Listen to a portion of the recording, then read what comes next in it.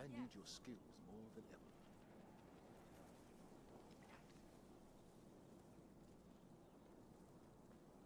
All right. Live on YouTube. No. The Bungie stream starts in an hour.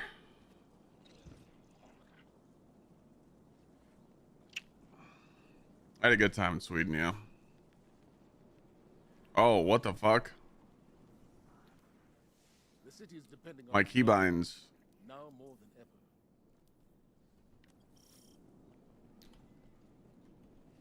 My keybinds are the same as Sweden. Our hidden operations on Mars. Good to have you back.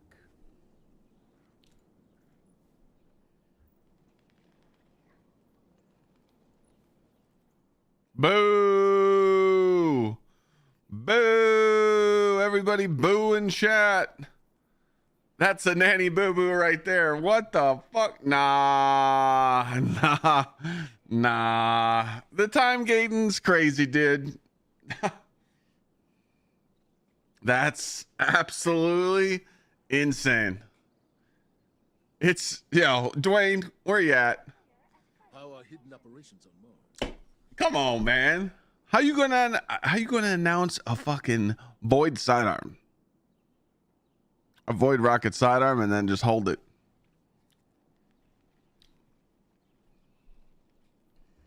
Nah. Back to the front,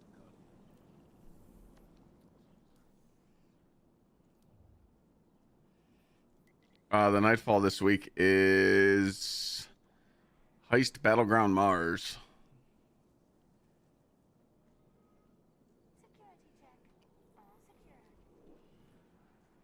Ikora and I have our disagreements. How do you check and see your moments of triumph? And be stronger for it.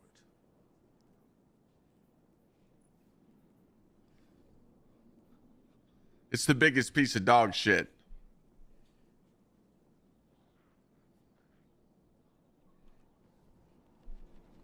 Where's Cena at? We need a good old swift kick in the nuts. Bro, I can't believe it's plug one. The next threat will come soon, Guardian. But when Let me go to orbit real quick and... Moments of Triumph is live. What's up, YouTube?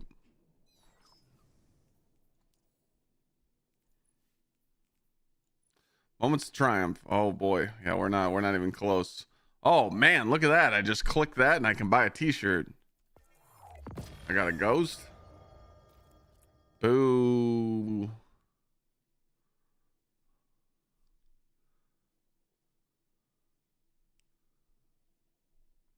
Could someone explain this to me?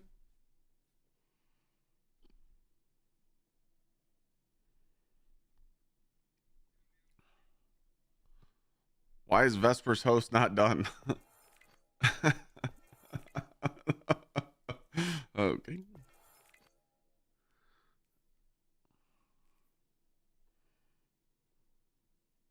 What the? Complete all of Failsafe's research project quests? Hey, ladies and gentlemen, this right here, this is how you turn off the game. This right here will make you turn off the game.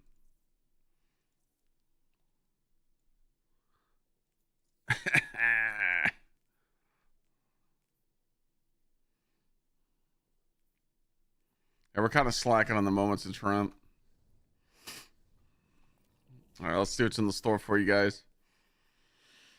Oh, we got a rising star.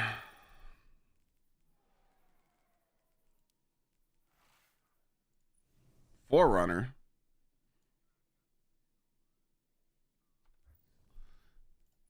It's the biggest piece of dog shit.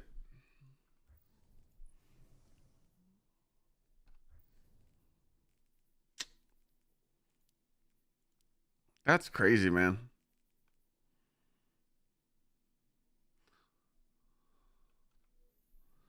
What the hell did that guy just type in chat? Huh? What's the other classes have? I got curious. What's the Warlock and the Hunter? What the fuck is that?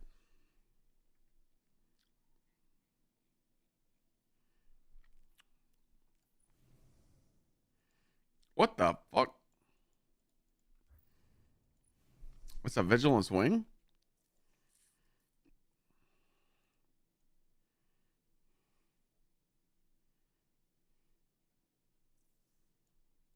Okay.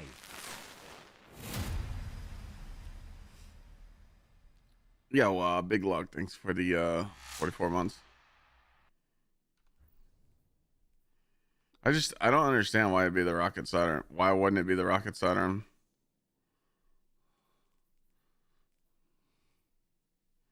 What's Angel doing, VC? Think she'll join?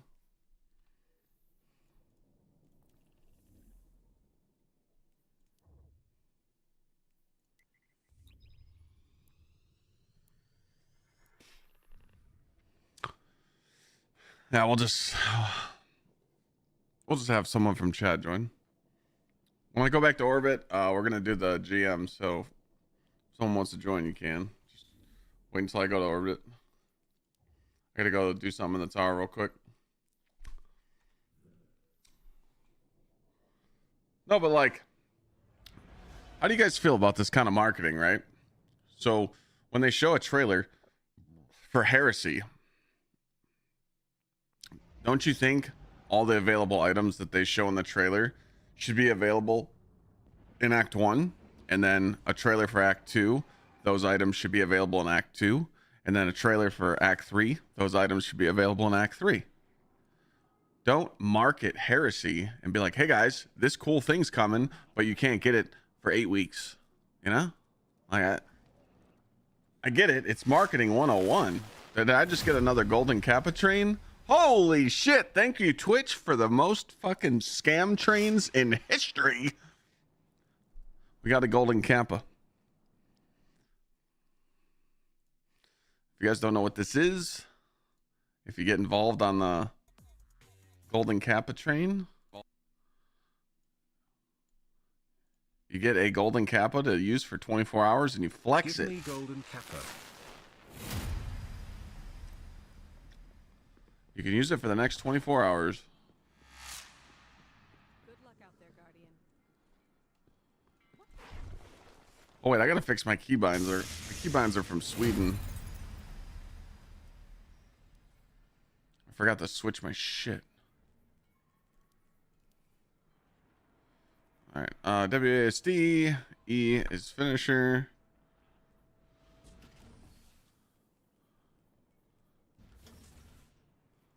Reload. Melee. All right.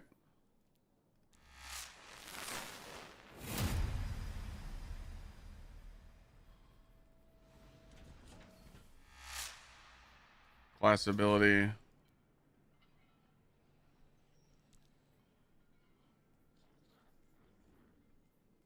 Interact. Ohitho, thanks for 2 gifted. J Rockets with the 5-pack.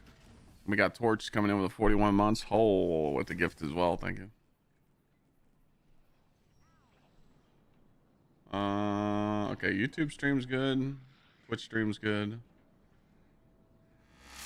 Got a scam train going.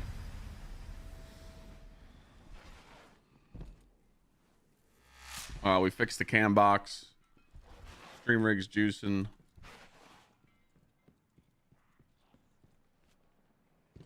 I don't know. Hey YouTube, when I do this GM, let me know if you guys see any like video quality problems. They're still trying to tweak stuff. Twitch should look like glass right now though. I'm running Twitch at the highest possible settings you can run it at. Catch you later.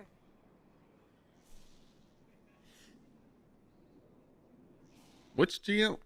Wait, I should go in Discord. Which GM is this?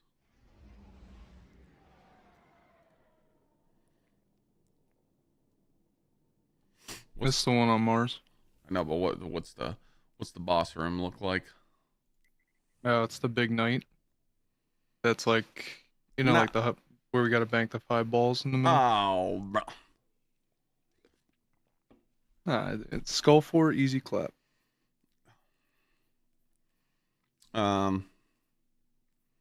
Arcstrand, Barrier unstop, huh? Yeah. Yo, YZ. Thank you.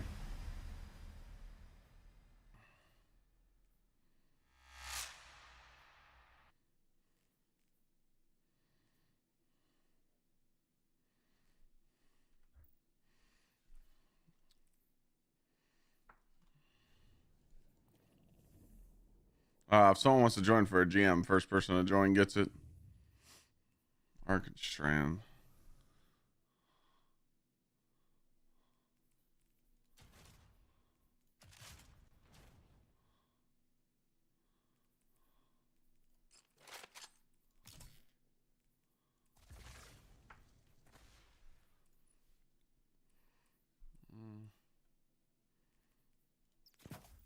GM reward. Hot stinky dog shit. It's the plug one.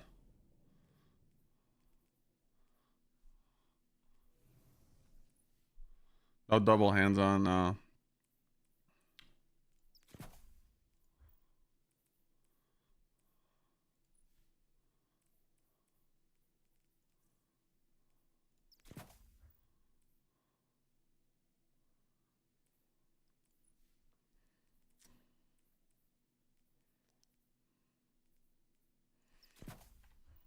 Is my fire team open? It should be. Let me see. If it's not, I apologize.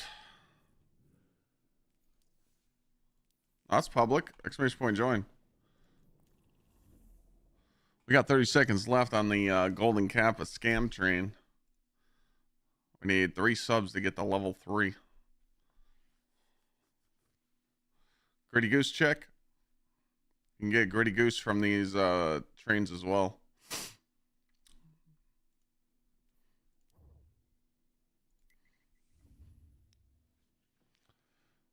Yep.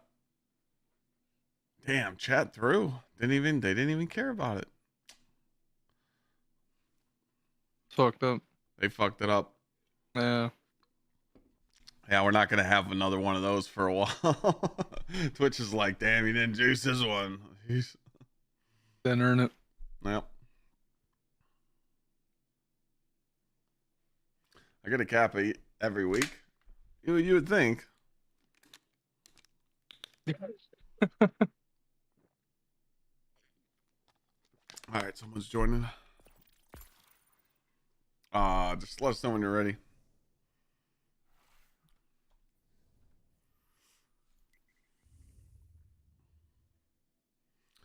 Bungie stream should be in 40 minutes. Good, that's how long this GM takes. 40 minutes, GM. No, it just hit reset. Reset doesn't go to 1 o'clock until a few weeks from now.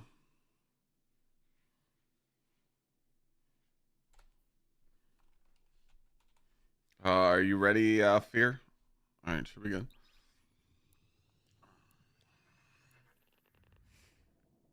Is it next week? The clocks go forward this weekend? Oh shit, No. yeah. First week of March. God damn it. Lose an hour. Lose an hour.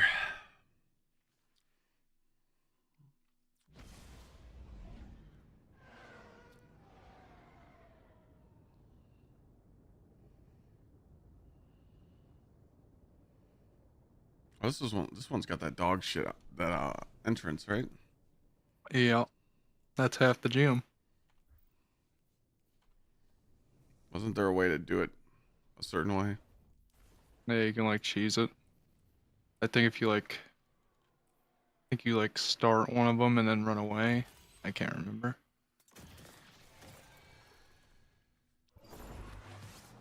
You're in the thick, Guardian. Hive, taken. Pretty sure they know you're coming now. Then there's no time to waste.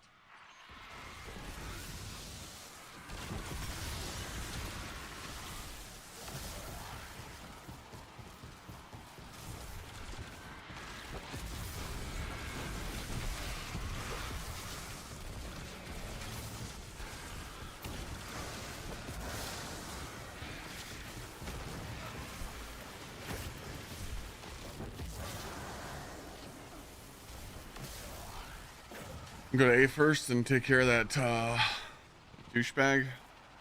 Yeah.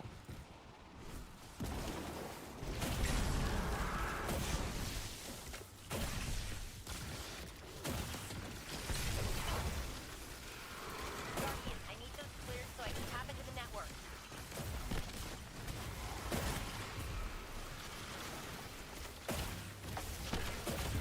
Doesn't he spawn on the left? I think he spawns over here. Yeah. I think there he is. We're in for some chop. Death hunt spotted. Target that acolyte, Guardian. He's learning Chinese real quick. He's dead. The Hive are sending an ogre. Ow!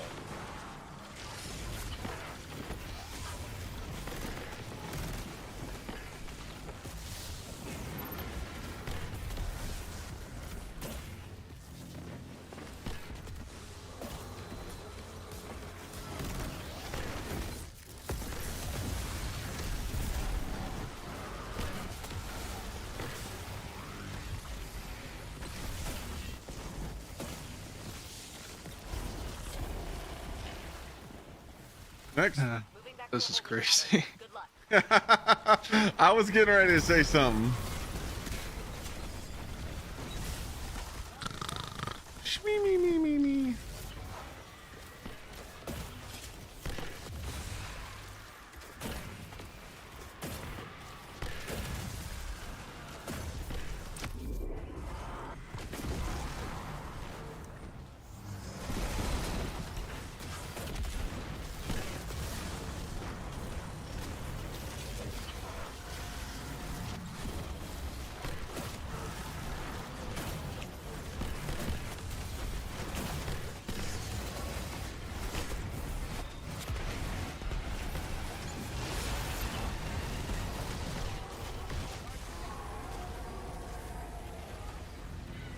Oh shit.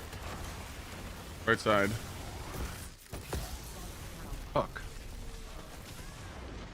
Bro. Nah, we fell Nah, we fell asleep at the wheel. asleep. Oh brother.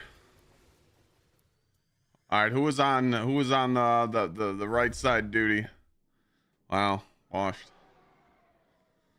My sidearm didn't reload, so didn't have chill clip. Hope you have a good birthday, John. Sorry, Chad. Bolt charge makes me fall asleep during these GMs, and I wasn't paying attention. But you know, I should have just ran. I was gonna run to the left and not hit that thunder crash. I should have just left. I shouldn't even have pushed that, but I called it out, and he stunned the champ. And then when I thunder crashed him, it didn't kill him. I'm like, I'm dead. I should have just It's a ran. bad beat. Yeah. You're in the thick, All right, Guardian. Fear, lock it in, Warlock. You got clapped Sure they twice know in a you're row. right now. Then there's no time to waste. I'm just kidding. Yeah, this. Dude, the power creep of how strong we are just makes the fucking GMs boring now. Like we're literally just too strong. Why can't I melee? All right, something's going on with my keybinds. Did you do the trick? No, I can't do an uncharged melee, but I have it at the same keybind. The fuck? Guardian, I need those cleared so I can tap Oh. into the network. Okay. You gotta take it off the auto. Yeah. There we go. Guardian down. Bro, Fear's getting dumped. You alright, brother? I got you. I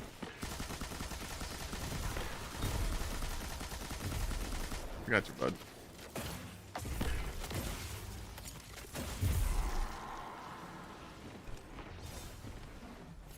Alright, let's go back around, do the same thing.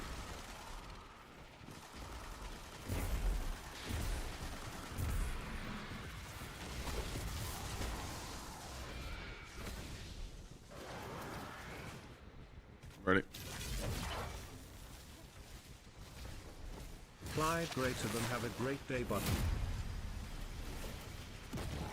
Death hunter spotted. Target that acolyte, Guardian. Eyes up, Guardian. Goodbye. Literally. Bear over here, bud. Huh. Now stick with us, bud.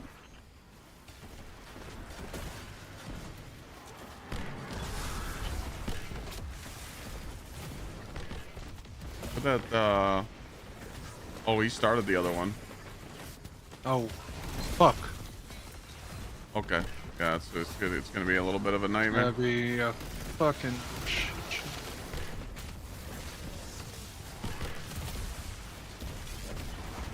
Watch out for the unstop. Fuck. Yeah.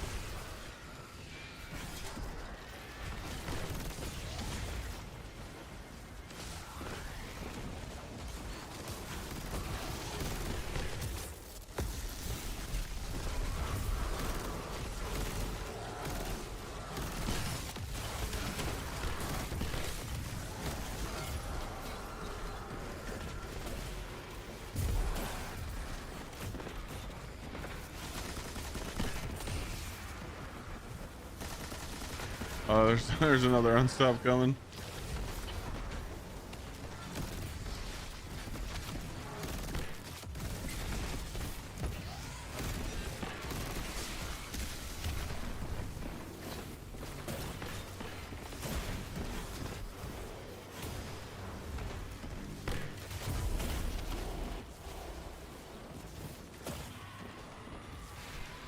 All right, go get him.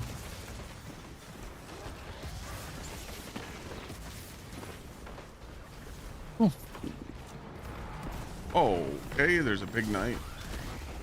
Moving back to a holding pattern. Good luck. Oh, it's a good way to get ingrained back into the game. Yeah, this is a good way to get back into the game for sure. Yeah. Let me go get him.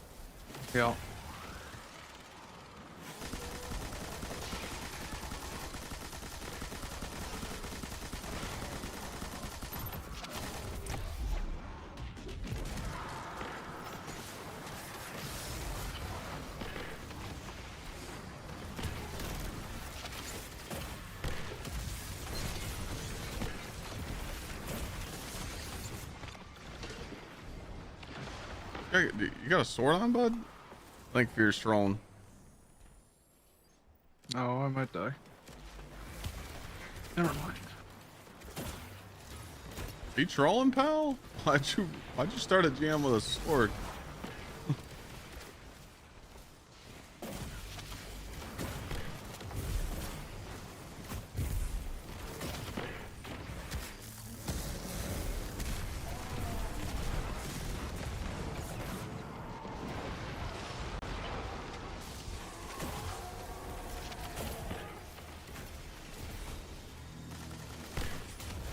Alright. Gotta get a hang of it. Gotta get used to the game again. Jesus Christ. Yeah, I know. Been playing on that controller all this time. Yeah.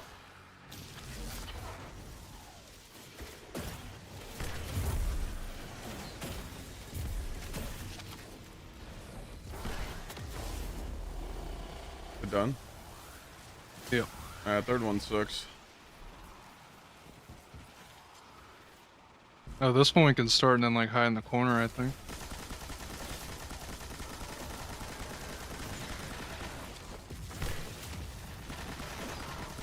Let it come over here, I think.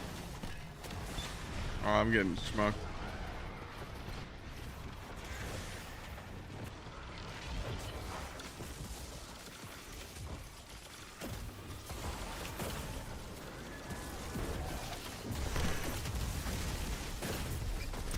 I thought when you do it like this, it goes slow. Thought it went right away because we didn't have to kill the, like we drew the ads away.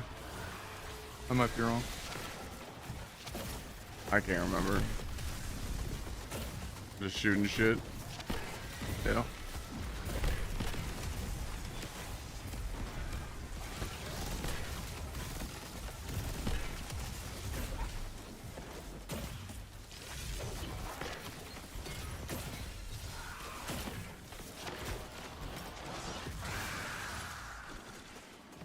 Seems like it's going pretty quick. It's almost done.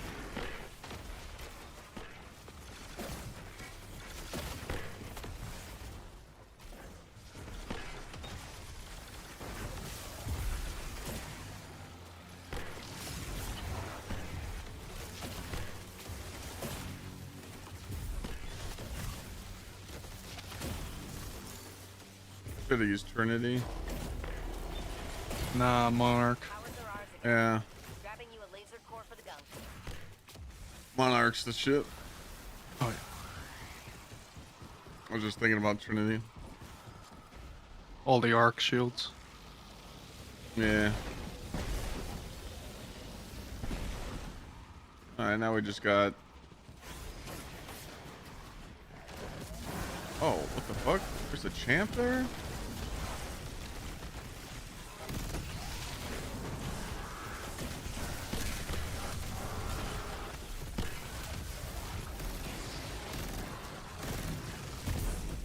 Yeah, I know Lotus. We'll need to open up the campus again. Bungee through. Nah, they want to milk next act. Yeah, they Or want to Act 3. It might be Act 3. You never know. Because Act 3 is, or Act 2 is so short.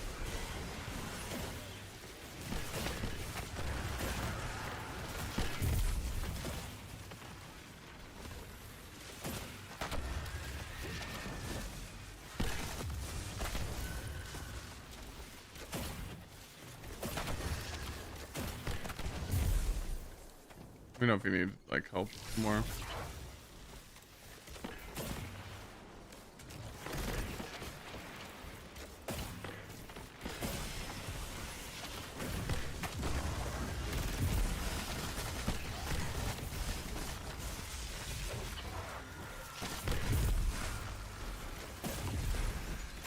See ya.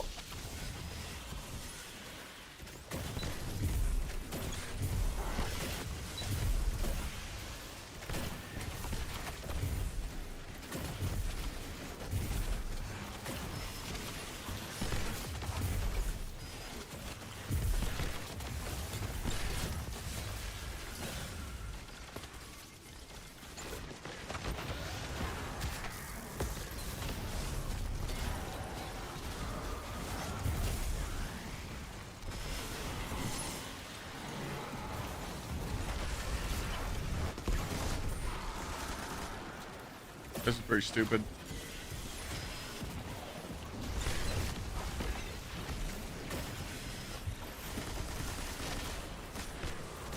Well, that ogre is gonna hurt. Is it? Oh, never mind. He's not gonna hurt.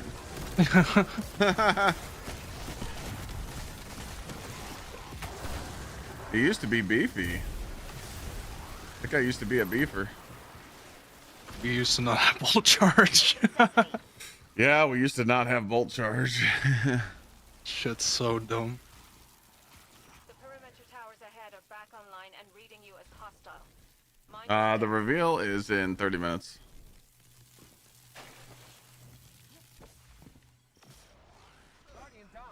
No fucking shut up. This guy. perimeter towers in I range. made it past it, Stay but hidden, Guardian.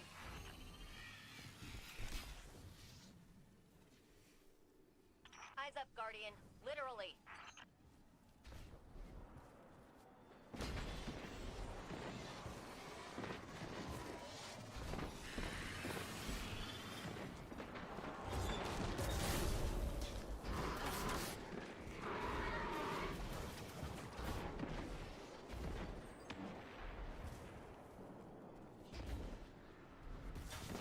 Shortcut. Aod. Aod. R-O. R-O. Aod. The cable told me to do this strat. So thank you, Fuzzguts, for the tier 3. I got Call Me Dins with the 3 months as well.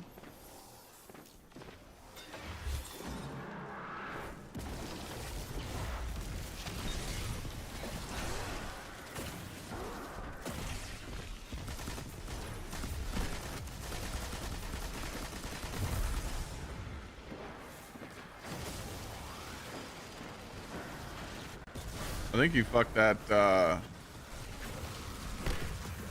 I think you fucked that cheer up, pal.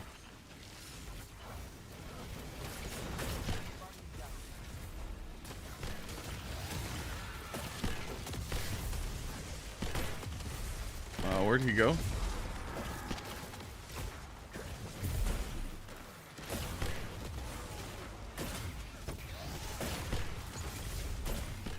think it'll pull him at boss room.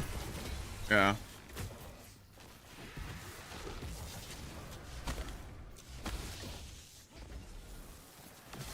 Alrighty. Let's do. Aren't switching up their strategy. Going left. What's that saying you used to like, Elsie? Oh. If at first you don't succeed, try again. I'm just gonna do this, and then I'm gonna come to you. Taking it too literally. I'm good.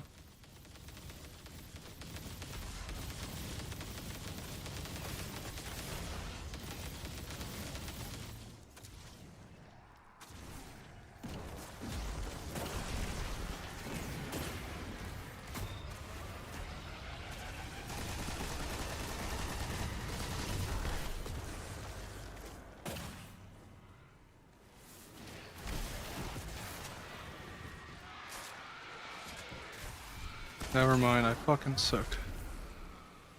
I got his res too. Yeah. I just fell. Oh, if we don't beat the timer, we're gonna fucking deal with all that bullshit. You just gotta come left, it's fine. You might die though.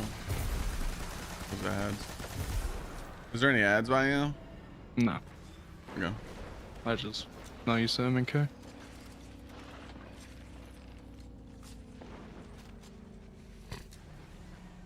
Yeah, it does feel weird to be back on mouse and keyboard after playing Monster Hunter. Is the nut still gonna be here? I should. Oh, let's go to the other side. I don't see it.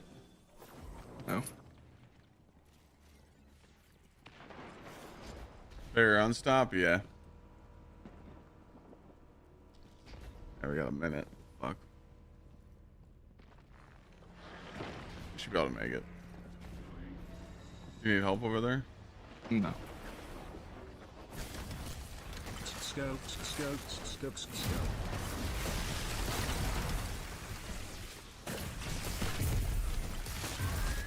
Okay, well.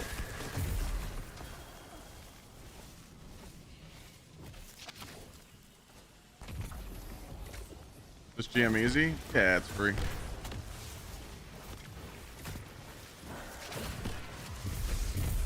Everything good?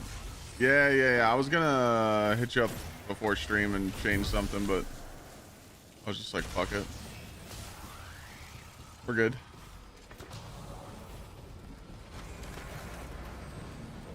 Cam box is good. Everything's working. Yeah, we didn't change that. Do what we can of Charlemagne Guardian and slip away safely. Alright, I'll see you in the corner.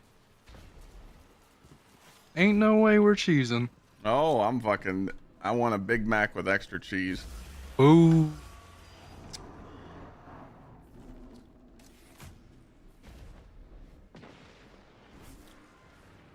Where's this dickhead at? On me. I'm running.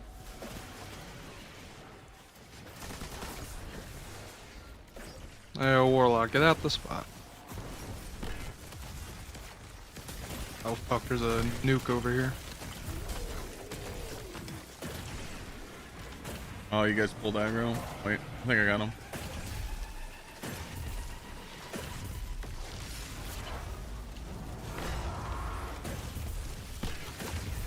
Oh, we're teaching them Chinese right now.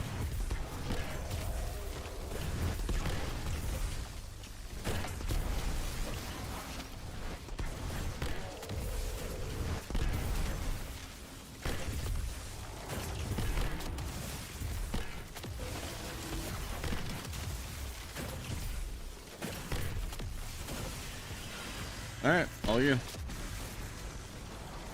All me? Oh, you guys. I got the boss. Work smart, not hard, chat. Not a serious person.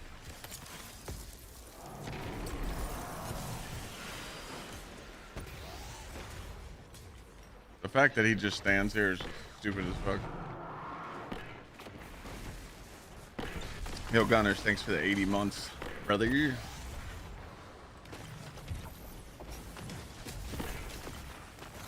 Should be good. You guys should be good. Like that, both champs are done. Yeah, I know. I killed him.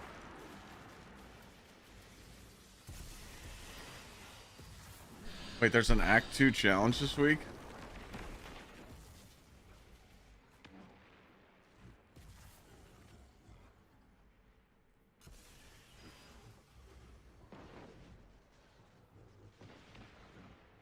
What are you talking about?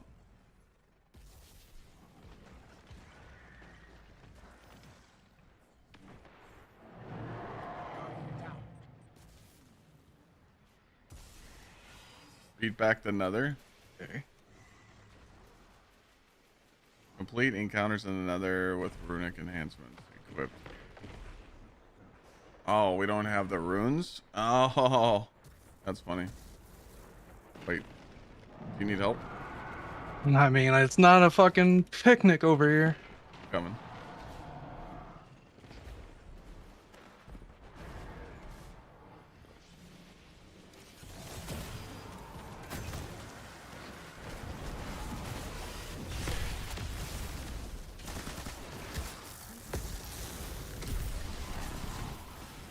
Thank you. Yep. You can go back. That's needed his res. Going back. Hey, dickhead.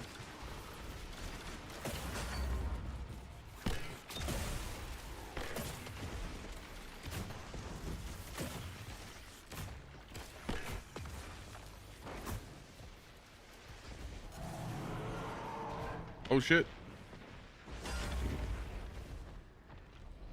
Slamming. Yep.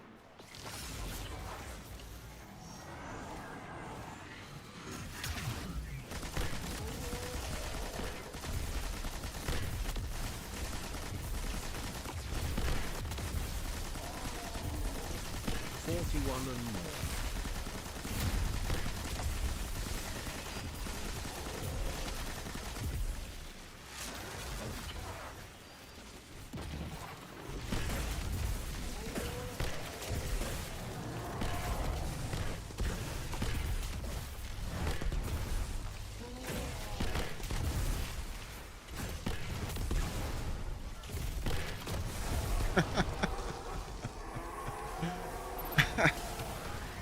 Submine fragment compiling.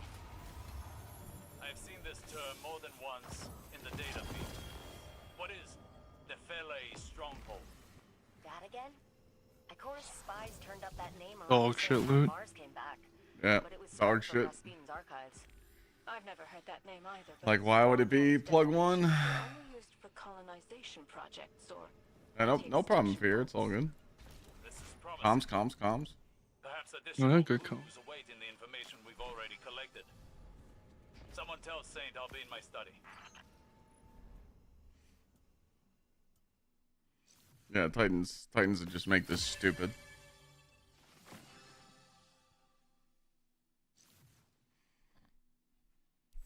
I get it though. I understand why they didn't make it the rocket sidearm this week. I just think it's a stupid move. Webs, thank you for the 41.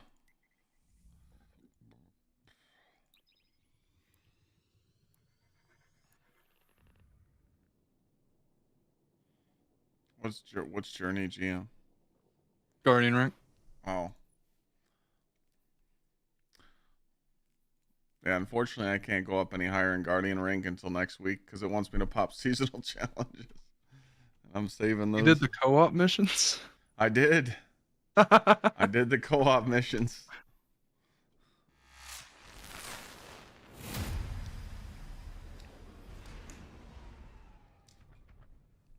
We're not going to use the rocket sidearm anyway, though, Trent, because, I mean, Lemon Arc with Arc Titan's just too fucking good right now. It'll be good for when this artifact's gone. Yeah, When the artifact's gone, yeah. Get void shield volatile all the time. Mm-hmm. Yes. Oh, dude, clown cartridge, quick draw, rocket. Been waiting for that. Big. Big. Thank you. It'll sit pretty in your vault. I mean, it'll be, you know, prismatic builds. What can I do for you, Titan? I'm just saving all these engrams for the sidearm. I mean, I don't have a lot, but the one good thing about the sidearm is that it will be double loot. It wasn't double loot, or sorry, it wasn't double Vanguard rep last week or this week, and it should have been, so they like skipped it.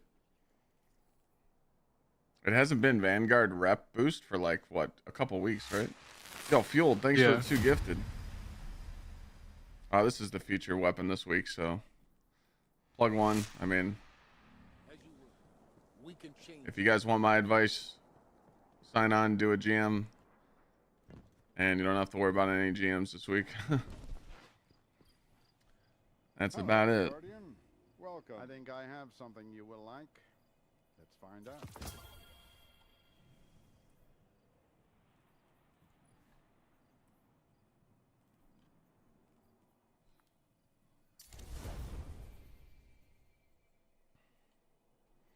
Storms. Well, the reason why you want the rally barricade is because of the cooldown.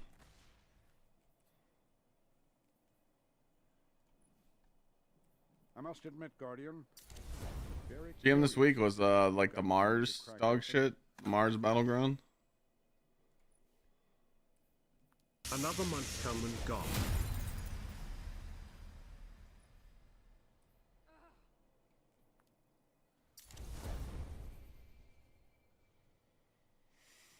Yeah, it's hard to take off Skullfort when it's hard to take off Skullfort when the mystery is that which is so good. you never know. So you can use other exotics if you want. It's just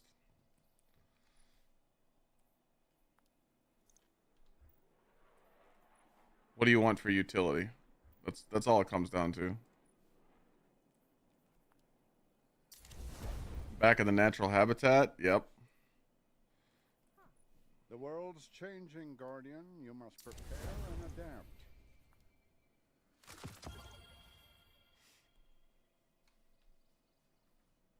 Yeah.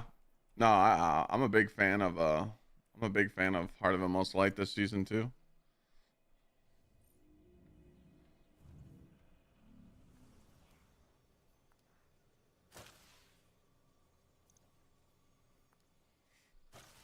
What's up, Jandals? What's up, Sage? Yeah, Skull Fork could be nice too. So you just always have the like the upkeep, or sorry, the scars. But I never ran the scars Titan. Let's get you back out there. All right, I see what you need. There's no like weekly story stuff this week, right? I mean, that was it, right? That was it. That was it. Next week's the juice. I don't know if you guys saw Dylan's tweet, but DMG was getting ready for the stream, and he said today's going to be a good day, and he had like a raid hat on, and he tilted his hat down towards the camera. I think something along the lines of Pantheon announcement or something today, so be ready for that one. Yeah, Moments of Triumph did drop. Yeah, it's here.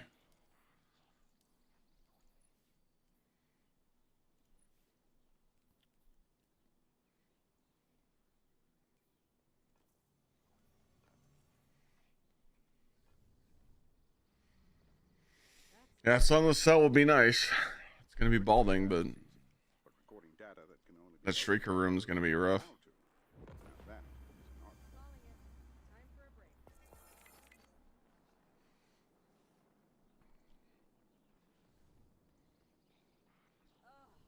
I don't know what I'm missing. What am I fully missing for moments? I don't even know. Usually, like I said, I don't really care about seals, but we need 21 triumphs. For some reason, Vesper's host didn't count. Cade stashes. Reset your rank with Banshee. Onslaught, 5th activity. All data has Or 5th wave. no matter how ancient or corrupted. Each assist in under 4 minutes. Collect all the feathers in the pale heart. Fail safes research. Onslaught. Enigma protocol.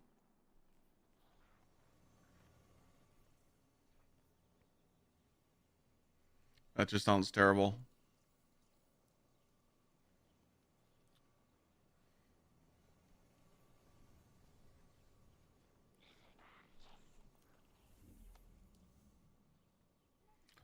GM this week? Hold on. It's the moon.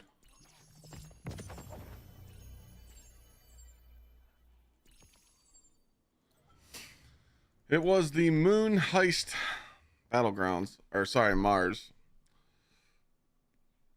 Shit's free. People might just struggle with the opening.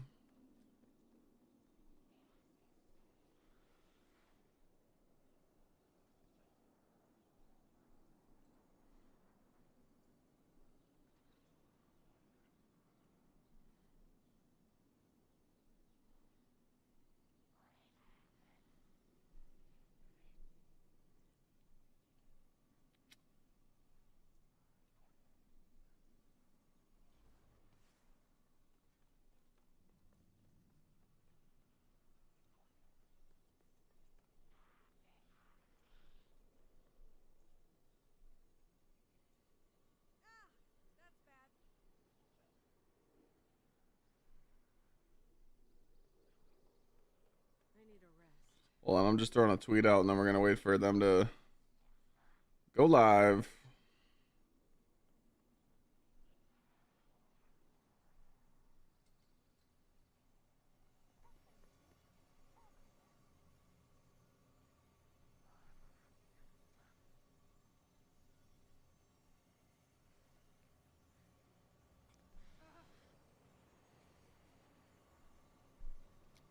What's up, Pito?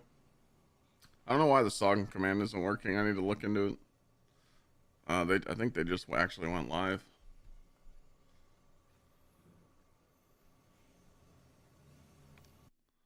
I think I just got the notification. I mean, they're just gonna sit there and fuck around. What song is it? It's called Universal Wub by Ellis Dream.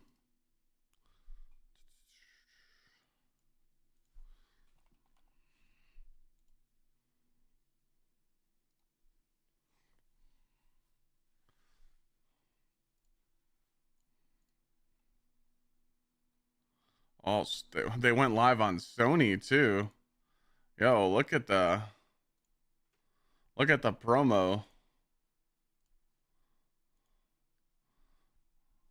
They're going live on Sony channel.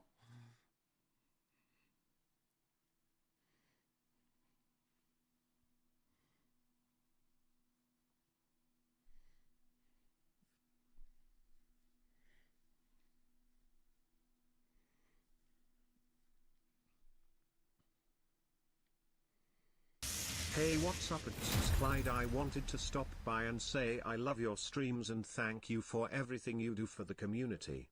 Yo, Goon Squad, thanks for the 40 months. Fuel, thank you so much for those 2 gifted. Chris with the 92 months. Holy shit.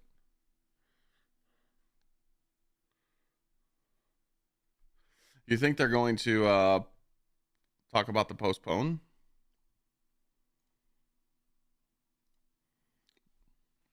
You think they're going to start talking about the delay of the summer content? There's no way it doesn't get delayed.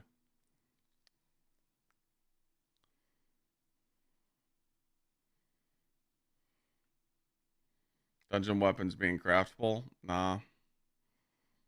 Can't do that. Can't make everything craftable. Endgame weapons shouldn't be craftable.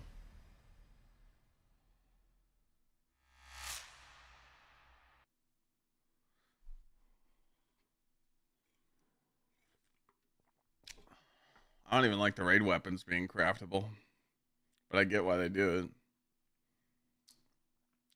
No B-Law, thanks for the 40.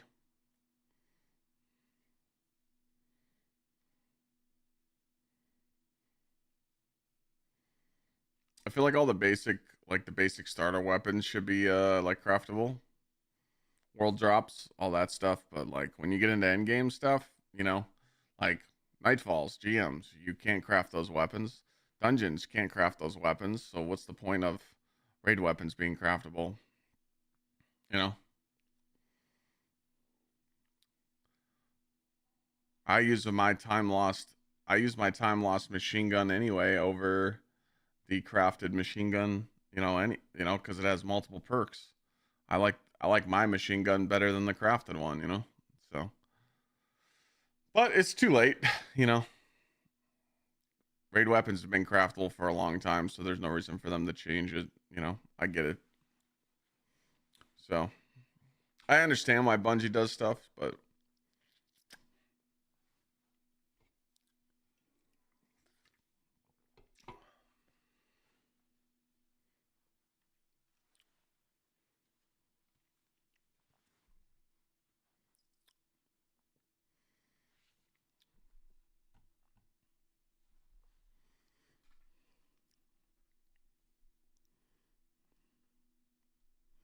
the crafting bug, yeah, everybody loves that one, right?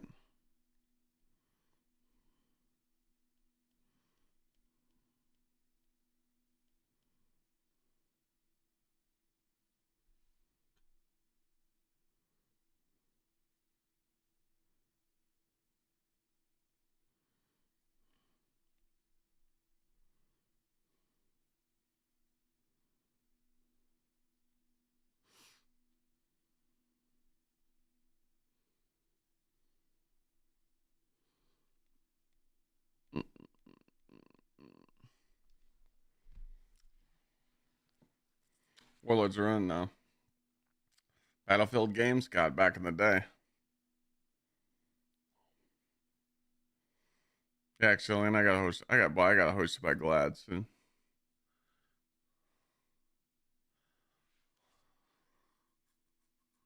Almost at my 1 year mark. Psychedelic, yeah, you've been enjoying watching it?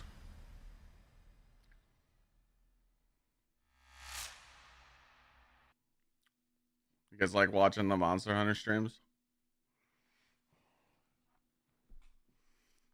I'm gonna play a little bit of Destiny after reveal, make some clips. Gotta work. We gotta talk about some whatever they announced today,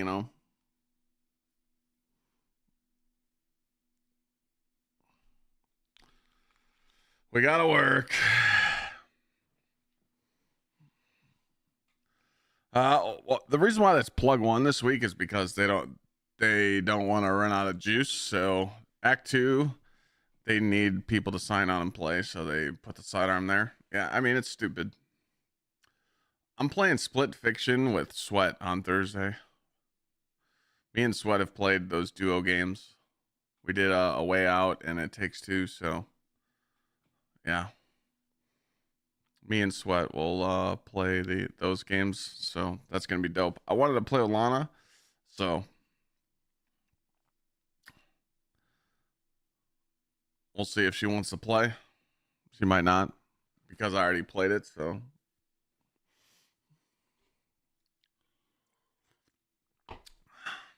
Sweat put me in a tough spot when we were watching the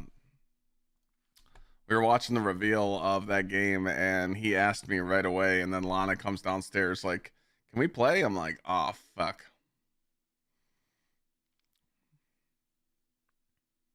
It's not double drops. No.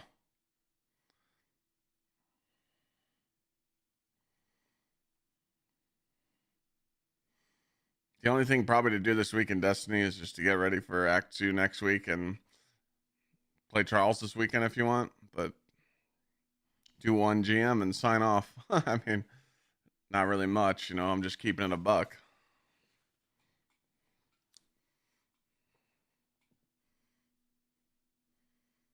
My boyfriend finally completed his first raid vows and did so well thanks to your build guides. That's fucking awesome. Congratulations to him.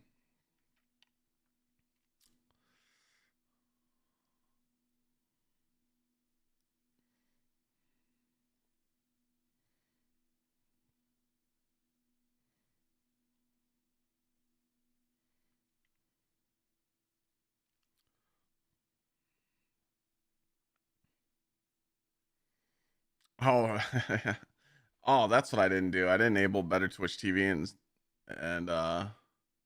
7 TV and Frankfurt Face, all that shit on this computer. I can't see the emotes. How's the trip? It's good. Hey man, still getting used to this new computer, you know.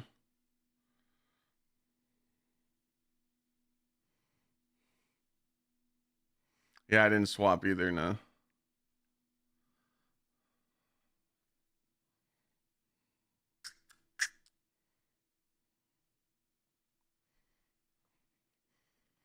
VC, I'm gonna look around what's on the market, but I might be getting greedy on the monitor.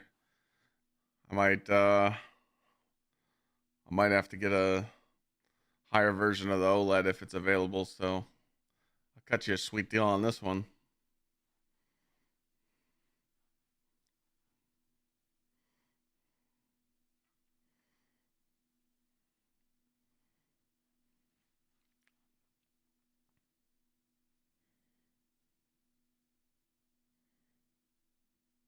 I mean, yeah, dude, when I get this new gaming rig with the 5090, I might as well try and push more power, right?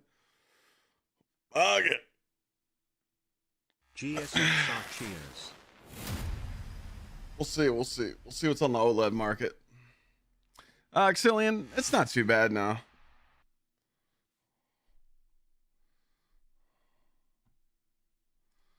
Yo, Retz, thanks for the resub. I'm just funky, thank you.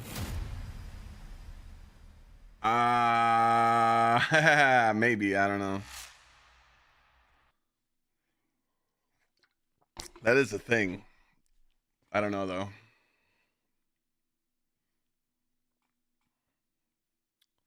This is down the road. This is probably months. When I get the new game rig, I'm gonna have to take like at least 2 days off, and I'm gonna rewire my whole setup. Like I'm literally gonna strip every single cable of my setup and redo the whole thing, wire at a time, one wire at a time. It's gonna be awful, but it's gonna be nice because everything's gonna be put in sleeves and extenders and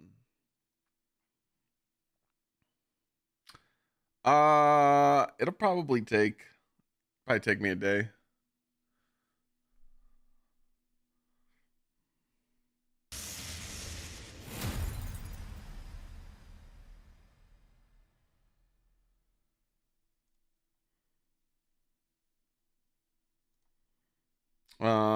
Alert volume, blurps.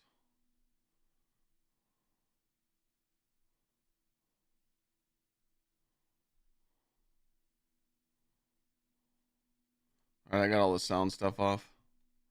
They should be going live here in a minute. Thank you, Nevling. Appreciate it.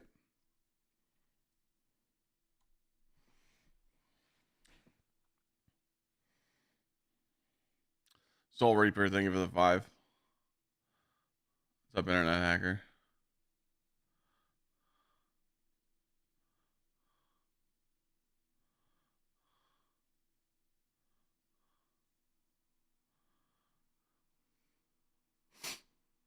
When's the Frontiers Vidoc? I don't know.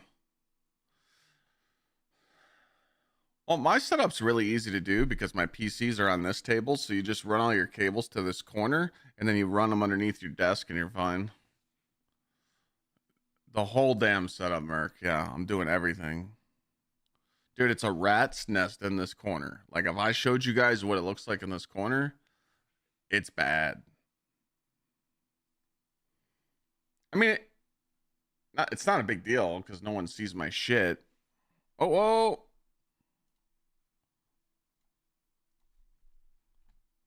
Washington, where we come to you from a crisp, cold morning to share. Let me know if you want me to turn it up. With Heresy Act 2, and just for fun, a little bit of a sneak peek to what's come with Act 3 as well.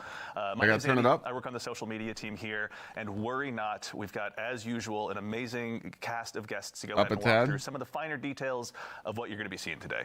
So, as always, there's no time like the present. Let's go ahead and dive on in and get them introduced so we can go ahead and show you what we got in store.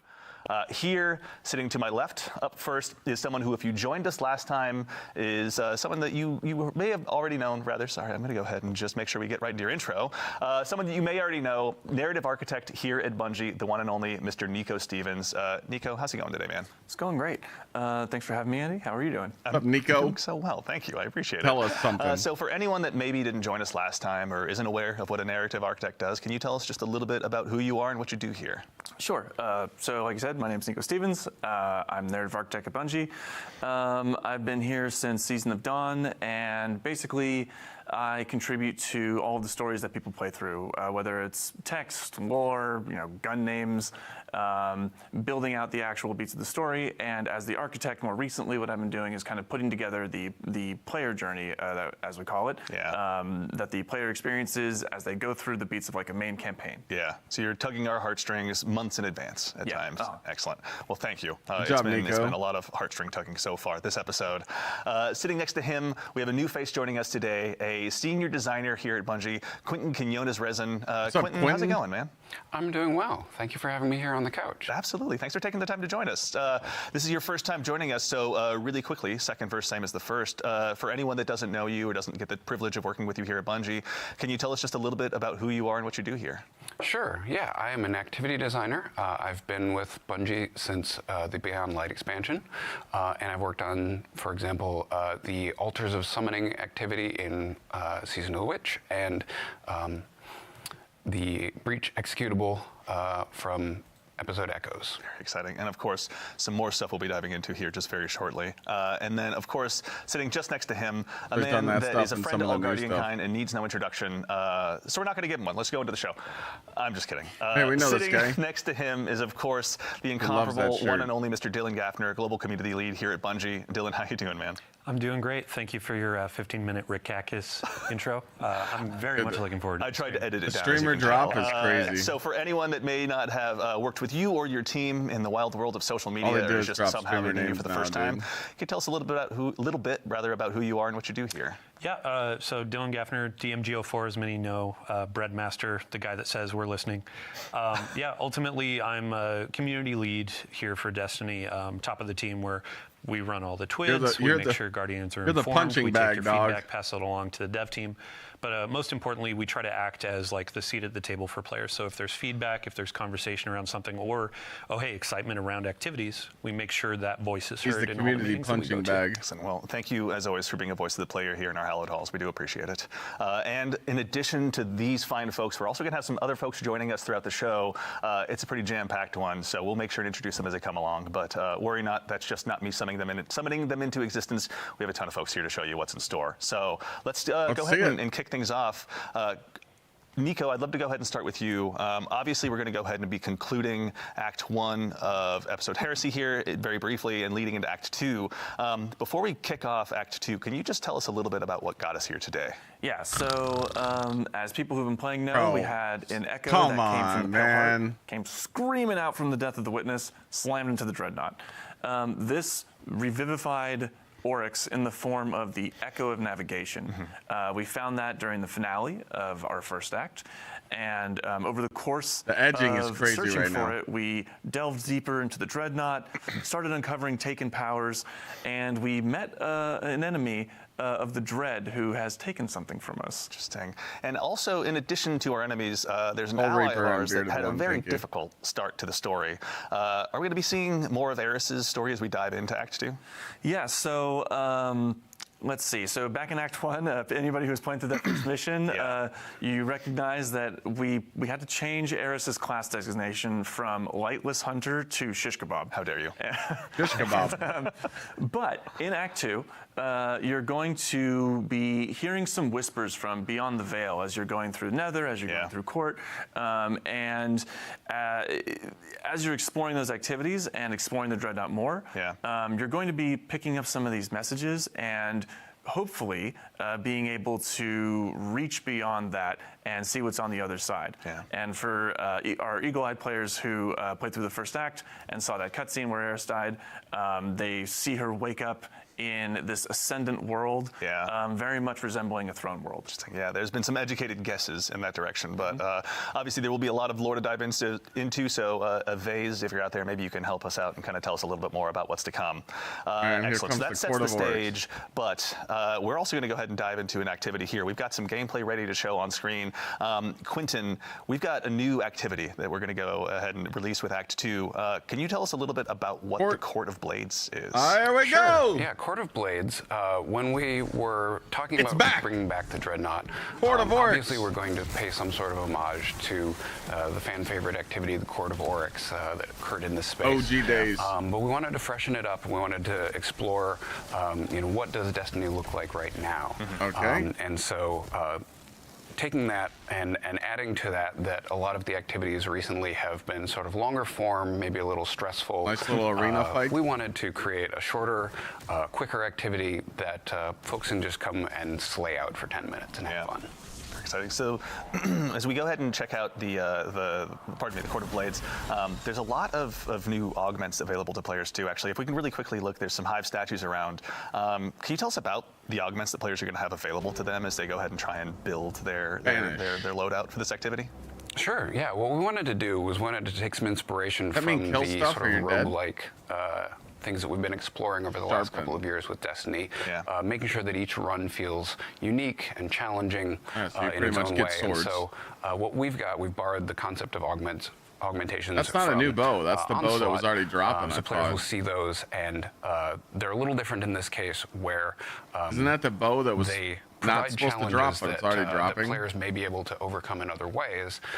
So they're simple mechanically. A single player could go and complete the augmentation, but you might be able to just DPS the boss, pop your super, that sort of a thing, as a way to overcome that challenge.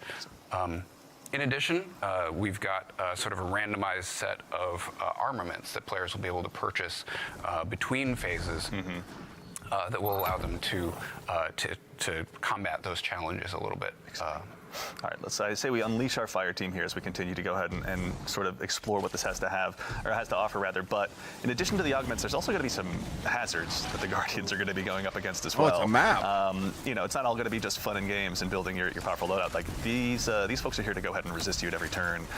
What's it going to be like building, your loadouts as you go into this? Are you going to be able to just set one up for the week and move along? For sure he was going to get health So the way this is going to work, the augmentations, the challenges that get applied, are we on start IO? to stack the more that you play the activity. Looks like it. And so you might get a really good combination that's very easy for you to blow through. Sometimes you're going to get a really bad combination of a certain boss or a certain augmentation that don't work well together.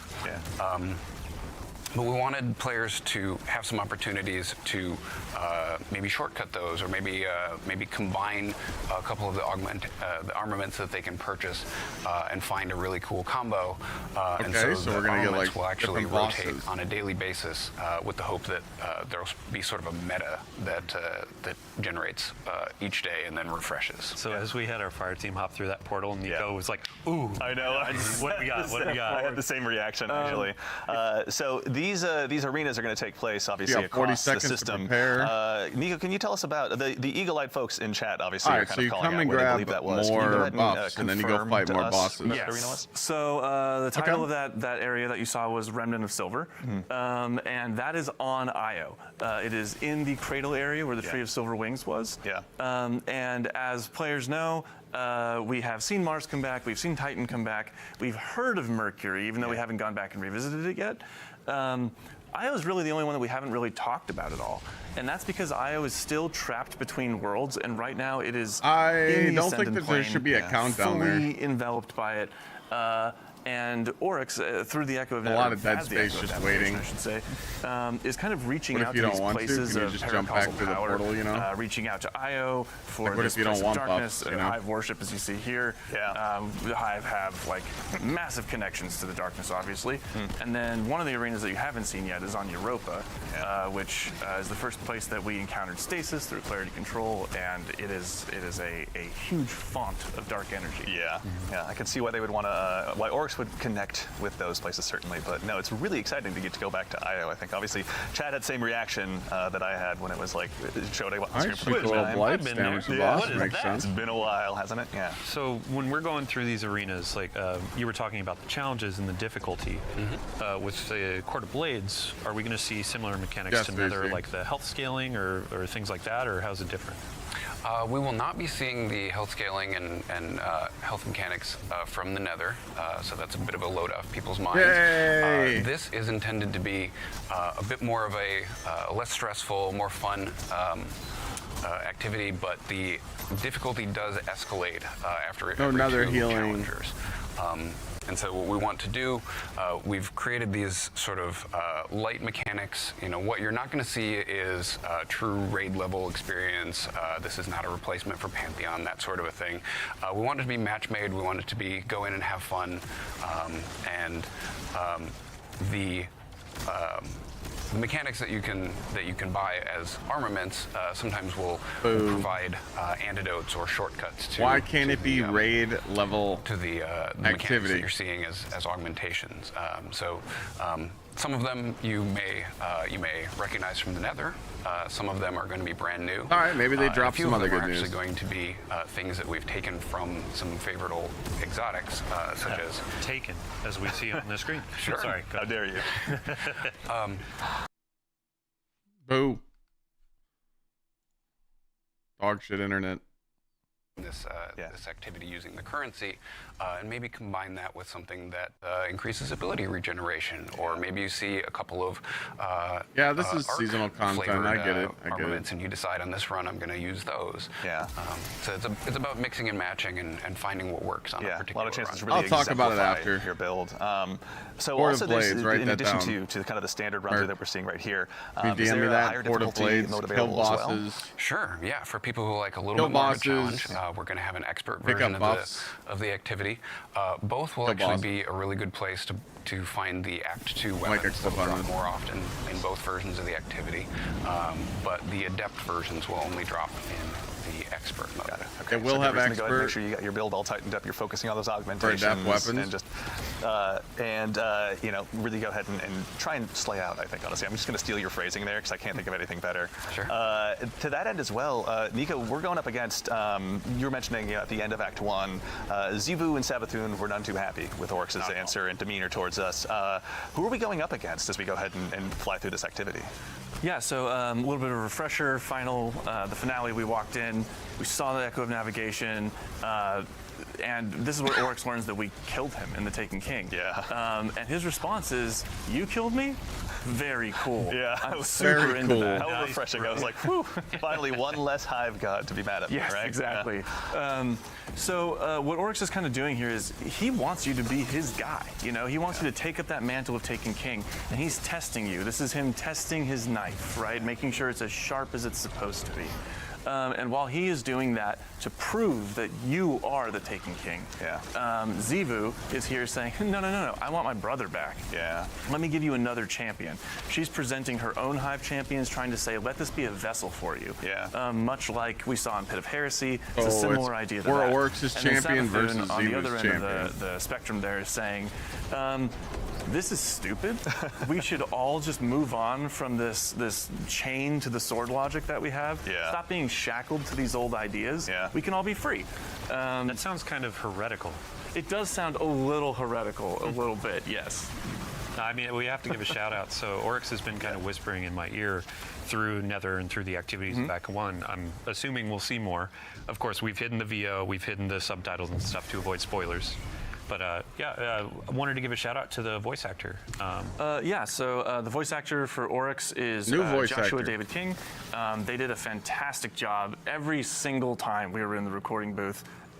all the narrative designers, our this voice countdown director, needs to be everybody like was just sped up. losing their mind over the performance. It was fantastic, and I mean, you get to see it in the game. It's amazing. Like if you're done, you It's should always just be able wonderful to seeing start like it. Morla coming in, bringing Eris to life, and then in this case, Oryx. If you guys are ready, you should be able to hit We're having go kind of now.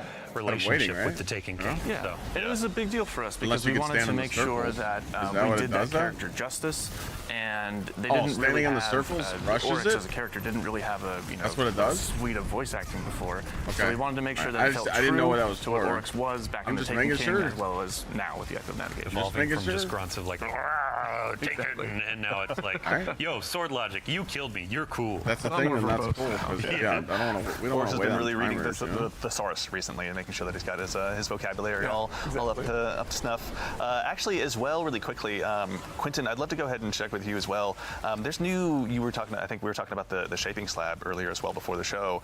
What sort of additional enhancements are available there? It's bugged Sure, right now. yeah. That's As why everybody's people have using it. seen in Act 1, there's a set of upgrades that they can purchase and slot in based on how far they have ranked the vendor that are specific to the Nether and the requirements of that, providing a free revive token, things like that.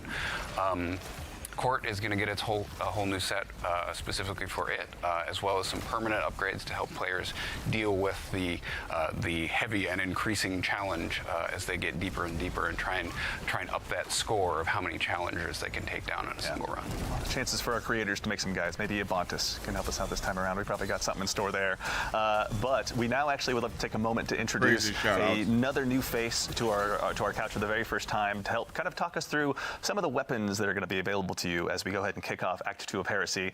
We are now joined by the one and only associate designer here, probably the one and only Morgan Dickens, associate designer here at Bungie. Morgan, how's it going today? How's it going, It's Morgan? going well, thank you. Absolutely. So for anyone that doesn't get the chance to work with you at Bungie or is unfamiliar with your work, can you tell us just a little bit about who you are and what you do here? Yeah, absolutely. So I'm Morgan. I'm a weapons designer here at Bungie. I work on the origin traits and perks and just the general gameplay for the weapons. I did the Act 3 weapons super punch. and the That's Telesto long update, gone. if that tells you anything about me. That's true. So obviously we have Morgan to blame / thank, depending on what side of Telesto you're on for the new catalyst. There were some whispers of Telesto's broken on day one. I was like, what do you mean broken? And then it's, oh, you mean like good broken. You're right, yeah.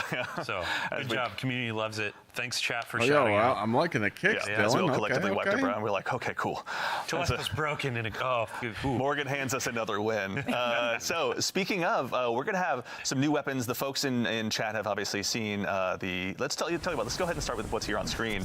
The glaive that we're looking at right now. We're going to have some new weapons joining, but can you tell us a little bit about the glaive we're looking at right now? Yeah, absolutely. So this glaive is Refusal of the Call. It is our second kinetic slot glaive that we have ever done, and our first strand glaive.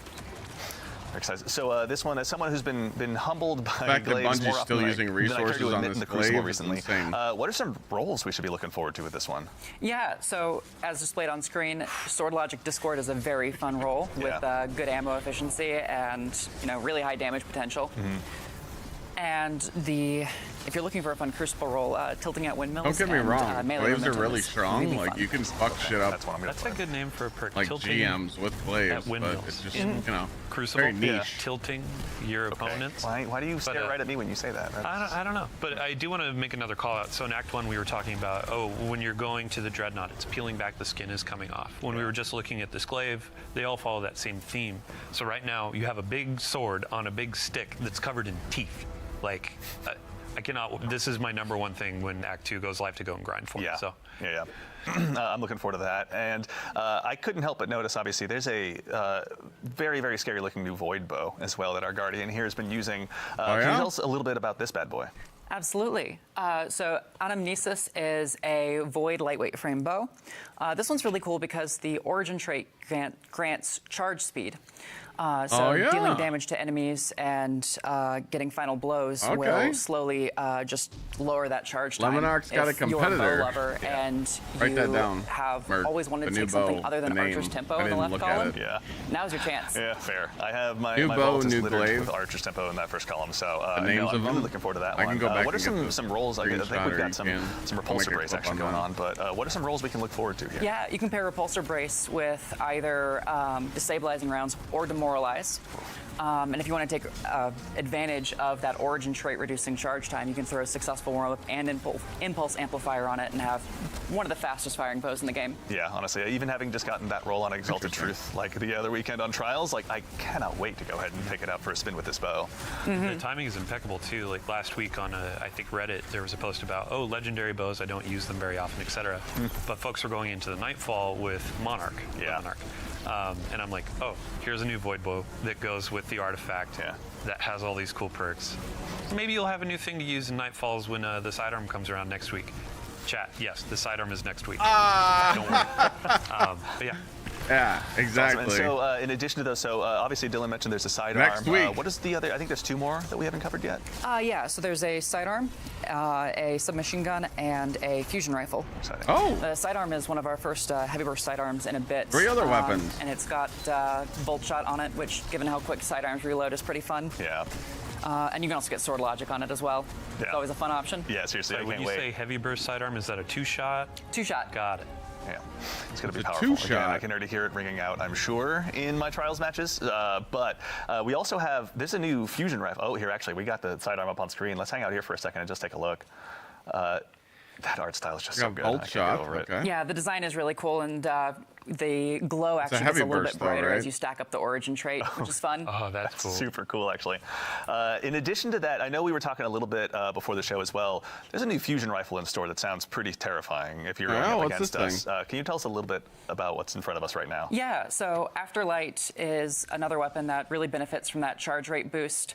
And it's got a couple of fun options for DPS with that. If you're willing to put in a lot of work, Ambitious Assassin Reservoir Burst with that origin trait will stack up in a couple shots and will do really, really high DPS until you lose Reservoir Burst. Of course, yeah. And if you're looking for something simpler, you can always do Lead from Gold and Vorpal Weapon. True.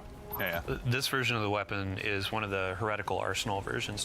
So if you're going into the expert difficulty of Court, you can get some of these to drop as you're playing with your friends. It has the 2 perks in each column, and then it has the extra origin trait from King's Fall, narratively tied in. Pretty good. Yeah. Thank you, Sandbox team, for the cool stuff. Thank you, Sandbox team, for the cool stuff. Yeah. But then also on top of that, you have your Tome of Want. So if you're just looking for rolls, trying to get more of the sidearm, the fusion, etc., these Got will be 50 additions. You go seconds. and You better hurry get up. your slabs from the chests or doing the activity, Yeah. and then you can use they're it in cooked. the court to get more drops, or you can actually go into Nether or go into Crucible or whatever and have a couple of those extra drops come in too. Very exciting. are And it's cooked. like, I don't know, I was getting like mini Plan C vibes from that one. Like, I'm super excited to see how I can work that one in. So the sandbox is always obviously rather going to be enriched by some new legendary weapons, but our good friend, the Barrow Dyad, is going to have some new additions to their perks as well this time around. For anyone out there like myself who's gone ahead and added that to their loadouts recently, what are some of the updates we can expect there? Yeah, so Barrow Dyad is getting 2 new Catalyst perks in Act 2, with 2 more coming later. And some of the fun options there are 1 for all and target lock.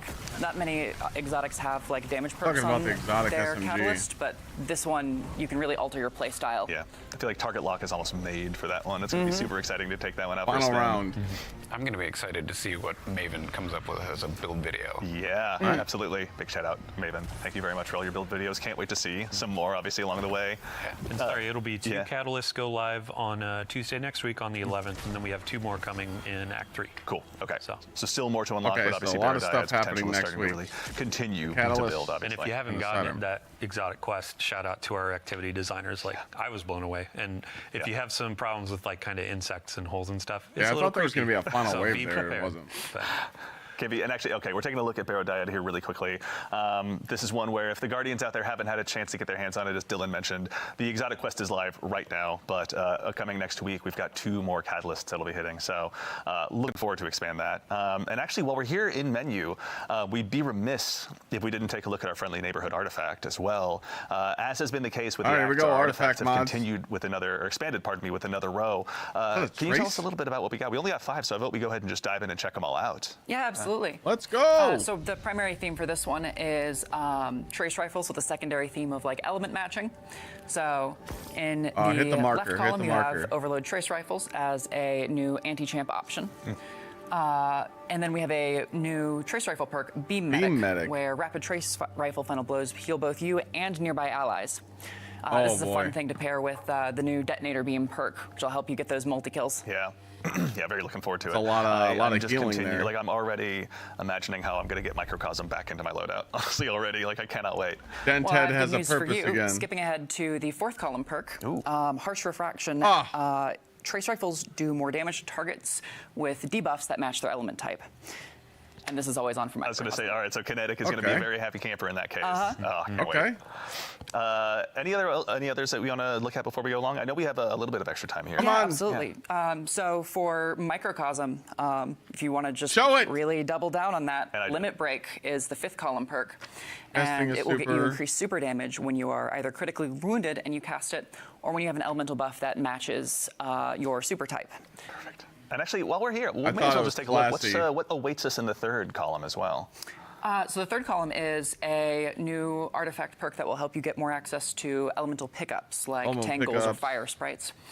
Rapid final blows with a kinetic weapon or a weapon that matches your equipped super will, grant you one of those. Perfect. And it can be boosted by the Tome of Want. Very exciting. All right, so our trace rifles are really going to go ahead and get a lot of additional mileage here. It looks like Elemental Siphon's going to be busted with Geomags. Too, so like Prometheus lens is my favorite trace. Like laser tag weekend, some people just immediately melt and they're like, oh Arc god. Titan just got their super really even fun faster. You were not what one of those. The fuck is I that? was so excited. We had Urk at the time reached he out just and asked, hovered "Can we over put Geomags and Prometheus Elemental lens on Siphon. Xur?" And I was like, why would you do that? Yes. But yeah, with these perks, I'm going to go out and burn down the world with Prometheus lens. Like Microcosm will pull out for the boss DPS, but just for like running through court, running through Nether, I'm going to be like, let's burn some stuff. That's right. I'll have your back. I'll have the Microcosm. You take Prometheus lens. It's going to be a terrible day to be Hive taken for a little while. Hit me up on Discord, and then I'll ignore you for another week. And as always, I don't. Well, that's right. Cold heart. Still. Okay, it's right in front of all of our guardians. Okay, so while we're also checking out the artifact, we've got we teased at the top of the show. We're going to do some Act 3 teases as well. Can you give us a tease a little, or what the theme rather is of what that last row is going to be? Yeah. So the primary theme is rockets. We have a new perk that will help you clear rockets without needing to reload or spend ammo. And then there's a secondary theme of Strand with a new way to access Woven Mail. Okay, very exciting. I cannot wait to go ahead and just test out my rocket launchers too. Honestly, I still have my Apex Predator sitting around. New Woven Mail? Like, what the hell? I think this is that moment. Yeah. All right, that sounds exciting. In fact, there are going to be new things to play, right? Mm-hmm. Yeah, we're going to have refreshes to the Nether and Court in terms of new bosses, new combatants. If you're familiar with the pressure events from Act 1, the blights that you have to destroy, there's new and devious versions of those that are coming to Nether. And then in Act 3, our featured activity is going to be the return of the Sunless Cell Strike. Right. Let's go! Any Guardians who remember their fond Destiny 1 days of Sunless Cell! Like, huge batch of thralls running at you up the bridge, now's the chance to check that out. But actually, we were talking before the show, it's probably not going to be Alakul. Yeah, Nico was mentioning, so Alakul was down in the deep dark dungeon hole and then became Light Hive, the Guardian Hive. What do we call it? Yeah, well, it was Light Bear and then it was the Lucent Hive. Alatool is what you called it, and I cringed. It's creativity's a process everywhere. So with the Light Blade Ascending being in the Throne World doing their own thing, who is in the Sunless Cell now? And that's something we'll find out in Act 3 in April. Yeah, they're not going to tell check us. That out. All right, actually, Act 3 is April. Dylan, while I've got you, I'd love to put you on the spot. In addition to obviously all this stuff that'll be arriving with Act 2, Guardian Games is going to be making its triumphant return as well. Oh yeah. So let me get my handy dandy notebook here. Replaced the big one with the little tiny one. It looks like I take notes now. Notebook. He's a reporter out on the beat. Yeah. So Guardian Games starts next week. March 11th, right at Reset, alongside Act 2. New for armor. Folks that don't know what Guardian Games is, we invite our hunters, titans, and warlocks to come in, battle it out, and see who's best. We have a celebration in the tower. It's all decorated, and we'll have a ton more detail in the Twit on Thursday. So tune in for that. But I just have a couple teases of we have a. Please. You put it best, bite-sized boss rush mode. So it's not going to be like a court, it's not going to be like a Pantheon, but now we have a challenge of, hey, go in, burn down some bosses, get as many points as you can, and then you can get some new rewards. The boss rush is for Guardian Games? Rewards, we have some really cool armor. This is going to be Eververse. You can earn it for free through Bright Dust, so go in and do your seasonal challenges, do your Pathfinders. There are going to be some weekly bounties that get Bright Dust. And you can see that we're going with more of a gladiator theme, where previous it was like, let's go into sports, let's go into these things. Now it's like, hey, gladiators. You're going to go in, you're going to destroy these bosses, and it's going to be a really good time. Yeah. I'm excited for that hunter cloak for sure. Seriously. And then all players are going to be getting a specific class item to engage with the event as well. That's right. So, okay, yeah. the hunter is holding our new premier legendary weapon that's going to be coming out. Right. And now I pass it off to Morgan because there's some really cool perk rolls that you can get on there. Yeah, absolutely. So we had the Arc Trace Rifle in Iron Banner, which has more of a PvP focus. This one has more of a PvE focus to go along with the boss slaying theme. Yep. It's got some fun perks in the left column, including overflow and triple tap and eddy current if you just want to double down on the arc perks. And it's got our new detonator beam and jolting feedback alongside rolling storm as well. Okay, this one's going to be a lot of fun. Oh my gosh. That could be Does it cool. have a jolt shot too? I don't think it has jolt shot. Okay. But just like you can go in and do almost every single arc verb with this thing, depending on your role. So better you do in the activity, the more perks you can get on these things. So double perks in each column. And then we have some returning weapons for Guardian games as well. Yeah, Really? Hullabaloo is coming back. That is the Hullabaloo. heavy grenade launcher that shoots the 3 waves. It is getting the new Rolling Storm perk, which is obviously really fun on a weapon that can clear ads so quickly. Yeah. And I personally like pairing that with Demolitionist, so you have a easier access to something that lets you discharge bolt charge as well. Yeah. And then it's got Envious and Cascade Point as well, which is a fun roll from last year. Very nice. Yeah, my dad's a big Hullabaloo fan. He's got one with chain reaction that is devious against all that's saying against us, so I cannot wait to see this one in the wild. We also have Taraxipos, the Strand Scout Rifle returning. We love that one. It's getting the new perks Lone Wolf and Tear. Lone Wolf explosive rounds is devious in the Crucible. Yeah. I was just having so much fun, too. How could you do this to me? No, I'm going to get one of my own. Who am I kidding? Yeah. And, of course, we have the title coming back. And it will still have Repulsor Brace destabilizing rounds, but it's also getting Recycled Energy and Demoralize and To the Pain. Demoralize is like my favorite perk name from this episode because it's legitimately like, oh, you're all weakened now, baby. Let's go to work. But title is going to be great. I've been trying to get that for the last couple of years with a good perk roll, and now there's a bunch of really cool stuff to get on it. Yeah. So there's obviously a decent amount of stuff to go ahead and be chasing down in game between the new armor, the new trace rifle, and obviously the refreshed rolls. But Dylan, as well, I'd love to put you on the spot. There's going to be stuff out of game available to Guardians as well. Yeah. So tell us a little bit about what's available there. Yeah, every year we have a Bungie Rewards component. So big shout out to Natalie, our rewards team. But we have a really cool jersey that we're going to be offering this year. So go in, do your triumphs, earn your title, and then you can earn this really sweet jersey. Yeah. So there are going to be a couple other things that you can go in and get as well. But this is, I think you and I were talking about, hey, you go to a Sounders game and now you can have a fellow Titan or a Hunter show up and be like, hey, so Warlocks are pretty nerdy, right? So why are you here at a Sounders game instead of reading a book? Yeah, right. That's my. We also have a sample here in the studio. This is a large, just for folks that want to see it. Huge again. Shout out to Natalie. I'm getting one of these early. I want to see the price tag on that. 2025 Guardian Games. Yeah. Looks really good on the back. That's so cool. Thank you for my fashion corner. You know what? You've got more on the way, but we can also tease that later. But no, really cool to get to see one of those in person as well. All right, so now as we've obviously had a chance to dive in, with a little bit of what is to arrive in Act 2, we've got some Act 3 teases for you as well. And so we'd like to take an opportunity here to welcome 2 new folks to the couch that we have magically brought in. We'll go ahead and start with the fine individual to my left, who you may have met by way of some of our Bungie Vidocs in the past, or if you work here, she's brandishing a small bottle of teeth. Yes, actually teeth at you during our team's meetings. I'd like to introduce the one and only Nix Kinney, a producer here at Bungie. Nix, how's it going? Hey, Andy, it's going. You owe me. No, happy to be here. Super surprised that you asked me to be live. No, of course. Glad you could join us. For anyone that may not have met you by way of our Vidocs and is just meeting you for the first time, can you tell us a little bit about who you are and what it is you do here? Yeah, I'm a producer here at Bungie, and I've produced a number of teams from activity design, free roam, lost sectors, strikes, to world art, palette lighting, skies, VFX, and most recently our sandbox weapons team with Morgan, who was just here, and my production darling, Right or nine. That's right. We will.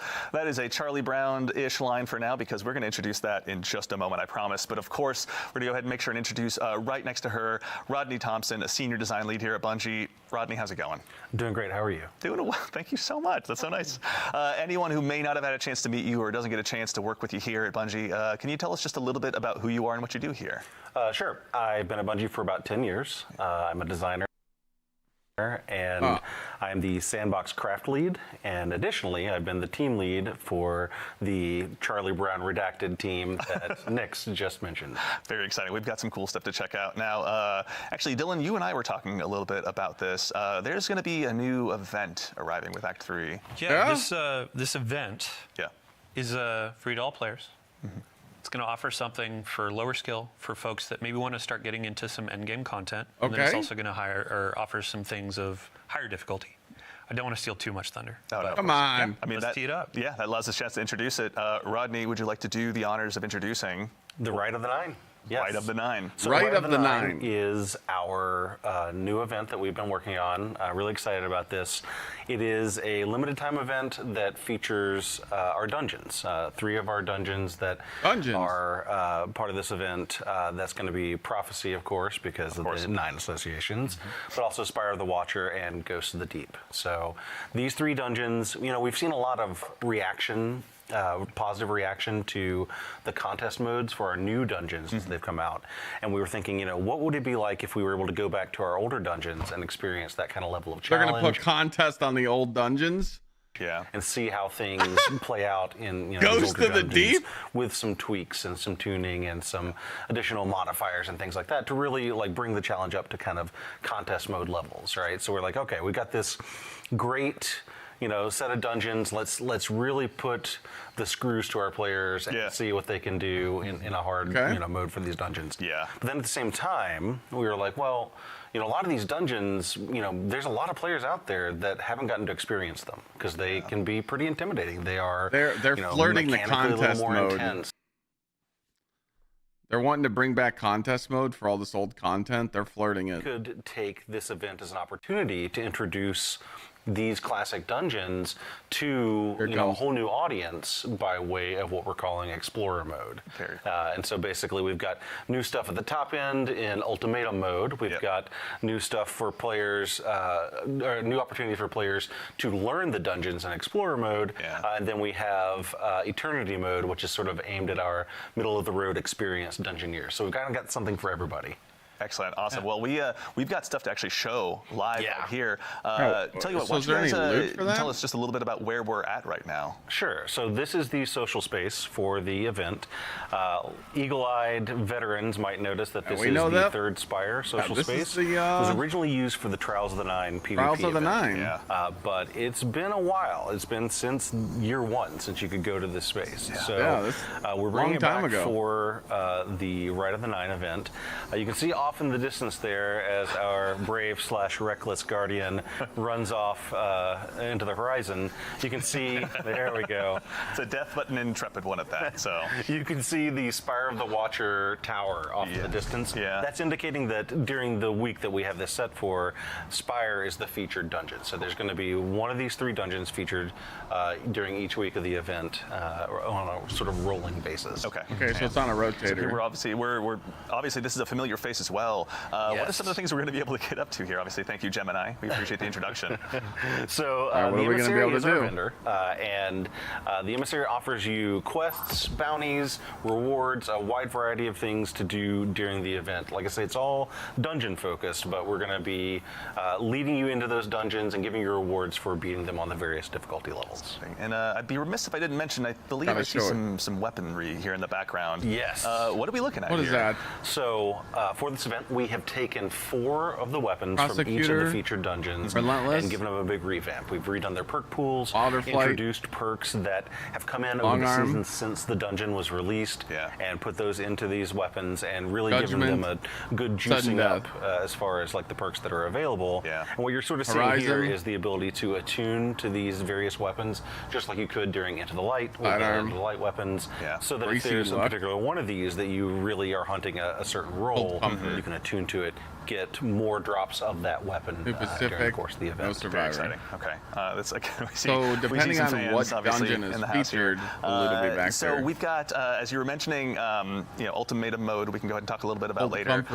But as we noticed, Inspire the Watchers here, Nix, can you tell us a little bit about Explore mode and how you guys kind of built that and what that process was like? Yeah, playtesting for Explorer mode was truly so cute because it required us to find people in studio who had never played dungeons before. And that means we sourced folks from all corners, all levels, and made them equal in the name of a dungeon. So it was really great to see them go through our dungeons and having us tune it so that by the end of our playtest series, I think they just grew into folks who were really quite adept at dungeons. And I want to say can go on to even solo them if they wanted. Yeah. I mean, it's a great starting point. I think we were talking a little bit having before a the show, limited but, time. Explore mode obviously grants the opportunity to it's just their introduction to to go ahead and permanent. kick the proverbial tires in the dungeon. They want to see figure out how our attrition works, which we can see here in just a second. Base.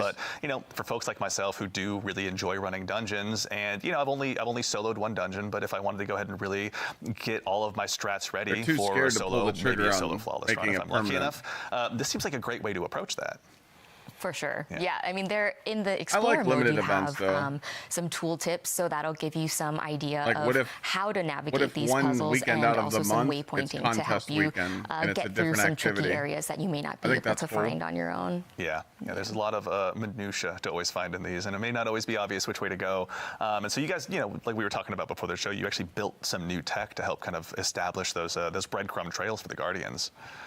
All right, we're about to dive on in actually here as well, but very briefly as well as we go ahead and prepare to land, a brief touch on ultimatum mode as well. What are some of the key differences between those two experiences? Sure. So while Explorer mode, of course, is aimed at people who have maybe not as familiar with the dungeons or never really given them a shot, ultimatum mode is for players who are familiar with the dungeons and are used to a high level of play. So they're going to be our most challenging. They're going to be at sort of a power level equivalent of contest mode. So you're going to be facing tougher enemies.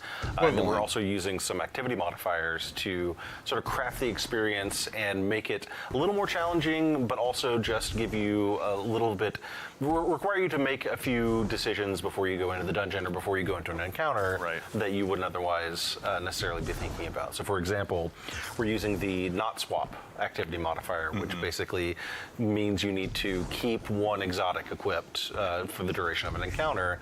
That's just sort of a way of saying, like, okay, we need you to really focus on thinking about this encounter and figuring out how you're going to tackle the challenges associated with it. And then both Eternity mode and Ultimatum mode are scored on a per encounter basis. So the higher your score in that encounter, the better the loot drop is going to be. You'll get double perks in different columns and things like that. I like that. That's all based on deaths. So instead of being based on kills or number of damage phases or things like that, it's basically getting through the encounter with fewer deaths gets you a higher score. Yeah, be as alive as possible. Oh, it tells you the mechanic. Right. So what we're really challenging you to do here is we're challenging you to go into this harder mode and not just execute, but also execute in a way that gets you a higher score, gets you better rolls, and of course, literally tells people how to do it. Ultimatum mode, you'll be getting adept versions of the weapons. Very exciting. Yeah. So when you say I don't think this is the hard mode. Yeah, this is the normal mode. Are they just adept, or do they have any special treatment, you might say? Well, they are in fact adept in name and in functionality, but also they have the new treatment. So all of our weapons have a new visual treatment to them that has 9 iconography on them. And show us the perk. Let's see here. Yeah, we got some that are coming up right now. There we go. So this is a great example of a sort of baseline drop of new Pacific Epitaph that has the new visual treatment. All these weapons are going to have updated on perk it, and you can also see like it's got the color palette at base for it.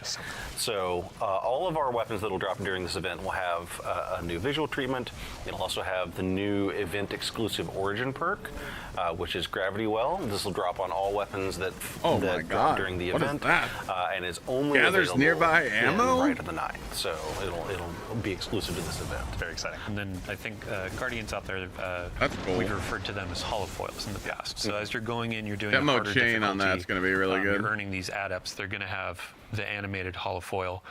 giving that galaxy background, kind of showing I ascended the mountaintop. I actually went and earned this really dope loot, and I did it in a way where I got my god rolls. As someone who's still brave, or rather proudly wears his brave arsenal as much as he can, I cannot wait to go ahead and dive into this. So actually as well, now that we're in Explore mode checking it out, Rodney, can you tell us some of the key differences, key changes you all made to make this a more accessible experience for new Guardians? Sure. So one of the things you'll note is that we're using the in-world tooltips to teach you some of the mechanics. So this is something we've seen used in the Nether and in other places in the game so far, and we're continuing to expand that out as a teaching mechanism. So as you are playing through Ultimatum mode, you'll see these tooltips come up, and we have them all over the place anytime a new mechanic gets introduced.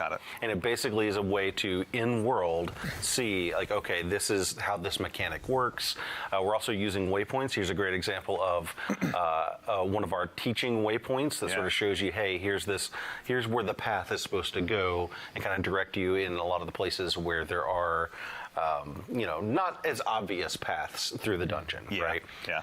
But yeah, like those tooltips and waypoints, we're using those in the encounters to teach you the mechanics. And we do that like the first time you see it, so that later in the dungeon, when you are encountering that mechanic again, you'll have already learned it, and you can take your time and read the tooltips, execute the mechanic at your own pace. One of the things we've done is we've removed darkness phases, and we've reduced the revive timer down to 5 seconds in Explorer mode. Very nice. So that there is no real penalty for failure. Yeah. So if you're just trying to learn the mechanics and you go in and you want to look at the tooltips and follow the waypoints at your own pace, and maybe you get overwhelmed by enemies or whatever, that's okay, right? Like, you can kind of take your time. Yeah. I think one of the things we've seen is that a challenge with a dungeon, in addition to the mechanics and the combat challenge, a lot of it is just Chad, Ghost is going to get wrecked by linear, learn linears. at a fast pace, right? And so what we're trying to do here is make it so I really wish they didn't choose it either. So that once you're comfortable with these mechanics, then you can jump into either Eternity mode or whatever with other players and know the mechanics because you've not been sort of pressured to execute perfectly the very first time. Yeah. In that first encounter, so you're connecting nodes in a circuit breaker to open the door. Yeah. And the waypoints are breadcrumbs, so it's like hit the first circuit and then you see a waypoint for the next in Explore mode. So your ad clear aficionados, they are now learning or being given the opportunity to learn, oh, this is actually how this pathing works. This is how this mechanic works.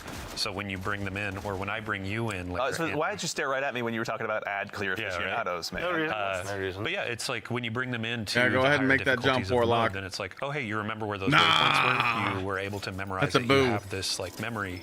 Now you can come in and execute at a higher level. It's aspirational content. Yeah. Here's actually a good example of one of our shepherding mechanics that we've introduced. So basically, we hear a lot of people say, like, oh, I want to take my friends through the dungeon that have never been before.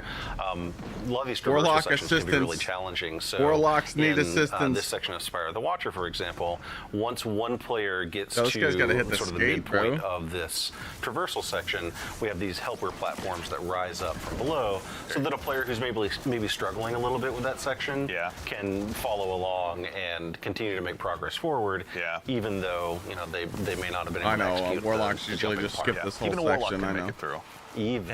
I'm just giving him shit. Coming up. Yeah, see, he even said it. My jabs where I can. So I think I want to put Nix on the spot.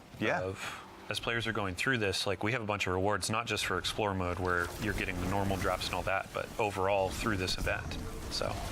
Oh, yeah. Well, you get 5 new emblems. Emblem for you. 5. There it is. Yeah, collectors. 5 new emblems. An earnable weapon cosmetic and a hoity-toity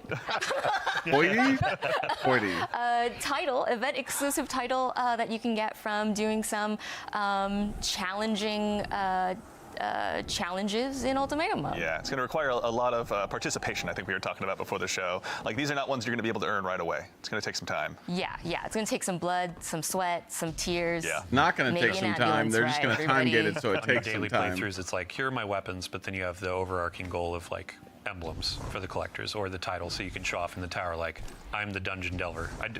We don't have the name solidified just yet. But it's not locked in. It'll come. Locked in. All right, cool. It'll Well, be I'll fun. tell you what, Dungeon speaking Delver. of things we do have locked in, so we've taken a little bit of a look of what's here at Act 3. Dylan, I'm going to go ahead and take this chance to put you on the spot. Starting very soon, or if not recently, Moments of Triumph are back as well. So, I mean, we just walked through.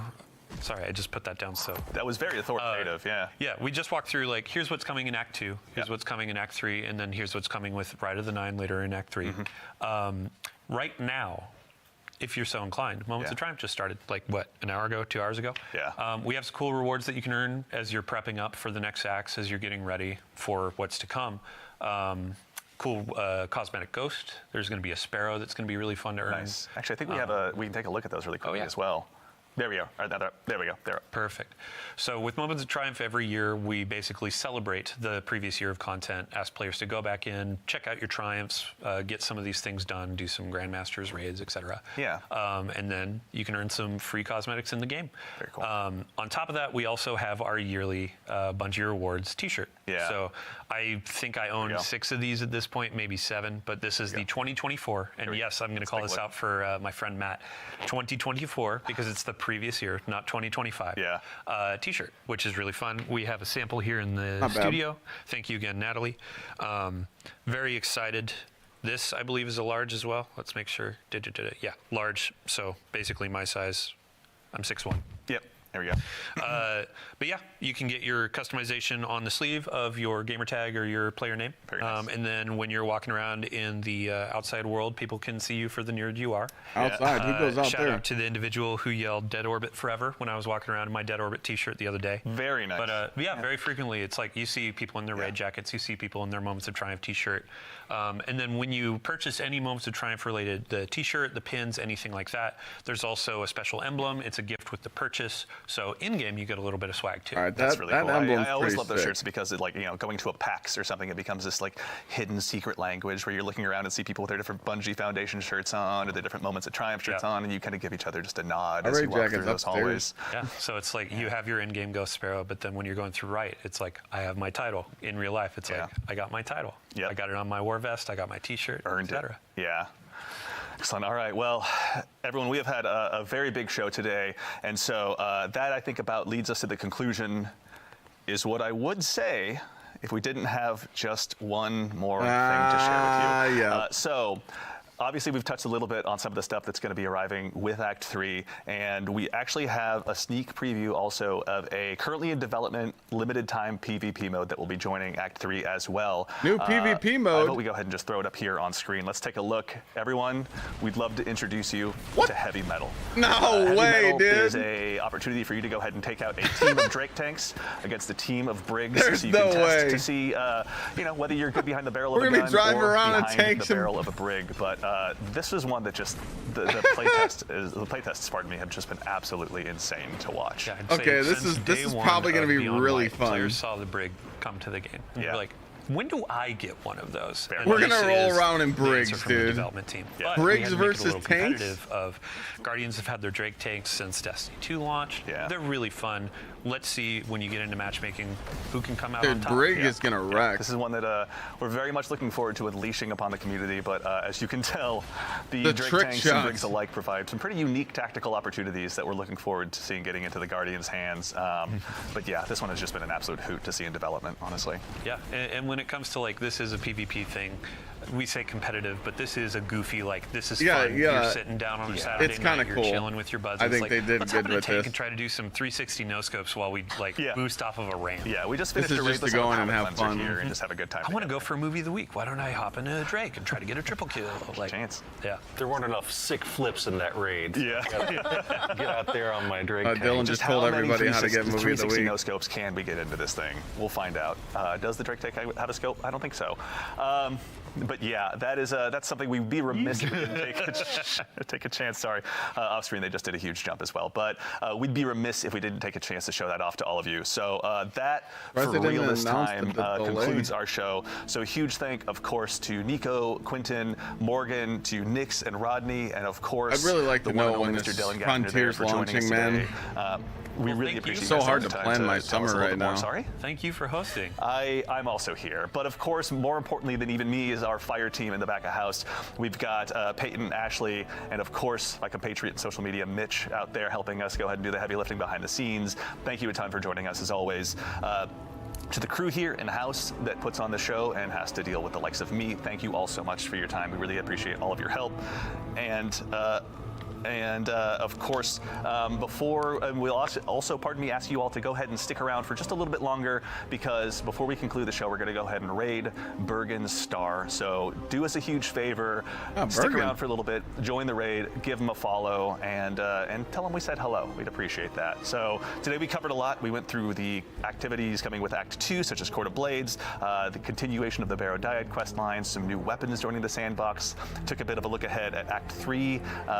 There was a lot for this one, everyone. So, of course, more than anything, we know you all are very busy. We appreciate being a part of your day, and thank you all so much for taking the time to join us today. We do appreciate it. It's always a lot of fun to get to put these on, but they don't matter unless you show up. So, thank you. So, in the meantime, from all of us here, I really wanted to know when Frontiers launches. Take care of yourselves, take care of each other, and we'll see you all Starside. It was a W stream. Lots to talk about. Yeah,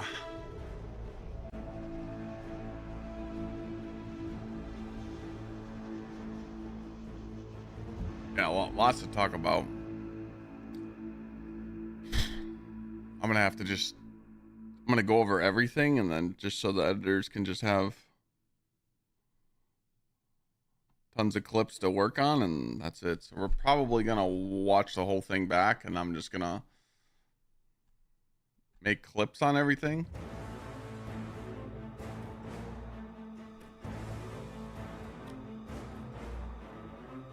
It's probably the plan. They talked about a lot of stuff, and people always ask, like, Clyde, what's coming in Destiny 2? Like, what's about to happen? So if I could just smash it all out, you know.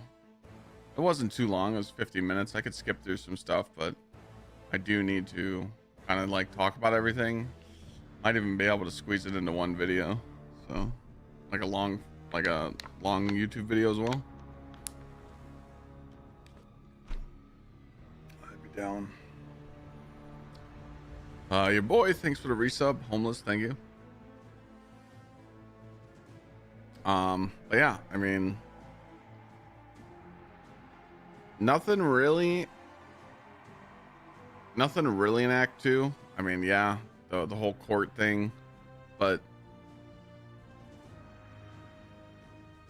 I mean, are we missing anything, like, besides the court weapons? I mean, there's nothing to do those 4 weeks, right? That's like it.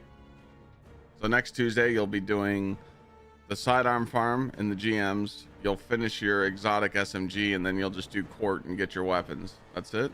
Is it 3 weeks or 4?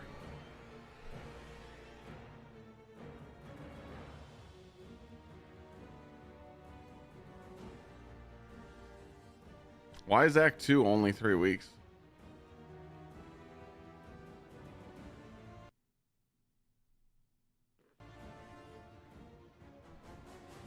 You don't finish, there's more in Act 3? Oh, you don't finish the SMG, you just get more. Okay.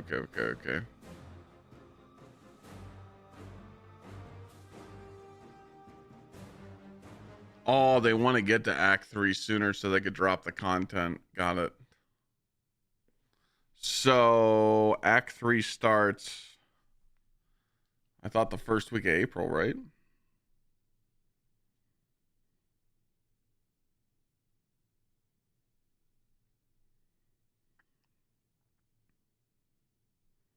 Oh, it does. All right, so April 1st. Okay, so April 1st is the okay, that makes sense. Okay. All right, well, I'm just gonna start this over and why is it so loud now? Basically, just for fun, a little bit of a sneak peek to what's come with Act 3 as well. And just go through the go into the top of the team. It's a pretty jam-packed one. Act 2, we found that during the finale, and also they released with Act. Adding to that a lot of the activities recently Court of Oryx that occurred in this space. Yeah. But we wanted to freshen it up. We wanted. All right, so I have to make notes on this because I'm not fucking recording. Okay. Let's go to the group chat. Where the fuck is it? We're about to just make a whole bunch. If you guys missed anything, where the fuck is the group of me, Merc, and committee? What the fuck?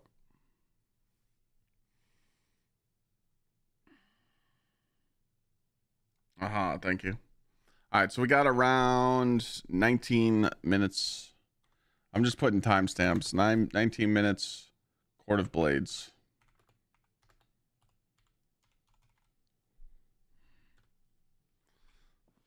Okay.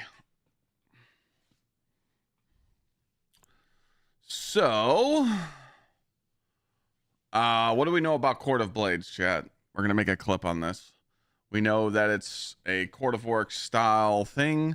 You go in, you kill a boss, you come out, you activate a buff, you go back in. Pretty much it's a timed 10-minute event. Kill as many bosses as you possibly can.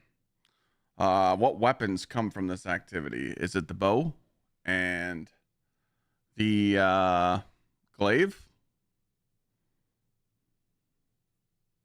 What else?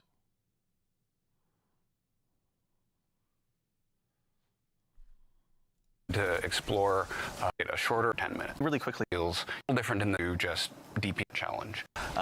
You know, it's not all going to be just fun and games. Invitations. Oh, fusion. Don't work well together. Cut those, or maybe through that portal. In the Oryx, why Oryx scaling or challengers. Sometimes them are actually mixing and match weapons. So fly through the second the week. Yeah. I have a food old ID to the voice. Everybody was just did that. Cool. I think we're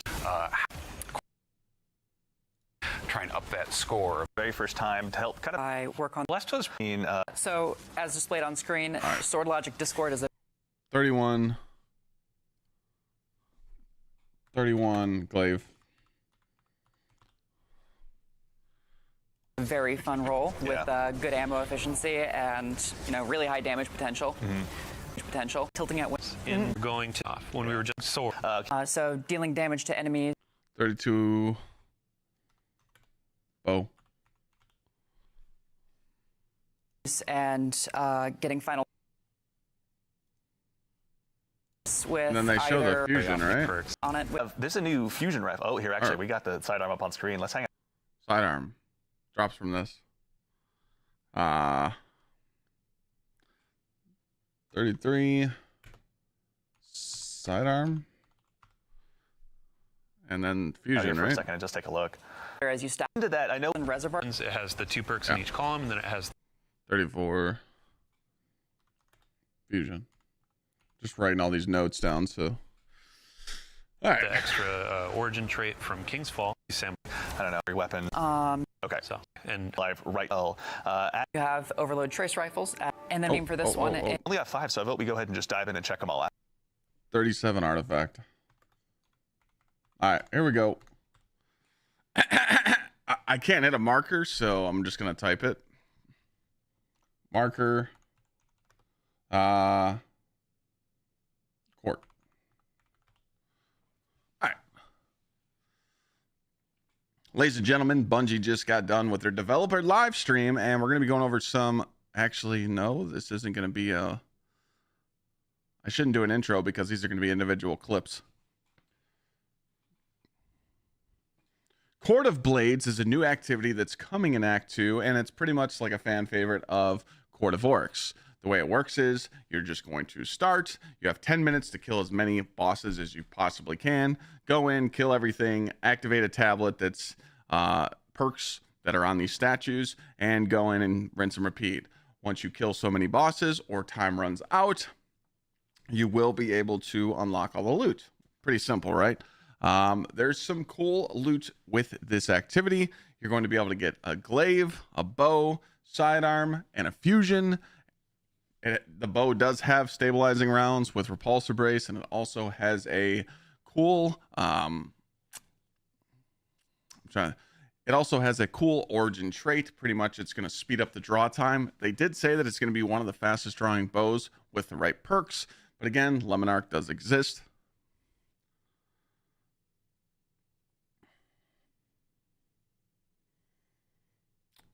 They also did state that the fusion could be really good with Reservoir Burst, but again, we'll just have to see. But overall, I think this activity, I always said, if you're going to bring back Dreadnought, why not bring back Court of Orcs?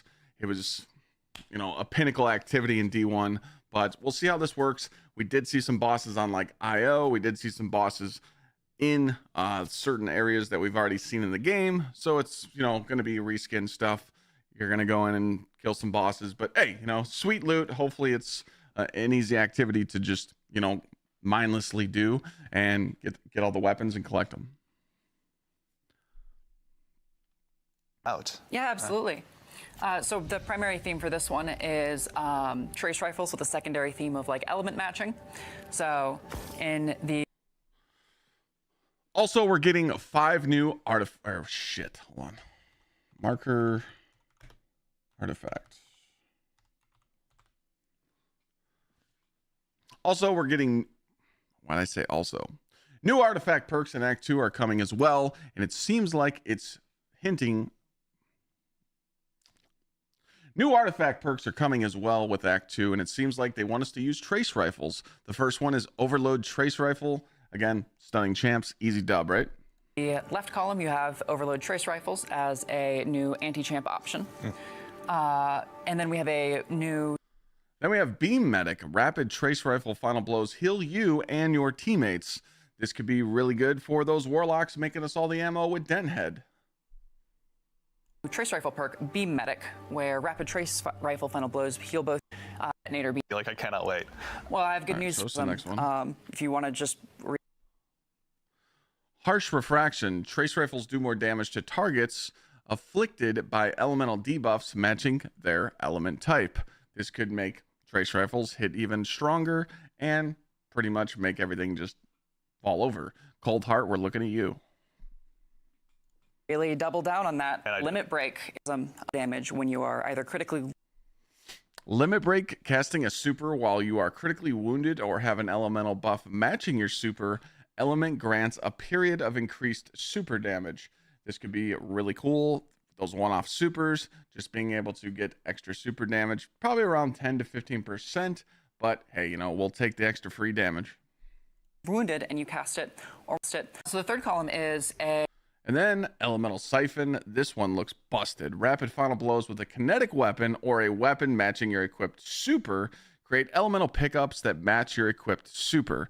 It also can get boosted with elemental pickups grant matching super energy when they are collected. Ionic Trace Warlock. I can't believe the Arc Titan is even going to get more buff than it is with these bolt charges. But yeah, this is going to be insane with Ionic Trace builds.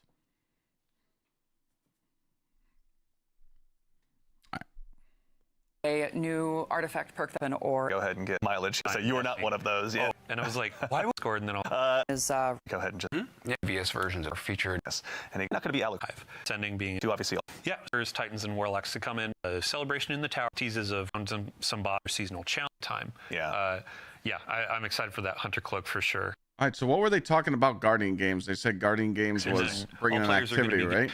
Right. Playing theme. Yep. It's got some fun perks in the left column. Okay. But just like you can go in and do almost every single arc verb with this thing, depending on your role. So better you do. All right. I'll just do 43 minutes. Guardian Games. New Trace. And Boss Rush. Anything else besides Guardian Games, New Trace it has, and Boss Rush? Anything else I should put in the clip or no? Do you know what the boss rush was called? In the activity, the more perks you can get on these things, so double perks in each column.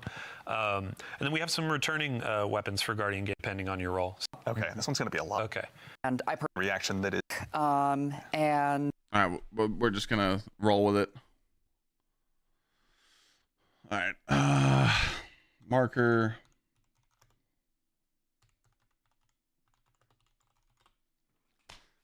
Guardian Games is also returning with Act 2, and the Titans definitely win in this fashion show. Loving the kind of lion. Dude, it just looks like Hercules. I don't know. Let me redo that. Guardian Games is also returning with Act 2, and boy, oh boy, did Titan cook with this armor set. Kind of looking like Hercules. I don't know, the line on the face, it looks sick. Hunters, yeah, I mean, we've seen this armor set 2 years ago, maybe 3 years ago. Hashtag you suck. No, I'm kidding. Warlock, definitely liking the clean helmets. The chest piece looking dope. I don't know if that'll shade well though. We'll see.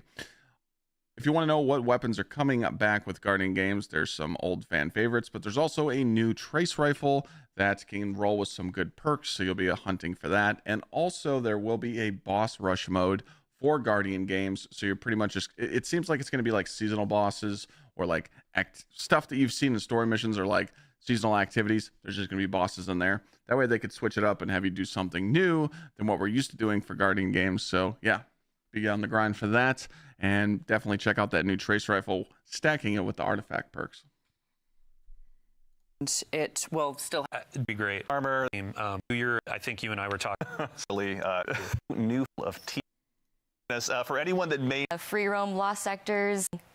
To her about this, or about the contest and ghost. So Right of the Nine is our new event that 48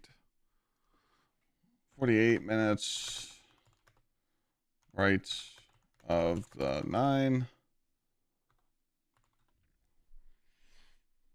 We've been working on. I'm really excited about this.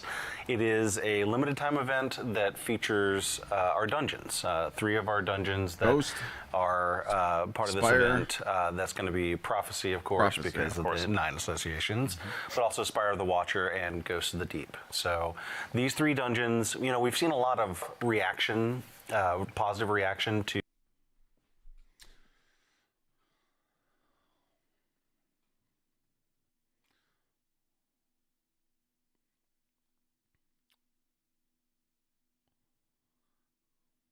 I don't know if you guys know this, but Act 2 is only going to be 3 weeks long, meaning Act 3 will start the first week of April.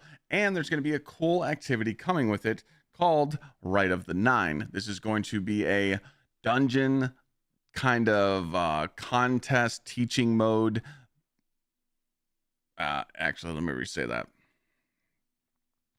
Coming in Act 3, you'll have the Right of the Nine dungeon contest practice mode that's going to get players ready for those dungeons or experience those dungeons at a harder difficulty. But I also think that it's Bungie's way to introduce contest mode, being able to be in the game more because that's what the community wants. I think a cool idea would be to just have one event a month, pick an activity and be like, hey, contest mode is activated for this raid or this dungeon this weekend. Go have fun.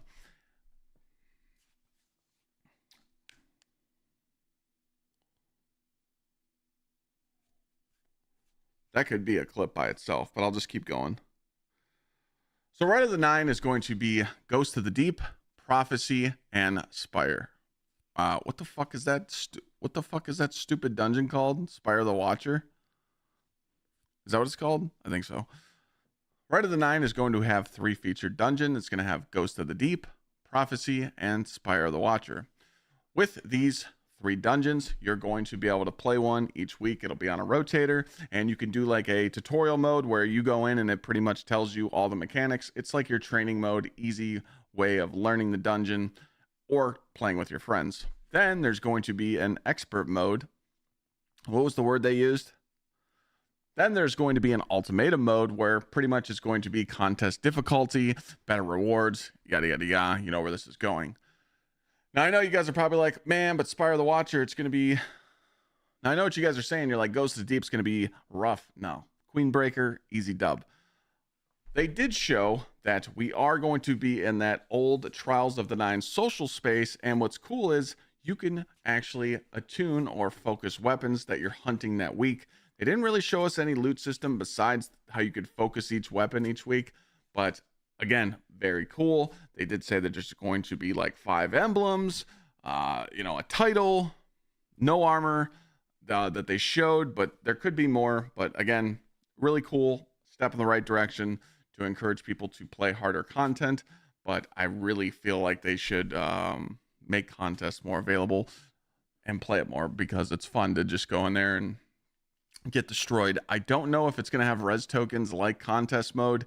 They didn't show it, unfortunately, so we'll have to find out when it launches. The contest modes for our new dungeon hard released in the dungeon. So we're bringing it back. Be remiss roll by the watchers. So it's a second mode you have. Well, it's challenging. They're going to be so jode and fewer deaths. You'll be getting to them. That has 9 iconography on them. And let's see here. Yeah, we got some that are coming up right now. There we go. So this is a great example of 56 minutes. Updated perk.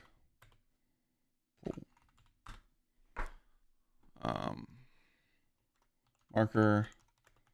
Updated weapons. All right. Now you're probably wondering, why would I go do those old dungeons? I've done them already. I got everything. Well, the weapons they're bringing back have cool perks. You can get demo chain reaction on this grenade launcher, and it's going to have better origin traits. So yes, refresh of weapons, but also there's going to be a reason to actually get them. So yeah, you know how it is. Everyone that farmed Cold Comfort and you wanted that perfect rocket launcher, it's probably going to have a better perk pool. And they did even say with Act 3 that there's going to be some crazier artifact mods that gives us more rocket ammo, more ways to not reload, and they talked about some strand as well. So I think you guys should definitely pay attention to these weapons, what they're bringing. Sign on, farm a good roll, and then you can just, kind of worry about something down the road.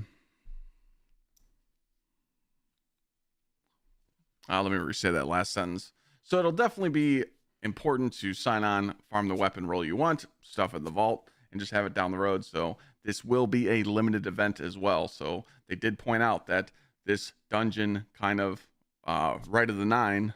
Wait, they did point out that Rite of the Nine is going to be a limited event. So get your weapons while they're hot, because it will go away. of a movement. Actually went all over the place. Take your turn. Yeah. So in a it's all over the place. Actually, as well, now that we're in explore mode, I'll just put in here 57 minutes. 57 minutes. Adept. Perks. There we go. Checking it out. Roddy, can you tell us some more? You'll of so that later, what we're trying to do. Right. I'm into going to be a spare Natalie. People that are different with you. Best to see, whether you're good behind the barrel of a gun. We got 1 hour, 5 minutes. I don't know what this is. Tanks versus Megs. Well, what should we call this?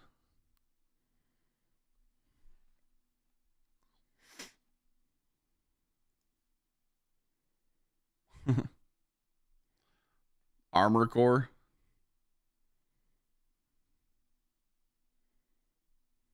Heavy metal. Heavy metal mode. I'm having a brain fart. Best to see, just say it's tank versus, whether you're good behind the barrel of a gun or behind the barrel of a brig. But all right, tanks versus brigs. All right, here we go. Marker. PvP mode.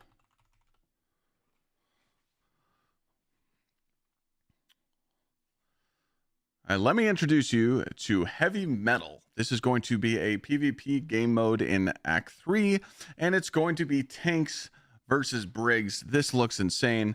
Bungie always does these funny PvP modes just so the computer... Bungie always does these funny community PvP modes, because we all know when you're playing normal PvP, you're just not having fun. So game modes like this, you go in, drive a tank, hit some trick shots, go in a brig, hit a little dash, blow up the tanks. I think this game mode will, obviously be cool. Hopefully it's quick so you can just farm rep and get weapons and just kind of like not care about wins and losses. And I think that Bungie's cooking with this. We all know that we enjoyed what the hell's the cannon one, the Scorch cannon one. What was that called? Scorched. Okay.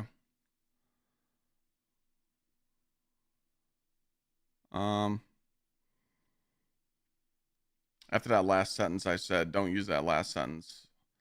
Just use this. I myself enjoyed Scorch way more than normal PvP, so hopefully this is a nice little filler for Bungie to test out new game modes and let you enjoy PvP a little bit with friends. This was one that just day one since an absolute hoot. Drake tank off to all of you. So that, of course, more that was it, right? Yeah, we does the but we can appreciate opportunities. We are here and Drake off to all of you. So that for real this time concludes our show. So a huge thank, of course, to Nico, Quentin, Morgan, to Nix and Rodney, and of course the one and only Mr. Dylan Gaffner there for joining us today. We really appreciate you guys taking the time to tell us a little bit more. And then I'll just do this. If you want to use this too, you can. Over thoughts. So with Bungie just finishing up their Act 2 and some of Act 3 reveal, what are we cooking here? What are we thinking? I think it's cool with the Court of Orcs. It does look kind of repetitive. Go kill a boss, activate a boon, go kill a boss, get your loot. Will it be replayable? Sure. I mean, you're going to grind your armor, or sure, you're going to grind your weapons and get the perks you want, try and get the experts, or I can't talk right now. Sure, you're going to grind it. You're going to get your weapons that you want to grind out, maybe get your adepts, try and get those quad perks. But again, it does look a little iffy, but we'll see. Basically, they want us to grind that activity with Guardian games, and then we have the sidearm, which is going to be available next week. They confirm that. The Void sidearm and the GMs, and then we have 2 more catalysts for the exotic SMG. So again, with over the 3 weeks, you're going to have stuff to do. Maybe. I mean, after the first week, it seems like it's going to be a little dry, but that's okay. We all know that you're probably doing other stuff too. There's other games to play. So what's coming in April with Act 3? Act 3 is going to have the new Rite of the Nine with the dungeons. It's going to be cool to go farm all those new updated perk pool weapons, being able to do some of those dungeons at higher difficulties. Hopefully it does feel like contest. Could challenge us a little bit, but we all know the power creep is insane right now with bolt charges. So with Queen Breakers, I don't think any boss stands a chance. What else?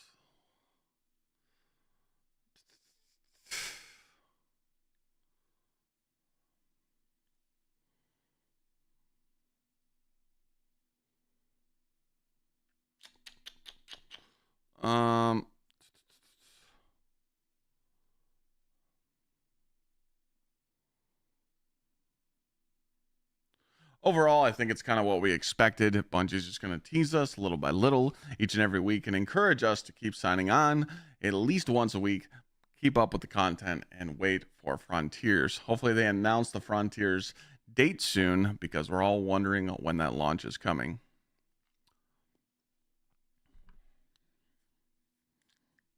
I feel like that's about it. I mean, I gave it like a full little speech there. It's cool. It's a lot of yapping. So I feel like that was good.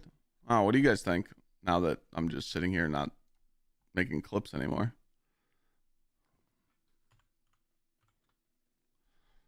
What do you guys think?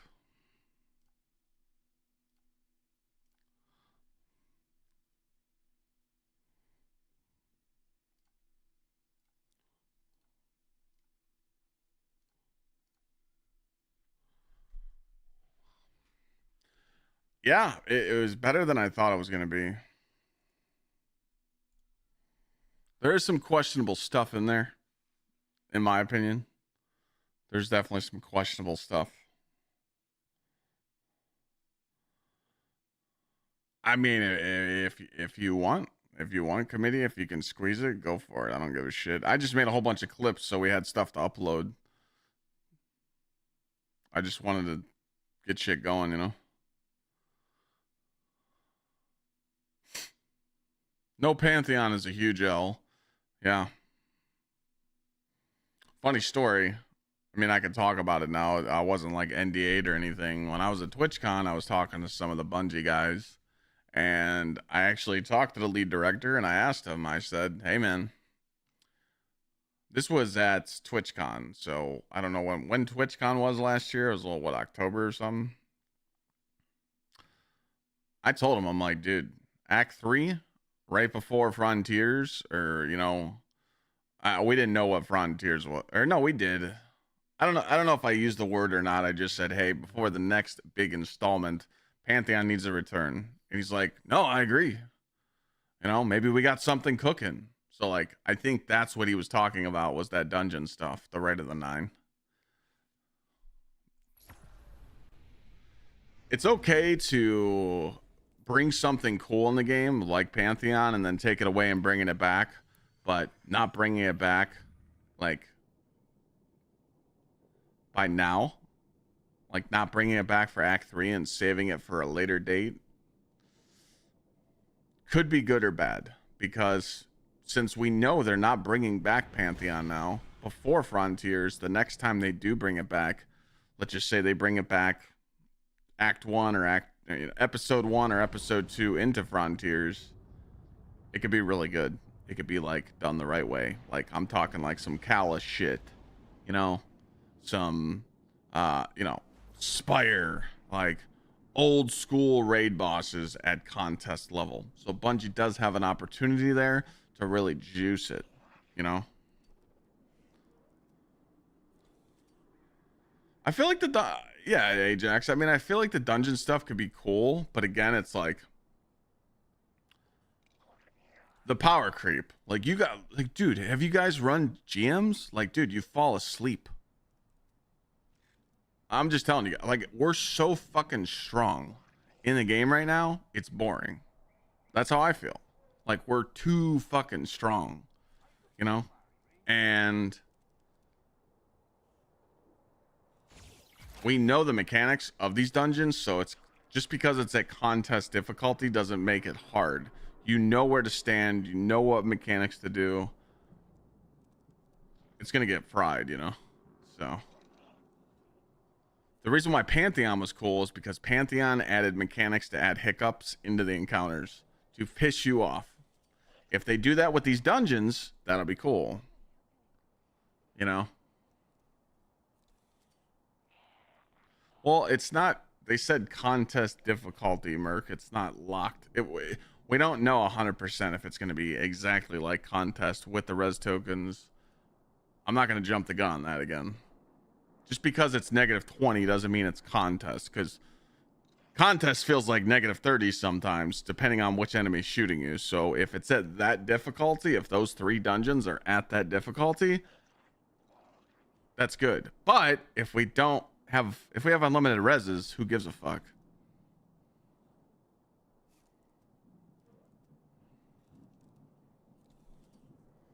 The whole thing that made the dungeons hard on contest is because of the res tokens. If we have unlimited res tokens, then to me it's not contest. Just because an enemy is difficult, he's gonna learn bolt charge real quick and get fucking smacked. So it's like, hey guys, I'm gonna go thunder crush these enemies, and if I die, who cares? Res me. Like, you can't do that in a contest dungeon scenario. You have to play res, you know. So we'll see.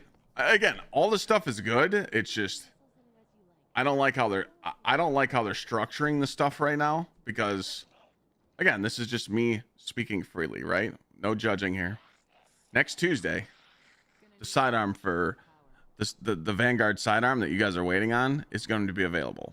So that's going to be ready to go. Okay. You're going to get your other 2 catalysts for your SMG, and you're going to be able to do the new Court of Oryx activity. So besides that, in Guardian games, that's supposed to last you the whole month of March. Most of you will probably just burn through the content in the first week and then put the game down till April 1st, which is totally fine. If Bungie lets you do that, though, they might not let you do that and might stretch some of the content out. We'll see. So, you know. Then we get into Act 3, where I think Act 3 will be. I mean, we know you gotta give credit where it's due. Usually, the final installment before a huge expansion is going to be filled with juice. So, I think Act 3 is going to be good. So, we'll see. But again, we don't know how long Act 3 lasts. You know, pretty much me and all my friends and like the community is kind of wondering right now, when does Frontier start? Because everyone's like planning their GCX trip right now, and no one wants to go right now because they don't know the date. Like if the new content drops anywhere near GCX, a lot of creators aren't going to go. I think that they should drop Frontiers at least 2 weeks after GCX.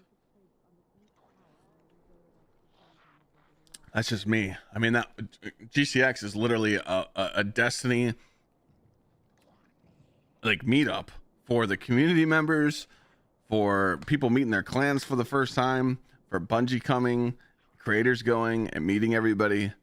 You can't put that around a new expansion because people aren't going to be able to take off work for GCX and the new expansion, or people don't want to miss out on like the week before juice, you know, because like the week before an expansion, there's crazy shit coming out, articles, dev notes, big twids.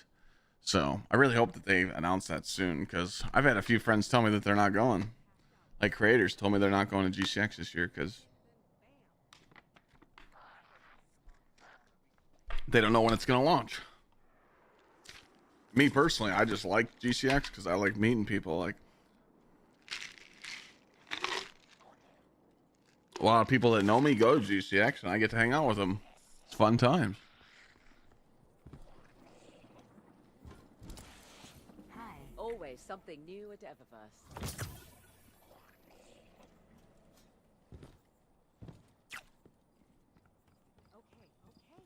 But yeah, I'm excited for it. What cipher is this? I always say. When was the last time you can remember we were at peace?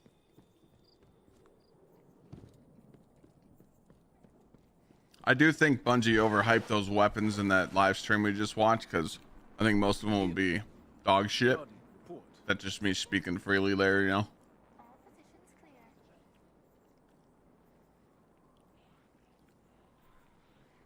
We face a strange road ahead, Guardian. It's good to know I can count on you. What's the Right of the Nines for? The Right of the Nines is, so just think about it like this, you know. You're gonna go check the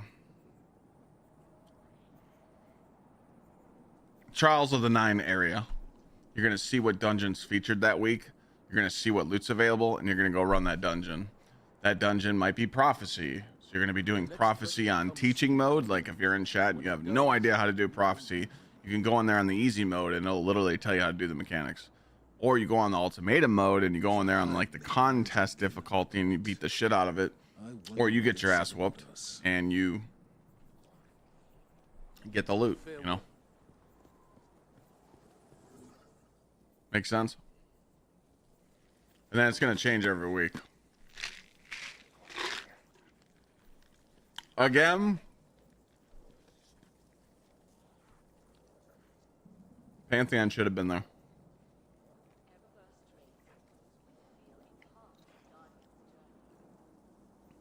The one thing I don't like about Court of Oryx, a lot of you were bringing it up when Bungie showed that,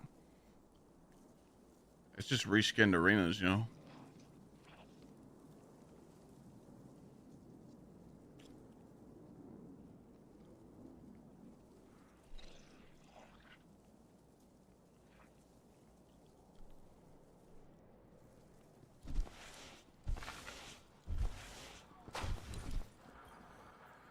The Crucible beckons, Guardian.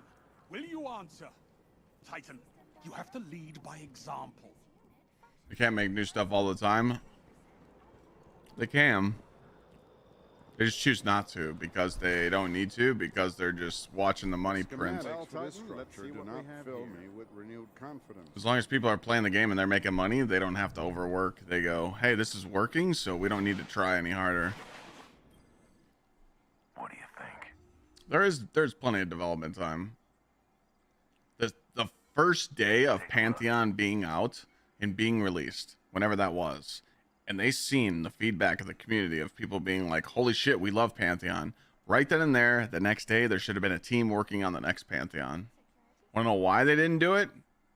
Over delivery. They just don't want to, because they don't need to. Till next time. Just like Wrath never came back. They were sitting at that table at the corporate meeting saying, hey guys, we're going to bring Vault of Glass back. Someone in that meeting said, what about Wrath of the Machine? What about these other raids? Missed opportunity. They chose not to do it because they're like, we'll slide them the dog shit. We'll keep giving them the dog shit, and they're going to keep playing it, and then we'll give them one spicy thing a year, or 2 spicy things a year, you know? This year, I mean, if you take a year from today, the content that we've played in the last year is really good. The contest dungeons have been insane. You know, the raid was fucking nuts. So.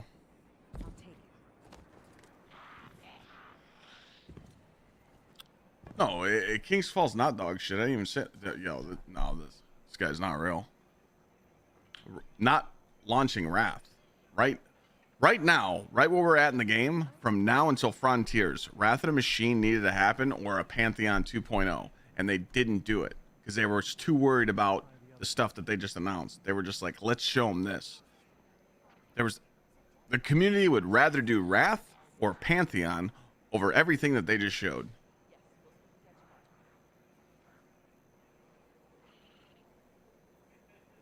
You know, if anyone else would rather do the shit that they just showed, I mean, then go do it then and have fun. But like, we could have had so much more fun in Pantheon 2.0 or Wrath of the Machine. You know, you want Frontiers fully cooked or Wrath? I want them to delay Frontiers until like September or October. I want it to be as best as they could possibly launch it at. I want Frontiers to just wow us and be like, holy shit, Frontiers is dope as shit. They need to really take their time. They can't miss it. They can't miss their mark. You know? Exactly. That's I was just getting ready to say that. What Mike just said. They have to drop it before GTA 6 or they're fucked. But GTA 6 isn't dropping until 2026, so we don't have to worry about that. There's no way they hit their mark of 2025. No fucking way. Well, Wet Noodle, thanks for the 27 months. Trendsetter, thank you for the 46. Your boy, thank you for the 13. Homeless, thank you for the 24. Paradox, thanks for the 9 months.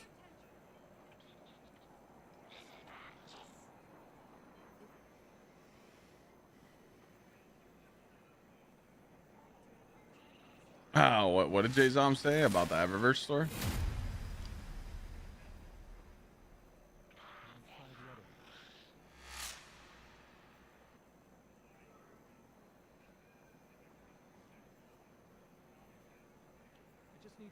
Yeah, I was talking about this last night, Ixilian, when me and Lana went and got dinner with them. If I was the dev team of Monster Hunter, as soon as you see that you just sold 1.3 million copies on launch, they should just be thinking about plans right now to make that shit live service. Like, why can't they do seasonal stuff? Why can't they do once a month inject DLC content or something to make you do different monster fights and keep that game rolling like a motherfucker and just stomp shit. These fucking companies hate money, dude. I'm telling you. Exactly. April's new content, but they need to keep pushing it, you know? After that. I'm saying after that. Like, keep it going. Like May, June. Keep it going. Ride the wave. You know? I hope Capcom does well with it. You know, you want to see it keep doing well. Yeah, Borderlands dropping this year too. Yeah, but we don't know if... I think the shit I've been reading, like I've been following like a couple Borderlands streamers and like Twitter accounts and shit, and they're saying like a lot of the ideas that they're incorporating in Borderlands 4 people might not like, so we'll see. Like a lot of the in-game features that they like announced, people like aren't happy with it, so.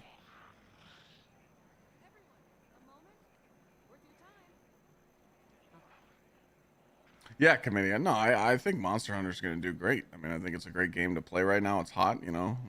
I just want to see, like, when a good game comes out, I want to see it succeed, not just fall off, you know. That's the problem, you know. I mean, look at First Ascendant. That shit's cooked. First Ascendant's just baked now until they add actual content. I know next week they got some stuff coming up. Yes, I'll play it. Yes, I'll make a video on the new character, but after a day or two of grinding, it's over, you know.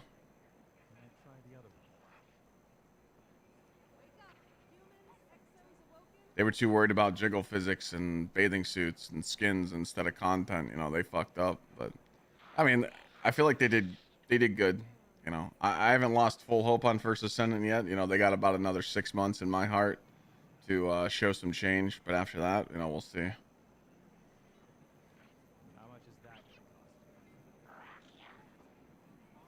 Yeah, that's what I'm saying, Jack. A lot of the stuff I'm reading because of what you just said, you know.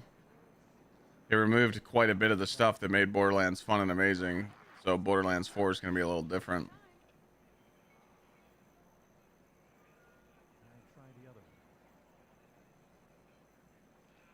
The grind in TFT? I love the grind in TFT. I loved it. I was so fucking addicted to that grind when it came out. I was fucking juicing, dude. Like, holy shit. I loved it. Now it's too casual, man. It's too boring. You know, it's just like, oh, hey, go do this mission once and get it and get the item handed to you.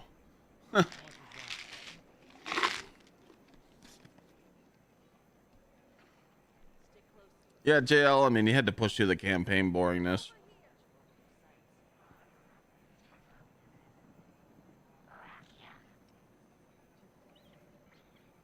We'll be alright, though. We got Destiny content next week. We got TFT for like a day or two. And then we got Monster Hunter. We got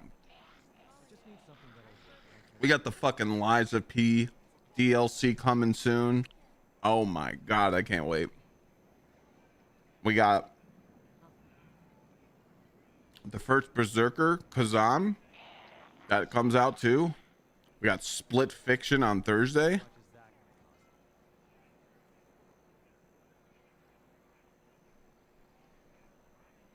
So we got some stuff, man.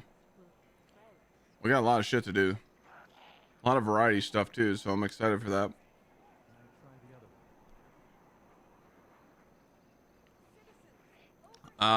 Nah, Wet Noodle. There has to be like nothing else to play at the moment for me to go play Warframe. Like we need to hit like a fucking 2-month dead zone where there's just absolutely nothing to do.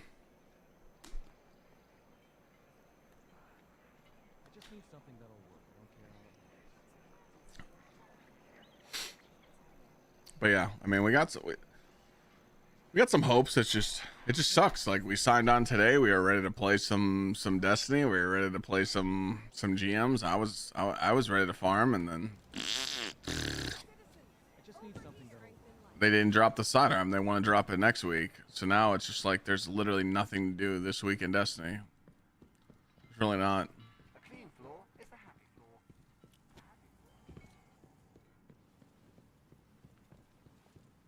I mean, I guess you could do some seasonal challenges if you want.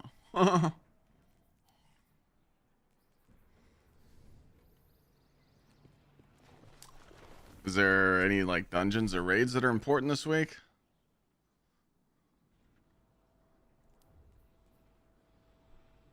Last Wish, Shattered Throne.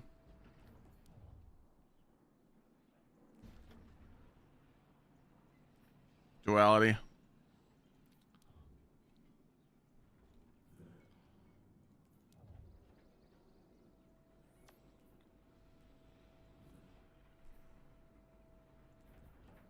Nothing really crazy. I finished the final 10 with Master Treatment. Gonna have a lot of downtime sitting on my fat ass, so this one doesn't at work. It's game over for old Gunny. Thought about playing that Raid Shadow Legends? Do you still have a supported creator sponsor code? Thought about playing Raid Shadow Legends? Dude, you watch your wallet, dog. I don't think I have anything for Raid Shadow Legends in a while. I haven't done any sponsorships in a while, Doc. I'll tell you what I do have, though.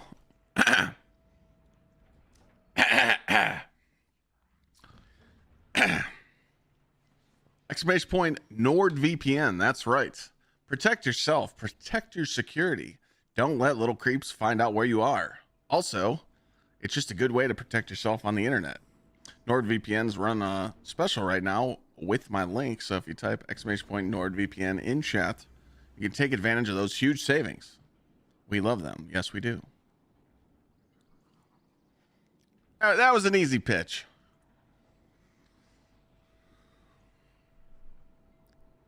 I need that clip, and then I'm gonna need this next one. We're just doing back to back to back to back hashtag ads right now, so get ready for it.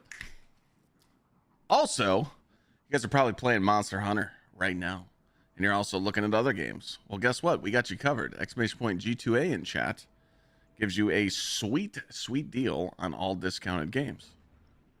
Click on the link, type in the, hold on.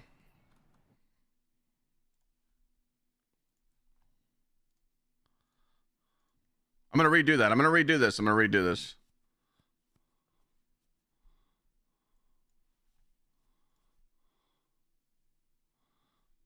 I'm going to redo this clip. We're doing a redo. We're doing a redo.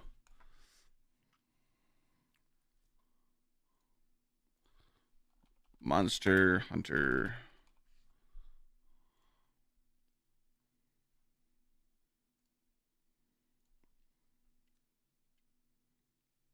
Also, a lot of gamers right now are playing Monster Hunter Wilds and new titles that are coming out each week. Head on over to G2A. Click on that link, type in the game you're searching for, and look at the huge savings. Right now, I can get it 17% off. And I can't activate it in the United States. That's okay. So everybody watching from different countries, you can activate it there. This one you can activate in the United States. Hey, why do we save less money? Hey! Oh, wait, down here. Monster Hunter Wilds PC. There we go. Can activate in the United States. $58. Huge savings. We love them. Yes, we do. All right. Now I'm done yapping. You guys already know to use code Clyde at GamerSups. And code Clyde at Power GPU. Power just built me this new stream rig, which is dope. And then we got the new game rig coming soon because we got a new toy to put in it. Jesus Christ, this thing's heavy. And we also have a new GamerSups Clyde launch coming soon. We're going to have a shaker, and we're going to have some merch. And I can't tell you what it looks like, but it's going to be pretty juicy.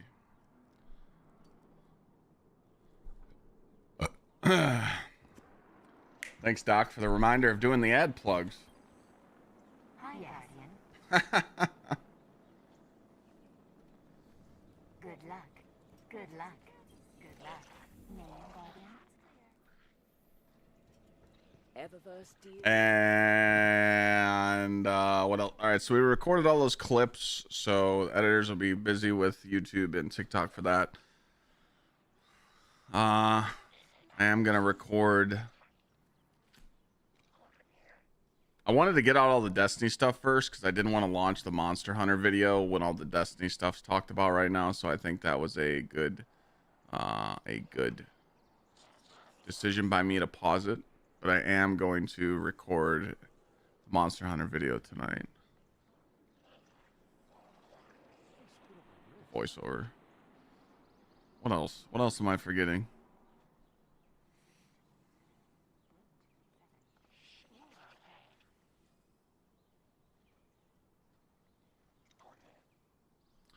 I mean, Doc, if you need something to keep your brain busy, I mean, you got Monster Hunter Wilds right now, you got Destiny, you got First Ascendant, you got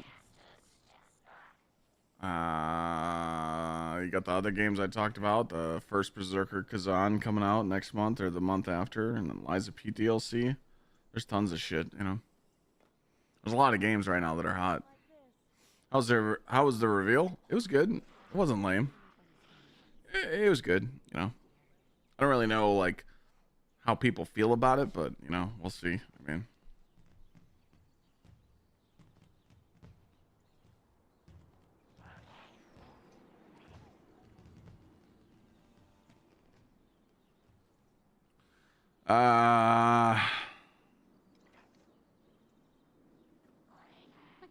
the fuck is this?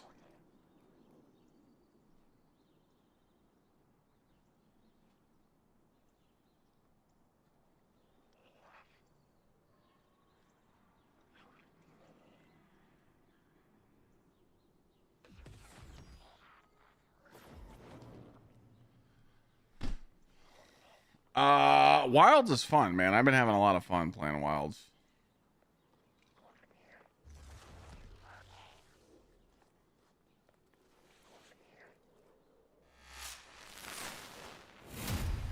It's got 3 years of Nord Prime. All right. You guys want to know this is off the record, but all these sponsors want you guys to do is click on the fucking link. So if you type !NordVPN and you click on the link, that's a support enough. That's all they care about is click rate, because they think, okay, this streamer has this many viewers every single day and this streamer got this many people to click on the link. As long as you have a good click rate, they'll keep coming back. They don't give a shit about sales. I mean, obviously they do. It helps them as a brand when you guys buy stuff, but they care about click rate. It's weird. So anytime you guys see any creator doing a sponsor, like for NordVPN or Raid Shadow Legends or anything that the streamer's talking about, just click on the link and, you know, like, oh, cool. That was dope. You know, that's all you gotta do.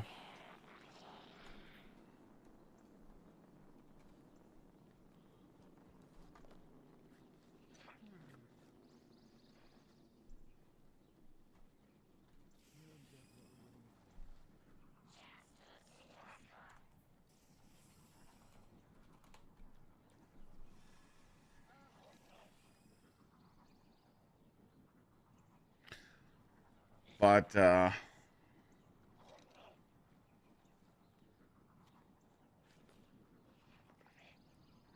what was I gonna say? Well, I was talking about the reveal. I think it's cool with what they're doing with like the content and stuff. But I really hate when they just bring back old stuff and they just give it an updated perk pool, you know? Like, I like new weapons. Even though the new exotic from the dungeon isn't top tier, you know, it shoots little turrets, but it's new. It's not a reskin. The new exotic SMG, the Quest, it's a new exotic. It's not old. New weapons are fun. Like, the shit's dope, you know? We love seeing new weapons because we test them out. We're like, hey, this is new. We want to try them out. Do we like them or we don't? We don't want to just be like, hey guys, the Kelos SMG is coming back for the 5th time and it's got Rolling Storm. You know, there's a difference there. I really think that New guns are fun. New shit's fun to use. Not old stuff. I mean, look, they just brought back Palindrome. Palindrome's not good. People are hyping up Palindrome for no reason. They're saying it's good. It's dog shit. Like, Pantheon was an ass because they put difficulty behind it.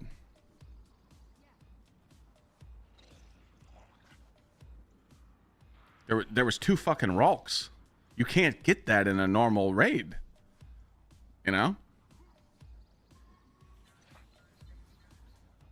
Pantheon goes down as some of the best reused content they've ever made. Actually, it is the best reused content they've ever made. You know?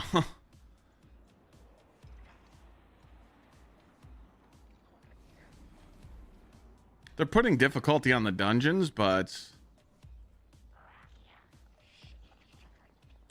you have to understand that we are way up here. I'm talking fucking way up here, okay? And the content difficulty is here. The only reason that the dungeon was hard, the new dungeon, Vesper, or what's the fucking... Sundered Doctrine. The only reason that was difficult was because of bug damage on the Shrieker encounter and res tokens. That's it. Once you got to the final boss, it was like, hey, figure out the mechanics, take your time, don't go into damage, do not go interact with that dial until you have full ammo. Just take your time, you know. But people were so fried after beating the stupid Shrieker that they made stupid mistakes on the final boss because they were just so cooked, you know, because that Shrieker was bullshit. It was just dog shit, but it was fun. It was a challenge. It whooped your ass. You got payback when contest went away. Really good dungeon. It just sucks that it was bugged, you know. So it's okay, but that difficulty is good. The only reason the contest difficulty is hard is because of res tokens. Most people wouldn't know that because when Vesper's host was out, they used a glitch. So they just had unlimited res tokens. So they're like, oh, this was a good dungeon. No, it wasn't. You fucking cheesed it, you know? But again, contest difficulty stuff is really good. But if there's no res tokens in these dungeons, like Rite of the Nine, it's not gonna be hard.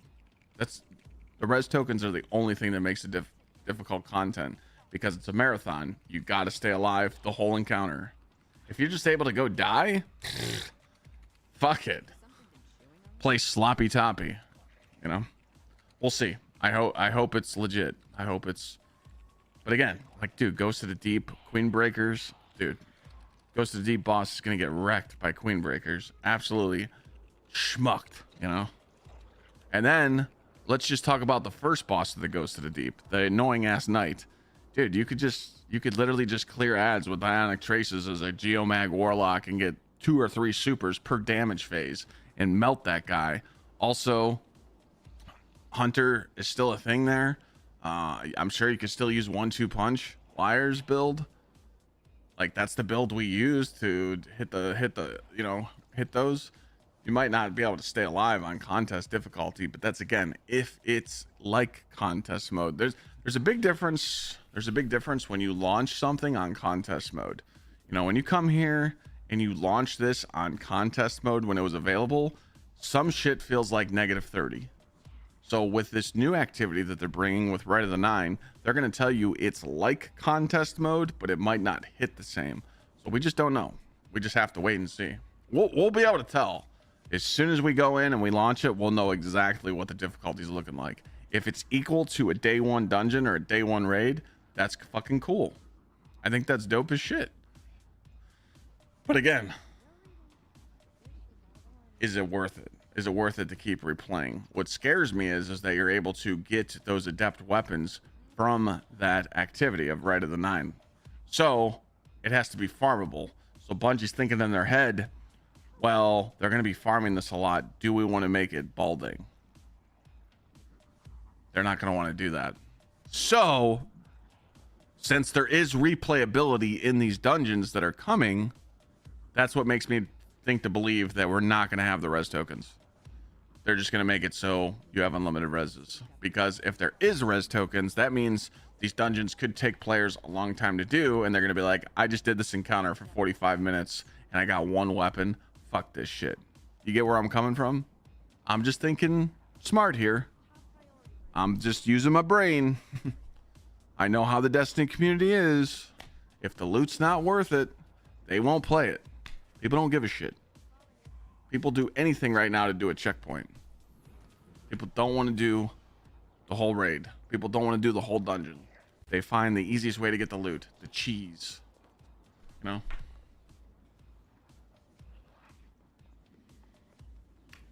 Now we're cooking, Pollox.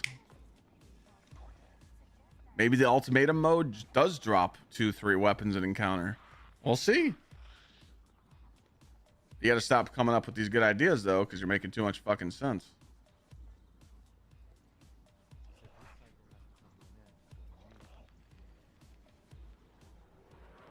I feel like the Onslaught loot got nerfed, though. OG Onslaught went to the light, like into the light launched. I felt like we got a lot of loot from that Onslaught. This Onslaught, the new one, I think it's like, I would probably rather go play Gambit for 8 hours straight than go do Onslaught.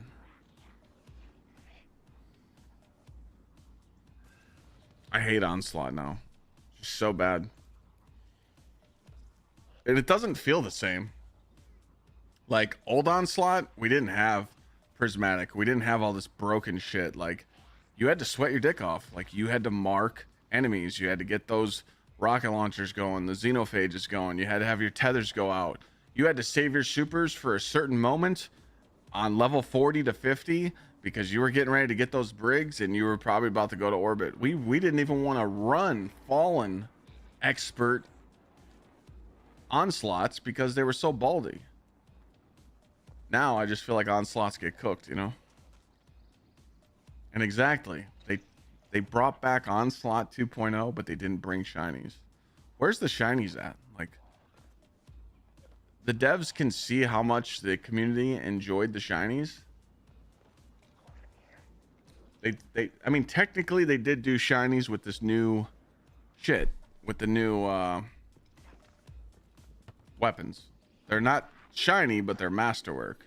What's really cool about these weapons, oh god, we gotta go through this vault.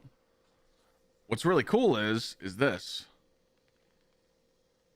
This is considered a shiny. This is really good. They need to bring it back.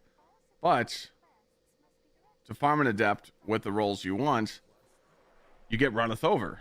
So there's a reason to grind this. Hey, this has willing vessel. Here's your perks.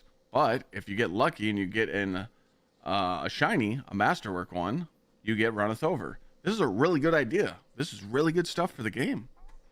You know? They need to do that more. Because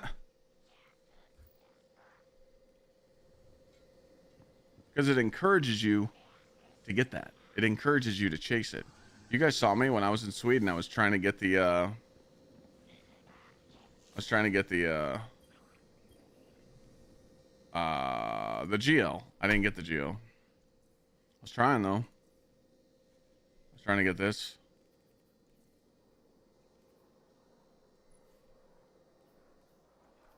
Didn't get it. I was trying to get ambitious Rolling Storm with runneth over. Didn't get it.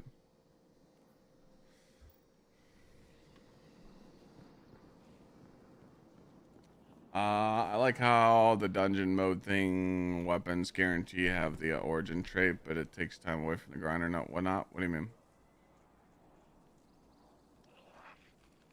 Yeah, that's what I'm saying. The new dungeon weapons are going to be like that, Def Kid. So like, they plan on having the community farm this new dungeon.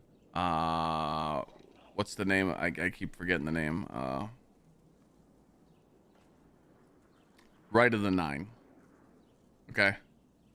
So they want the community to farm the Right of the Nine so you can get, they want you to do the training mode, and they want you to go over to the ultimatum mode, and they want you to farm that ultimatum mode, which brings me to believe that it's not going to be like res tokens and crazy hard difficulty because they want people to farm it. I think it's going to be -20 enemies, but we'll see.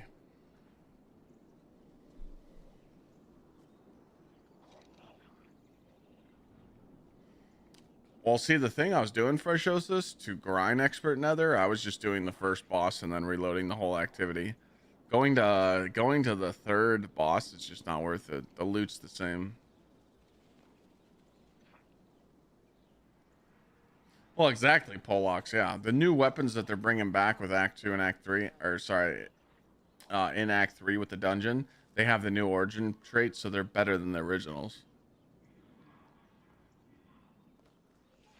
Plus, what Def just said, that's a limited event with limited weapons for this Rite of the Nine. So I just don't see them gatekeeping people and being like, hey, you got to do res token contest mode to get these weapons. We'll see. That'd be a ballsy move.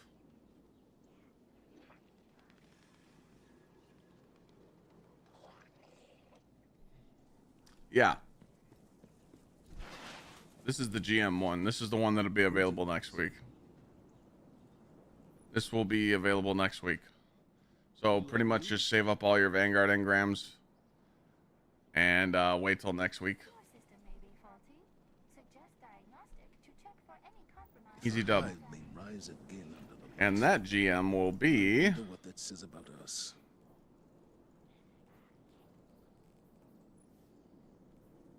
This one. Should be. Or Lake of Shadows. One of these. It doesn't really matter. Everything's gonna get fucking cooked, dude. I did Hypernet last week. I almost fell asleep. I did Ice Battleground Mars this week at reset, and I almost did fall asleep. We actually had to wipe and restart because we were just zoned out. You literally just run around with bolt charges and lemon arc and I have our disagreements, but we will always resolve them and be stronger. Crazy, man. It was fun. Yeah, it was fun. But the thing is, though, is it's like, it's not double rep. It's not double loot. They're going to do that next week. So, like, I don't want to grind my engrams right now. I'd rather just wait, you know?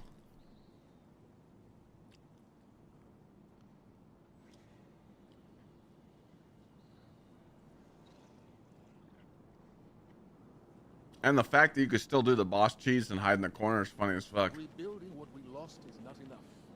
We need more.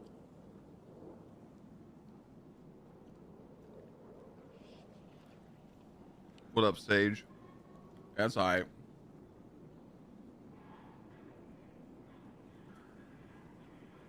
Thoughts on the video today? A lot of good stuff. We'll see if it provides content. What news? I don't know about the Cosmodrome one. I mean, this week there's a cheese. This week you just sit in the corner and just don't worry about it. I don't know. I don't know if I've ran. I think I've ran this strike once. Yeah, this is the one. Yeah, this is the one with the Cosmodrome where it drops that. It's in that one strike. This is the one where you sit in the back platform, right? This is the awful one. Yeah, this is the one that's shit. Lake of Shadows gets cooked. This gets cooked. Scarlet Keep's a really fun GM, but it's just going to absolutely get nuked. Inside Terminus, forget it. Lemon Arc's just going to... Warden of nothing, you know. I mean, dude, Lemon Arc is not even surged this week. It has nothing to do with overloads. Because there's no overloads this week. But Lemon Arc just cooks. It's fucking nuts. Bolt charge, baby. The next threat will come soon, Guardian. It should be double loot, double rep next week. So. If the hive may rise, yeah, this one's ass. I wonder what that says about us. I don't know how they do the rotation, really, but I could probably guarantee if they chose one of these, they're going to want people to farm Lake of Shadows for the new rocket sidearm instead of this one. So we'll see. We'll see what they pull. They could throw a screwball and it's fucking Warden of Nothing. We don't know. I don't think they're going to want people to farm this one, though, with the rocket sidearm, because this is probably the worst GM out of all of them. So we'll see what they do.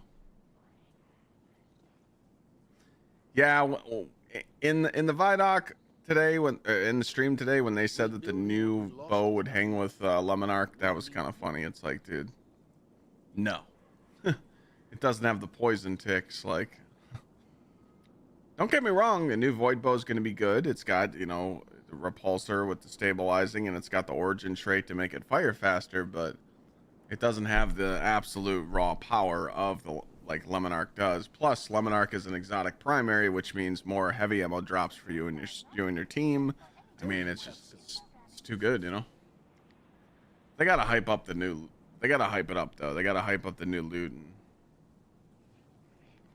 If the hive may rise again under the light, I wonder what. Yeah, the sidearm heavy burst is kind of cool. I'm not a fan of these, dude. I shot this thing for a little bit. I got like like the second best roll you can get on it. I forgot, like it's like Frenzy Dragonfly. It's aight. You can use Thunderlord with the Void Bow. I mean, you can, but Lemon Arc hits like Thunderlord. Lemon Arc literally, if you're using a bolt charge build, Lemon Arc hits like a fucking heavy. Ikora and I have our disagreements. You know. But we will always. Oh, what I was saying earlier. You guys remember what I was saying earlier? I would rather have this gun right here than a crafted corrective measure. This is why I think, you know, some people need to focus on farming rolls instead of just crafting a weapon. You know, so stuff like this in the game is really good.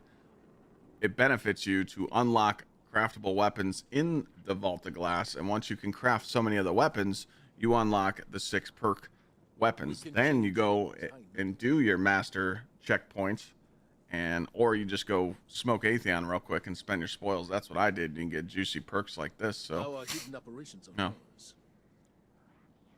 Act 2 is next week.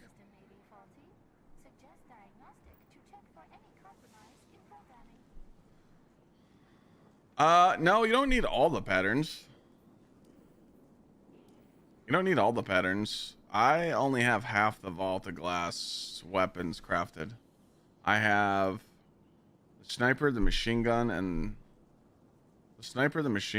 the Fatebringer.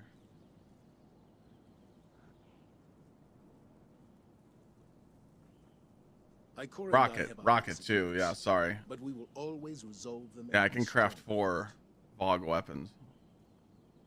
So.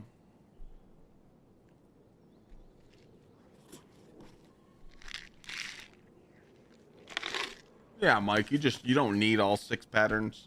You really don't, but I get what you're saying. But the community's had plenty of time to farm Vogue. Everyone always says it's an excuse. People tell you they can't do they can't do raids, they can't do dungeons because they don't have people to play with. That's a crock of shit.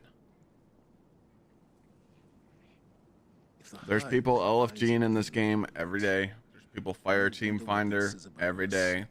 There's new players that have never done endgame. They're getting craftable weapons done. They're getting their loot. People just don't want to put in the effort.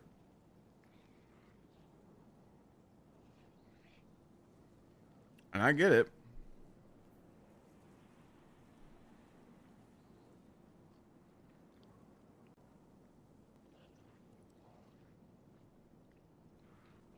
The problem is that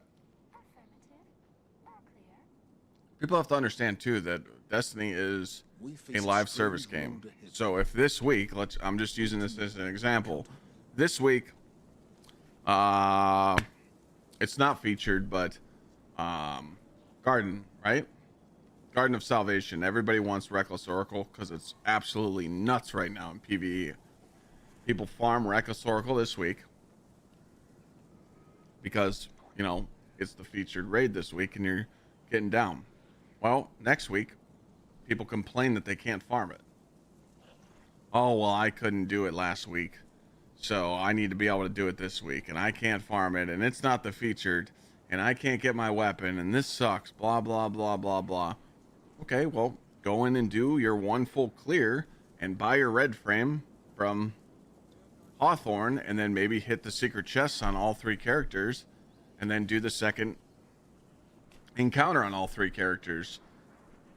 I crafted my Reckless Oracle when it wasn't the featured raid, because I just used my deep sight harmonizers on it because I knew the weapon was going to be good. It's the little effort like that. When a new raid or a new dungeon comes out, you should be farming the shit out of it or doing it, because right now people are signing on to the game and they're like, hey, who wants to do Last Wish, and who wants to do Triumph raids of these old raids, King's Fall, and no one's doing that shit, you know?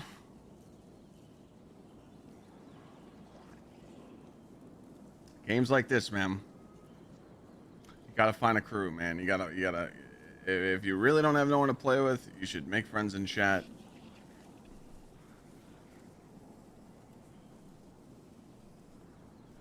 Make friends, hang out.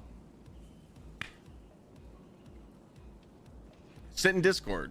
5 of you can sit in a Discord VC and not be playing Destiny at all, but you're homies, you're gaming homies. Then when it's time to turn the game on, you can play together. Like you gotta be social, man.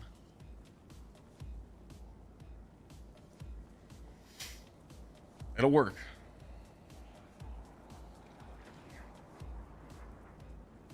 No, I was using Garden as an example. It's not Garden this week, no.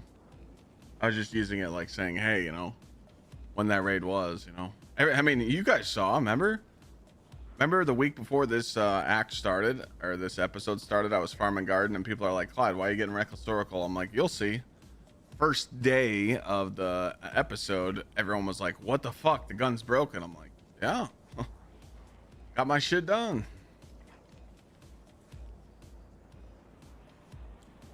Fortunately, your boomer status and all my gaming friends don't have time to game anymore.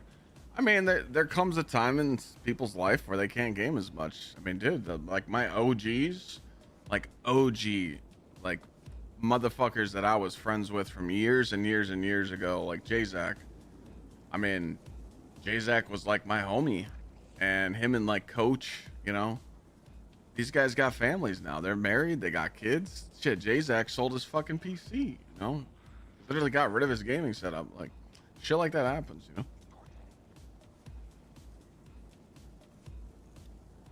People could find hours per week, per day to game. It's just, it's tough. And the reason why is, I mean, life hits you, you know? A lot of people nowadays just take life as a joke. They're like, this ain't shit. I can sit around and wait for the best thing to happen, you know? Nah. 2 years from now, they'll understand that they're fucked and they shouldn't have sat on their asses, and they should have had their priorities straight, you know? It's a lot of people have a lot of free time right now to game, you know?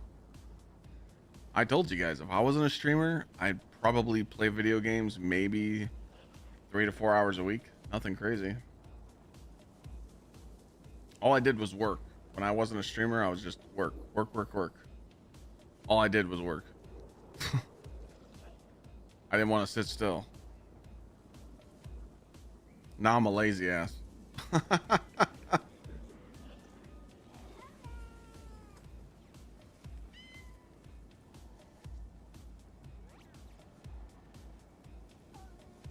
They do, Slam, they do. You thank the media for that.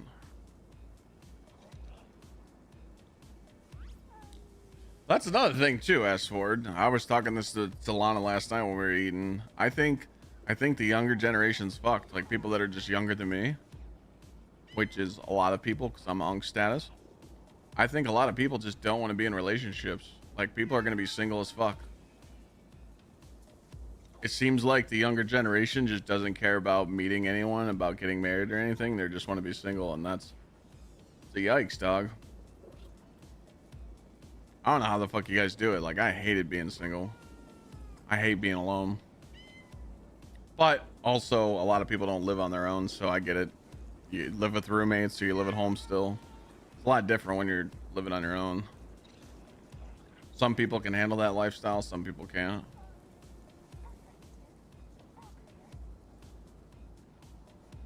Saw a stat today that 45% of 18 to 25-year-old men have never asked a girl out. I believe that. I 100% believe that.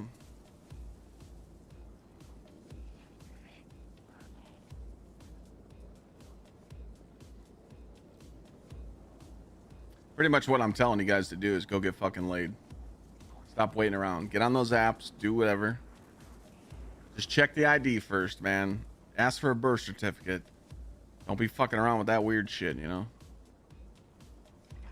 But, go get laid. Go do something.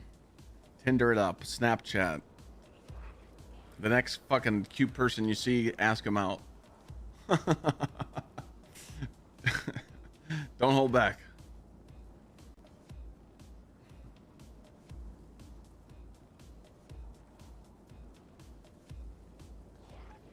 You're 23 with a career? That's impressive. When you buying the house?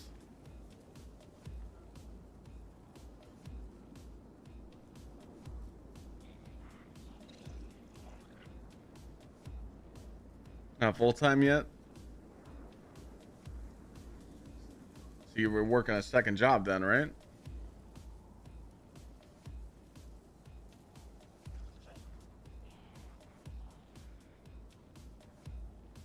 Looking for one?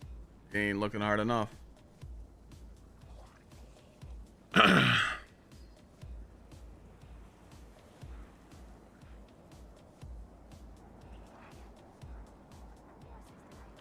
If I snapped my fingers and woke up tomorrow and I didn't have a job, I'd go work at McDonald's. Like, no cap. I'd work anywhere. I'd work at the worst place possible. You're an unk now? Bullshit. 22 engaged with 2 kids? Jesus Christ. That's a snap, like, life check. That young. Way to be, Smarty. Way to be.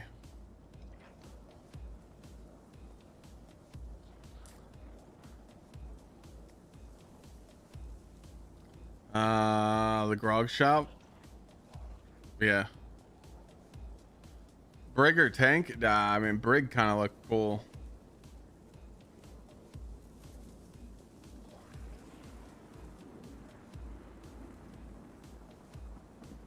There you go, Slap Fox.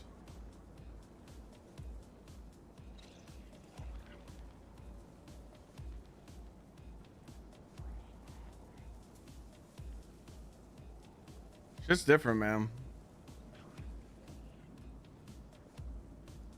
I don't know, man. It's just, I'm like worried for everybody.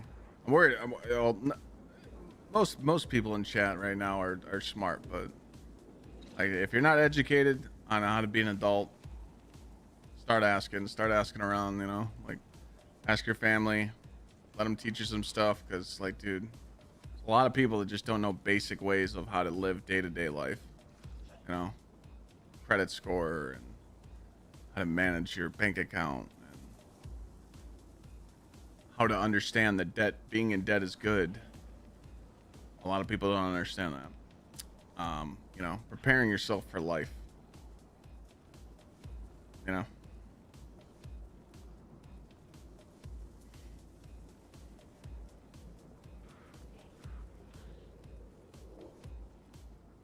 Work 6 days a week and still fit 35 plus hours of gaming, streaming as well.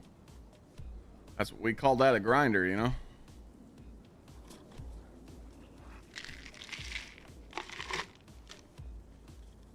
I respect that, Big Jill.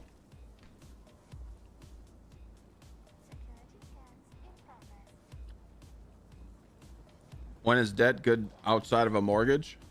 Well, there's one, mortgage, but 2, credit card debt is good for some people. The more you spend on a credit card, the higher your available balance could be. You can't just apply for a credit card and get $40,000 in available credit if you don't spend. Some credit cards will, but with shit perks, you know. in order for you to ask for a higher balance on your credit card, you need to have a monthly spending limit. Having a higher available balance on your credit card statements raises your credit score.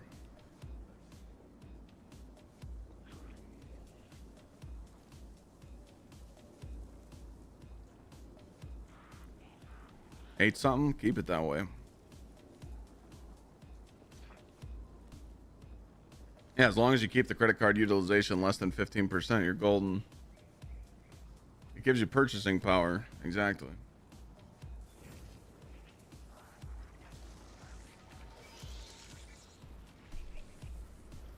Paying interest on cards is not the move. Use it and pay it off ASAP. There's a workaround around that. You pay it before your statement balance, before it posts, to avoid the interest. There's ways around everything. I get calls every month from my bank. Hey, is there a reason why you don't keep your balance and you pay it on a certain day? Yeah, because I don't like paying you guys fucking interest, you shitter. Bitch.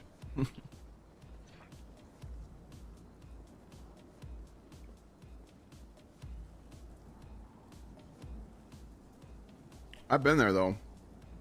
I was this close to filing bankruptcy because of a past relationship. I was there.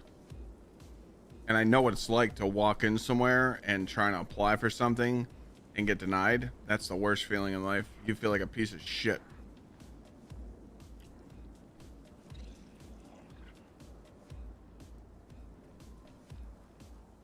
I'd have to check and see. Slammed. I might have 4 of these and 1 of these left. I'd have to look.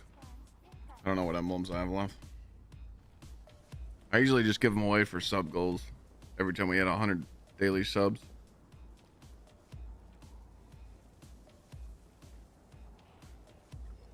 We're at 38. Went through a chapter 7, 8 years ago. Oof. Doing highlights of the live stream. I missed it. Yeah, I made like clips and stuff earlier.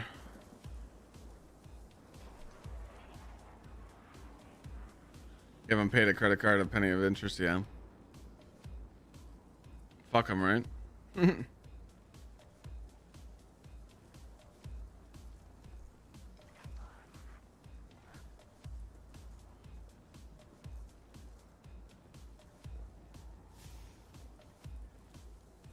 It also depends like what you're using them on too. Like I'm always looking at the 5% cash back stuff. It's crazy how much these credit card companies like bait you now. You just open up the app and they're like, oh, go spend here and go spend here and you get these perks. You're like, motherfucker.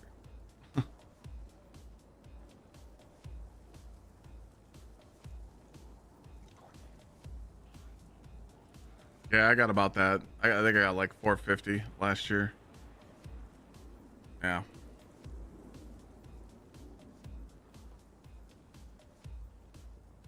That's the only like debt on record I have pretty much is credit cards. I mean, obviously I lease my truck, but you know, I do the lease trick. You guys want to know how bad it is for me? I'm coming up on 2 years and 4 months of having my truck. My truck only has 9,000 miles on it. That's how much I drive. Not much, right? They're already calling me and they're like, hey, 6 months to your lease is up. I'm like, well, really, it's like, you know, 8, but you know, they're like, oh, you know, can we get you in a new vehicle? And I emailed them back. I said, no, I'm going to buy this truck from you guys and you're going to overpay to buy it back because it has such low miles. So when my lease is a month from being up, I go to the dealership and I tell them, hey, let me buy it out from you and then you're going to buy it back.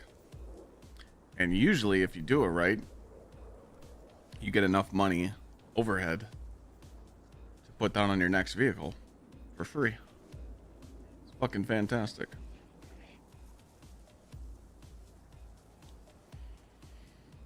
I don't know though.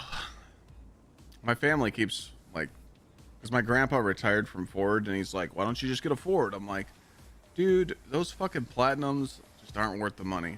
And I don't think I can ever not drive a Denali now. I got spoiled with the Denali. Truck's nice. I love the interior. I can't get like a lifted, you know. I can't get like a lifted Ford truck. It won't fit in my garage. Like, I refuse to park my car in the driveway.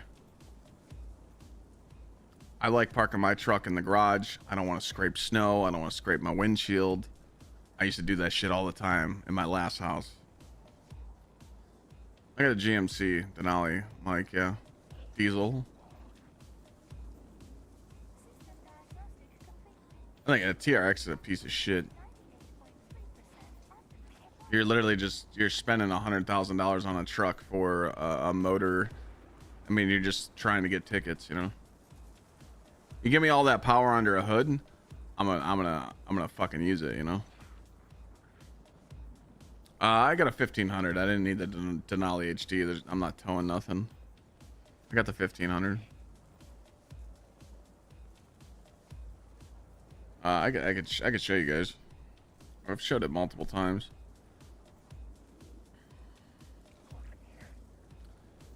A friend did that, bought his lease from Kia and sold the car to Carvana and pocketed $9,000 on the transaction. Fuck yeah, dude. Fuck these motherfuckers.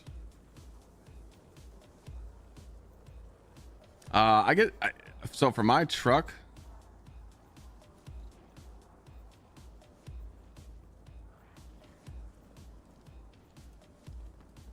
hold on a second.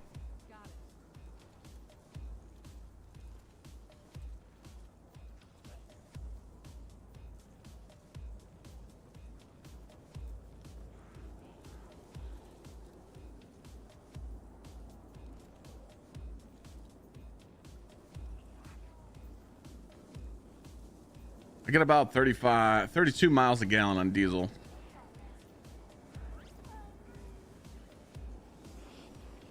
Can't go wrong. And I buy my fuel with shopping perks, like fuel perks.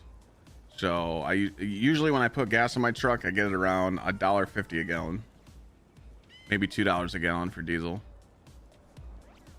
So it's pretty free.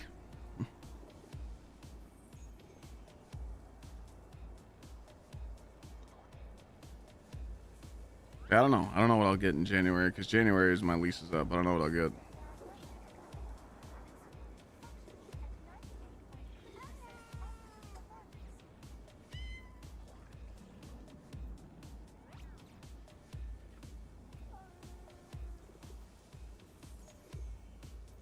Where in the fuck is this picture?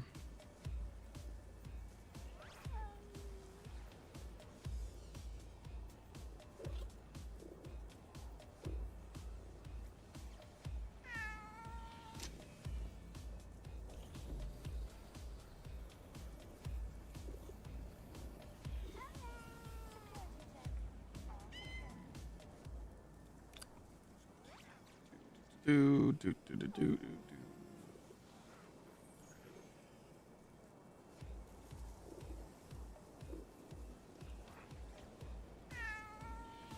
I thought I had it favored. I know Chad always asks. Oh.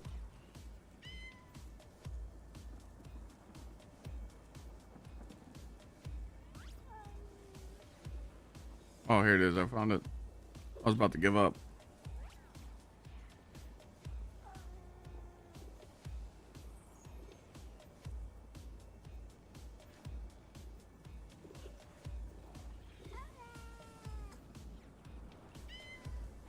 These guys are jamming.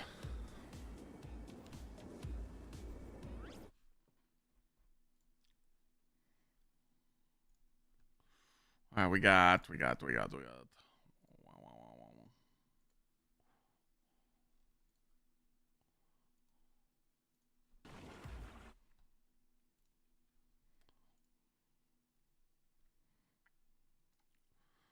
It's the whip.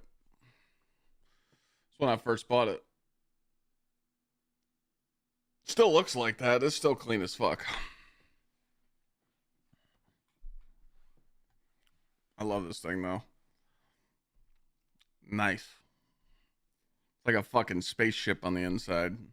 Only thing it doesn't come with is a fucking beach. These guys are jamming.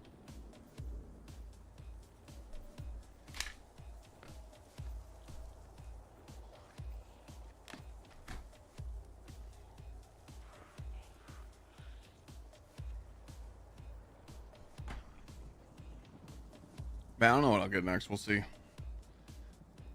I'm gonna bait them too, because my lease is up in January, so I'm gonna go to the dealership in December, and I'm gonna be like, "You guys want to make this deal? Yes, you do."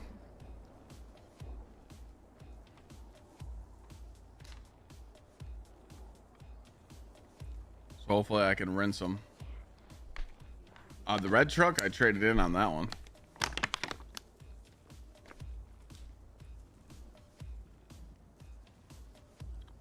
Yeah. I know the salt destroys your trucks and cars, yeah.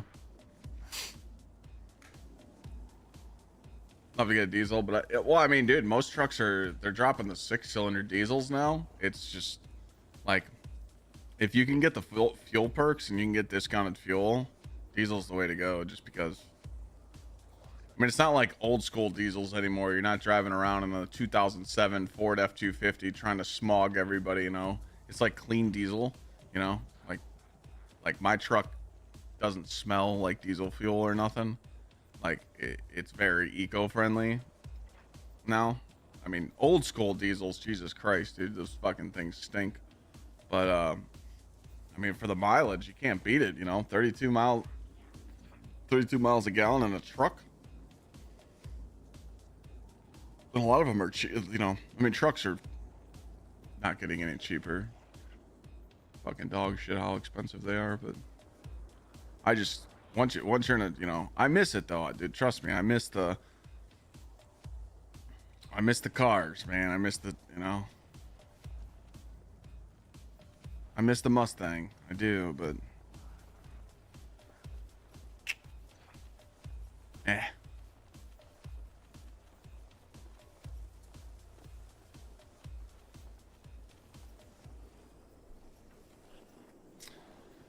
all right, I think the yap session has been long enough. We've been yapping for a long time.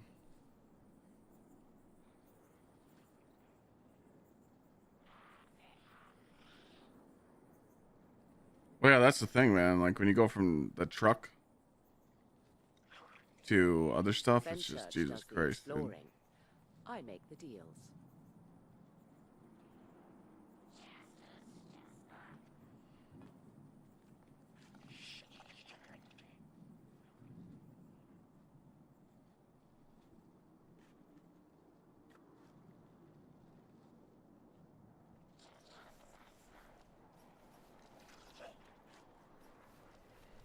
All right, John Guardian, what's up, bud?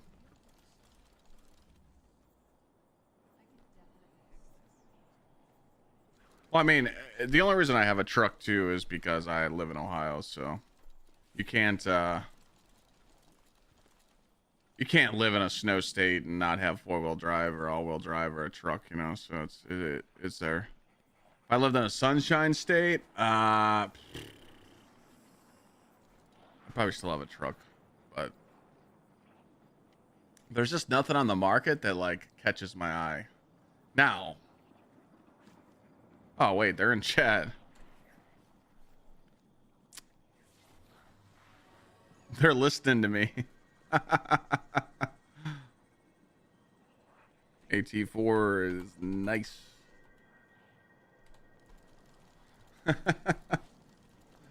AT4s are nice.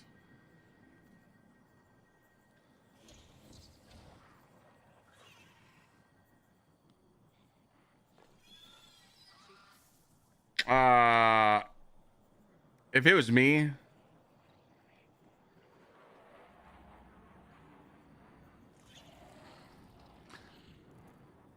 I either go with a new gen Camaro, like a ZL1, and make it like a Batmobile, but again, that's just too fucking expensive. you'd save money and just be able to buy yourself a classic like a Chevelle.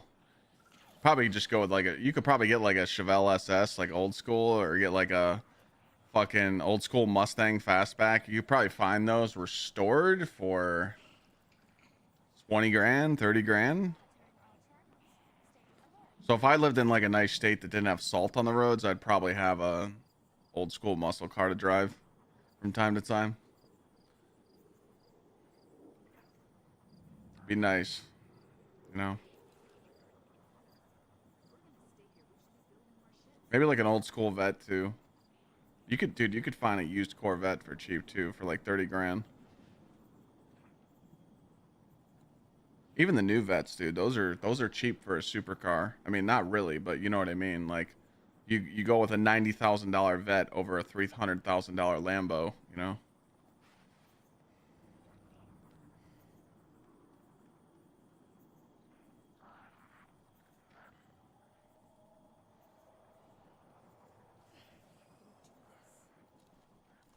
Yeah, you can get some gnarly deals at auctions, but you can also get ran up in price. Repo auctions. I mean, back in my young days, dude, I used to do some flipping, you know.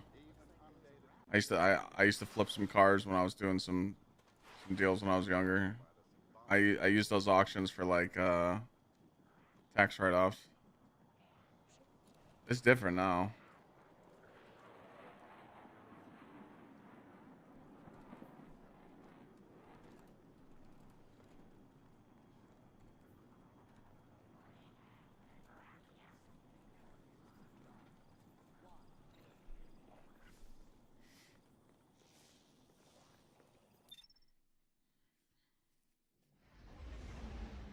I have more fun just talking about this bullshit than playing video games with you guys.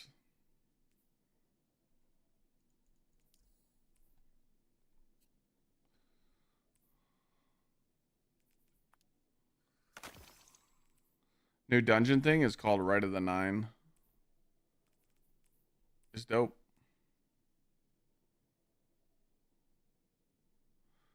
Yeah, I'd love a Fox. I'd love an old school GT350. Obviously, you know, motherfucker.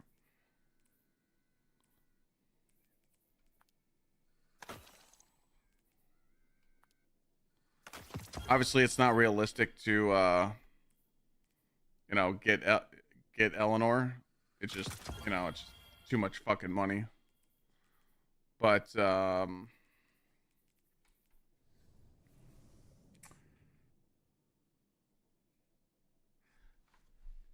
personally, I'd love like a 2009 Cobra with a Terminator motor. Those Terminator motors were fucking disgusting. Slap a whiffle on it, call it a day. Have that bitch fucking singing to me, dude. You know? Wouldn't cost a lot.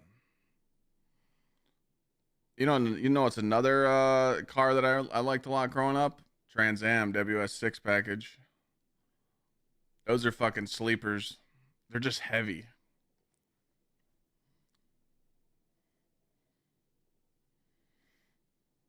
I thought they stopped making the Chargers.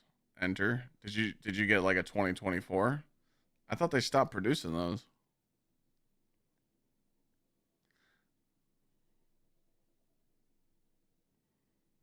I don't think there's nothing wrong with Chargers. I mean, I think you're getting your bang for your buck. I just think the insurance goes crazy on them for no reason. But if you get like a sick one, you know, gotta get the supercharger.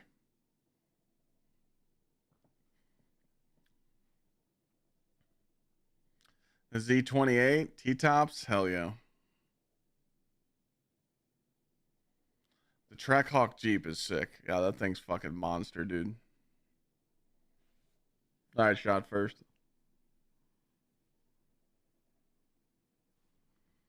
Oh, 2021. Got it. There you go. Yeah.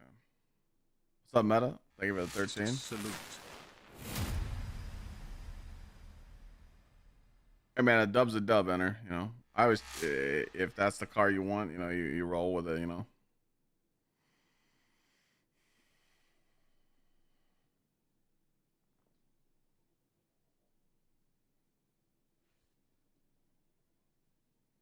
long as you don't get rinsed.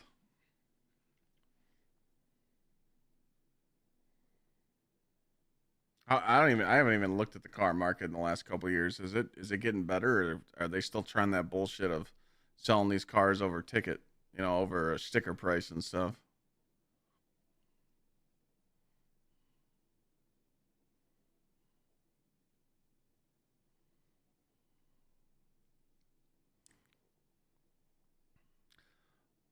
Still over? Yeah, the tariffs made it worse. Yeah. That's another reason to pay attention to your credit, though, because when you can walk into a dealership and be like, look, I don't have to fill out no credit app. I'm a fucking 800 score. You're going to do whatever I tell you to do. They'll shut the fuck up. Okay, sir, what would you like? Would you like the ball dry? Would you like the Spinner 3000? How about the old fan favorite, the old rub and tug? They'll suck your dick. Like, I don't want to hear your shit. Go get your manager. He's the one that's going to wheel and deal for you anyway because you can't fucking close. Go get the manager over here. Show me the numbers on the paper. Well, let's do that. No. I mean, I used to sell cars, so I know the shit, Number one rule in a car deal too, do not ever tell them how much money you want your payment to be, how much money you got to put down, and never mention a trade. After you get that number on paper that you want, like, oh, 30,000 for this car looks good. Did I mention I have a trade? Oh, you do? Well, that changes it. No, we locked that 30,000 in already. Now let's talk about the trade I got. Because they'll fuck you if they know, like, they're an asshole,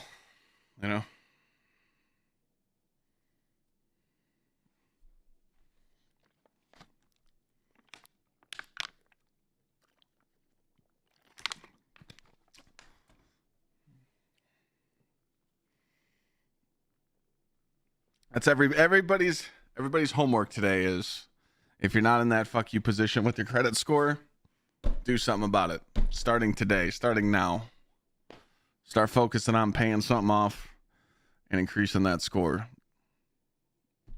Because a few years from now, when you got that fuck you position score, hopefully I'm still doing this shit at Boomer Status. You'll be like, Clyde, hey man, a few years ago you told me to get my score up and I just bought a brand new house. Thank you. And I didn't get fucked. I don't have 12% interest. Well, that's great, Timmy. Although in 10 years, house interest rates might be at 12%. Who knows? That'd be scary. What a time. I'm still pissed that I missed I missed that 3% window by 12 days. When they looked at me when he called me on the phone, he's like, dude, this is probably one of the hardest phone calls to make. I'm like, why? He's like, dude, I can't lock you in at 3% interest because you missed closing by 12 days. Your closing date's too far away for the bank. I'm like, are you fucking shitting me? So I locked it in at 4.5. I was mad as fuck. I think rates right now are 7.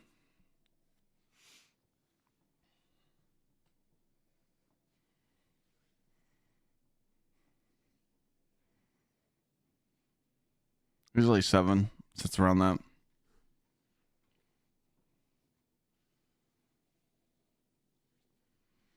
Paid $3,000 last year to fix mine. Had 48 negatives. I bet you you're starting to see the difference though. A year later. I don't think we'll see another 3% window, but we might get a 4% here. If that happens, we just refinance, call it a day.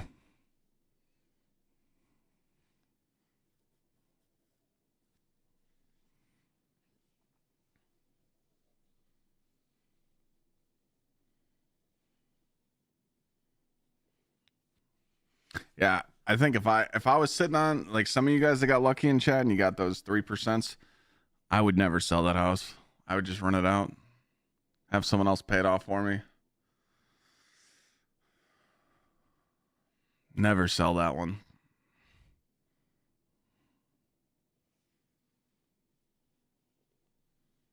So I got this one. Everyone's like, you guys remember when I was talking about buying my house? They're like, Clyde, don't do it. Don't buy the cookie cutter Ryan home. I'm like, dude, you guys are dumb. Like, this is what everybody's buying now. They're like set up for families, And the way that I picked the rooms and I picked the house the way I wanted it to be, it's set up for the perfect family. So as soon as I get the urge to want to move, I'll just fucking sell this bitch, take the equity, and build my forever home, you know? One thing that sucks about building a new house is that you got to get your yard installed. I had to get the fence installed. I want to buy a house that already has a perfect backyard. They got the stone down. They got the jacuzzi. They got the walkways, and maybe have a pool. Maybe they don't, but the landscape's fucking nice, and I don't have to worry about it. Like my yard is just a fence and grass and a patio that's stamped. I'm like, yo, I want the cool backyard, but I don't want to build it. I mean, I couldn't rent this house out. Who the fuck's gonna pay? Are people really paying like over $2,000 a month to rent a house? No way, right?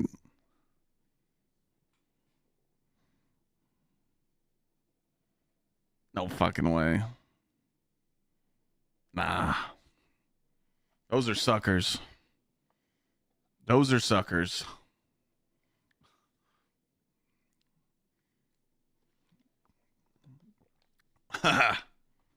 Those are bozos, dude. What the fuck? Yeah, you can get a mortgage payment for half that.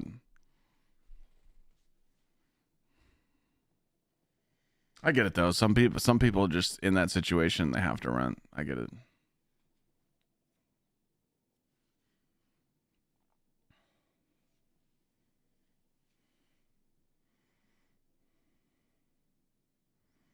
Some people like it though. I mean, think about it. Some people just rent because they don't want that 30-year mortgage over their head. I get it.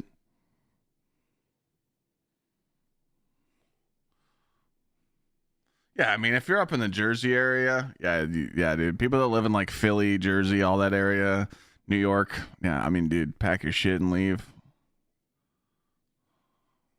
California, Florida, pack your shit, dog. There's no reason to stay there.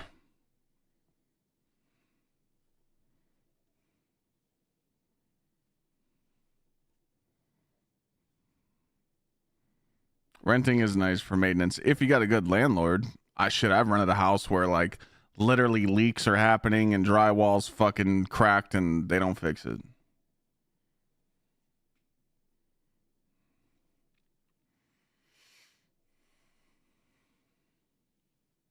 My buddy lives in San Francisco, and him and his wife are moving out here. They're moving to Illinois. Or Indiana. They're moving to Indiana. And he bought his house in California at $280,000. I think I was just talking. Let me see.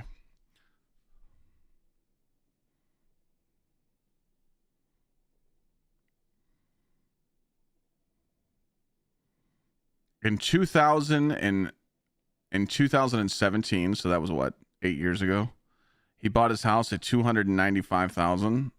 He's now selling it on the market for $850,000 to $900,000. That's fucking insane, dude. An 8-year flip? What the fuck, dog? So he's gonna take that. He's moving to Indiana, and he's gonna buy 3 houses. He's gonna buy one that his family lives in. The other 2 are just flip properties.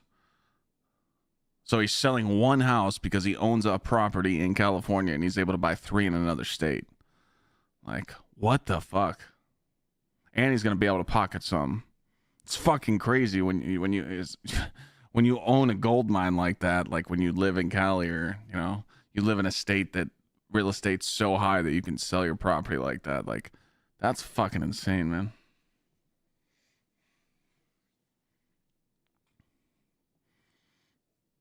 So yeah, if I owned property in Cali in some of those areas, I would definitely rent them out. Never sell, but the fact that you could just sell your property and go buy 2 or 3 houses is,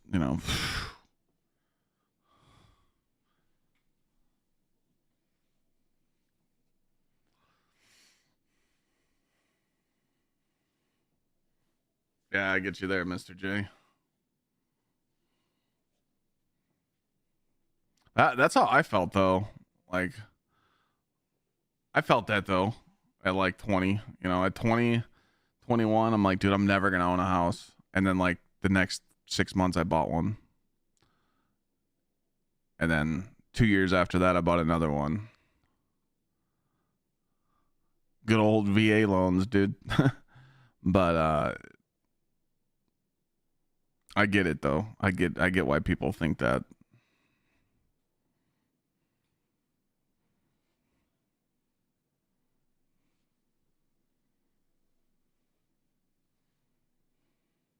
Yeah, that's insane, jail.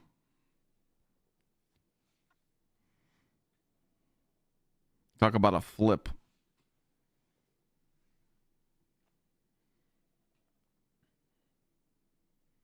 I mean, dude, it's like, look at Pokemon cards now. What the fuck? We used to bend those as a kid. Now they're selling for hundreds of thousands, $1 million. Like, what the fuck? Look at shoes. I mean, dude, shoes are meant to be worn and meant to be busted up, but, you know, crazy. Like, graphics cards, PS5s, Xboxes, PCs, fucking sports memorabilia, Star Wars memorabilia, you name it, you know? Just need a better full-time job? Nah, man. Just go work a side hustle. Dude, I'm telling you. Olive Garden part-time back in the day, I used to clear a couple $100 a week, and I'd only work like 3 days a week. Bartending, serving, dick sucking. There's a hustle out there for everybody, you know?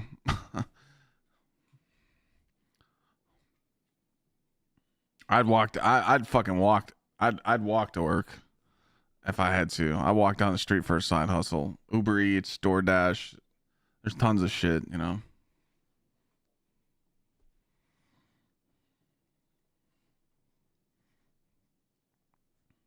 I always had the mentality of, if my job sucks and my pay sucks, I would just go find a new job, but I wouldn't quit that one until I found something new. As soon as I had a start date at the new one, let's say I started Friday, I'd quit the previous job on Thursday. I'd be like, hey, I'm out, you know? And then I go to my new job the next day, you know? Like, that was it. And I did that a lot. Like, I moved around a lot. My resume was dog shit. Like, I moved around a lot because I always wanted to go the next best thing. I didn't give a fuck if it paid $1 more an hour. I was gone. I was chasing it, you know? Because I'm like, dude, I don't want to fucking be broke, you know? I know what it was like. Like, dude, I used to get my paychecks and I'd go to the check cashing place and I'd have to give them my money because I took out a previous loan the previous week. And then guess what? After I paid the loan back, I had to do it again because I didn't have no money for the week. I used to put myself in shit scenarios, man, because I was too stubborn. I didn't want to go back home. Like, you know, I left. And I was like, hey, I'm never going to go back. You know, I don't need to. I can survive on my own. Stubborn as fuck. Stubborn as fuck. That's why now, if you live at home, it's like start paying your rent. Like if you had rent, like if you live at home rent free, you don't have to pay shit. Start throwing $750 a month into a bank account. Like you are paying a mortgage to see what it's like. To see if you can swing it. And if you can't, find a way to get there. If you do that for a year, so you do it for 10 months, that's $7,000. You do it for a year, it's $8,400. So if you do that for the next 2 years, you save $16,000. That's crazy, right? That's a down payment on a house. It's that quick. You could do it that quick. People just don't want to do it.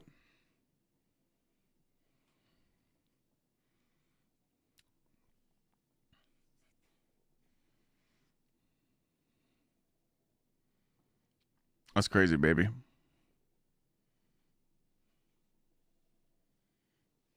Nah, eating out's bad. It's nice, though. I'm still on no bread, so...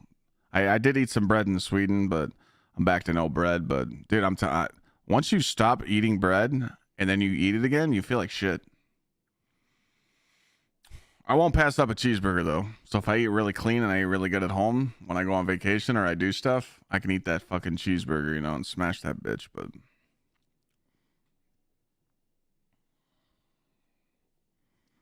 It's easy to eat the nasty shit. Yeah, soda. No, I don't drink soda no more. I'll have a Diet Coke when I'm out. I like diet. Lana's been having me try these Opie sodas or something. They're like healthy soda. It's called like Opie soda. I was talking about this a couple weeks ago. I forgot what the fuck they're called, but they're good. Poppy? Is that what they are? Yeah, they're good. Like the Olipop. Yeah, Olipop. No, it's Olipop. That's what Newman said. So yeah, I drink the root beer one, and she tries the other flavors, Ridge something. But those aren't bad. But again, I'm like on strict right now. Right now, I just water, Celsius, Gamer Sups, cranberry, orange juice. That's it. That's all I drink.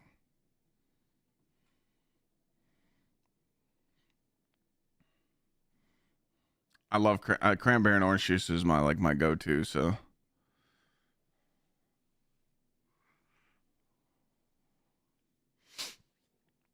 but I do gotta watch my sugar. It's just like it's kind of pairing me out because like I just went to the doctor and got all the routine checks.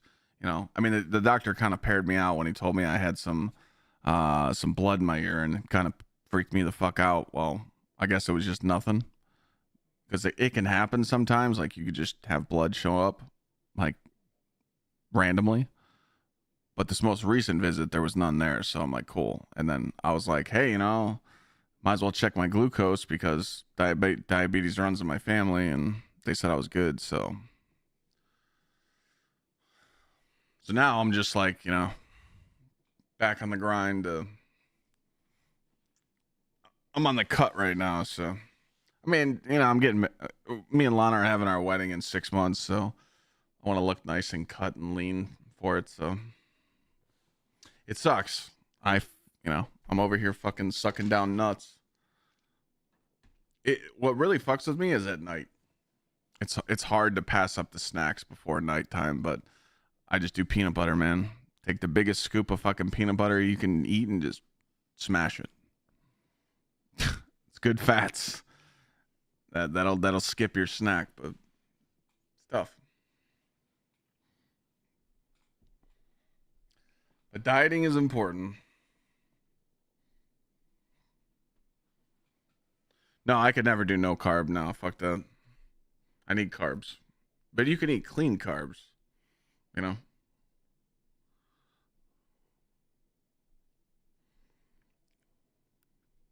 don't want to put myself into ketosis. Fuck that. I watch Glad do that, and I watch him break keto. It fucks you up. Like you're like dead for a day. Your body's just.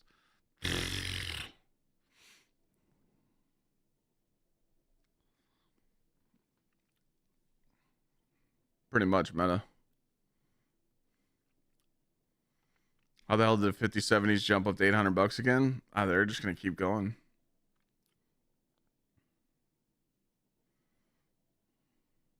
If anyone's interested in the 4090 Strix I got, shoot me a DM. I can't find the guy that wanted to buy it from me. That day I was streaming, I don't know why I didn't write down his name, but I talked to Power 2 nights ago, so he'll be building my new game rig this week.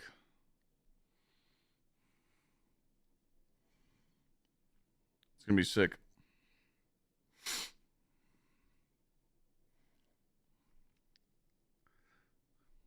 Zareth, thank you for the prime. It was Mr. 216 or something? It had 216 in his name, 100%.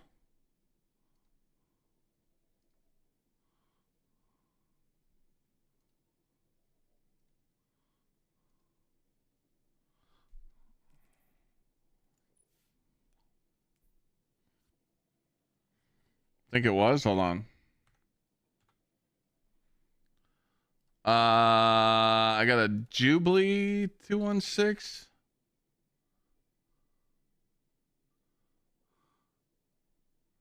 There's a lot of 216s in chat. I think there's only about 3, maybe 4 users that have hours in my chat with the name of 216. I gotta find this guy.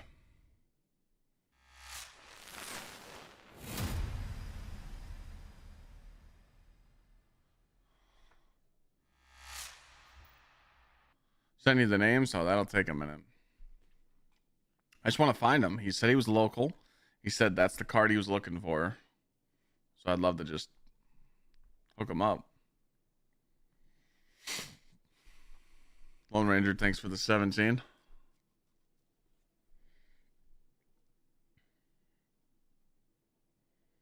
Yeah, well, Tofi was looking through my VODs. And we were trying to find him. We don't remember what day that was, though.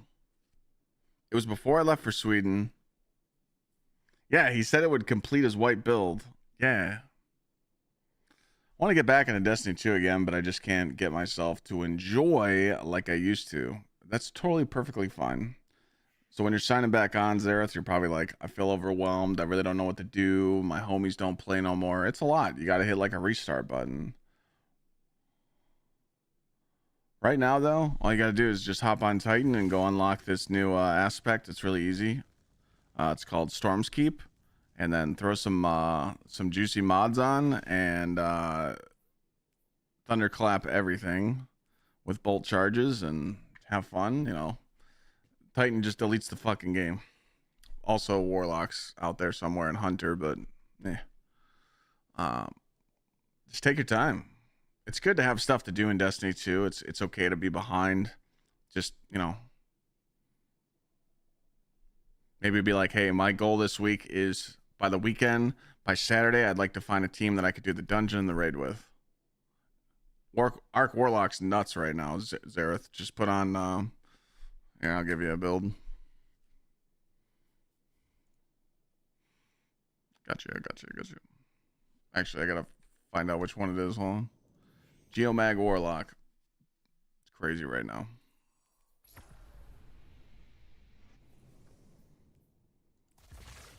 You're gonna be using the new Ionic Sentry. This thing's nuts. Delicate Tomb's really nice. Forbearance is really good with it, but let me see what loadout this is.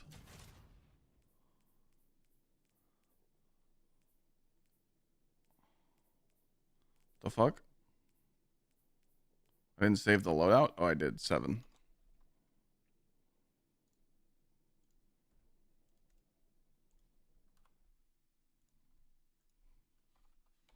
Here you go.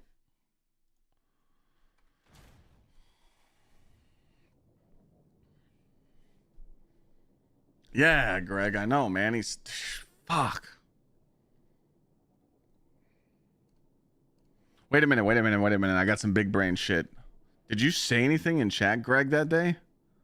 About the graphics card? Because I could check your logs.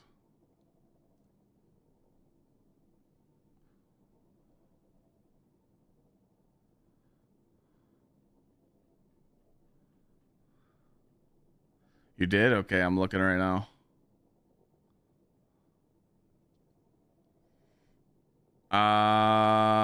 When did I leave for Sweden? 17th. On the 13th, you said you wanted to meet lunch with Cable. Jerk him off.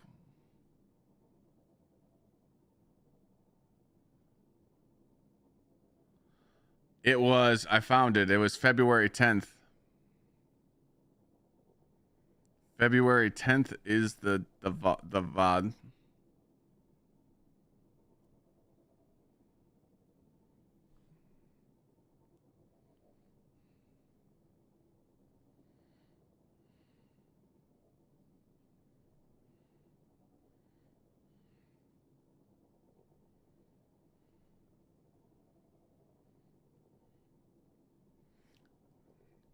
Yeah, because he was talking about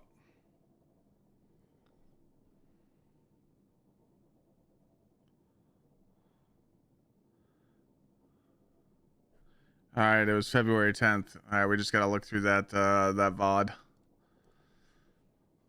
All right, I'm done yapping. I've been yapping too much. Lone Ranger Zero, thank you. Let's. Oh shit! Chat. Look what time it is.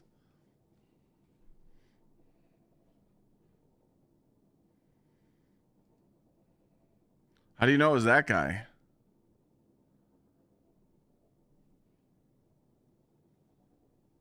Really? It was him? And it doesn't exist?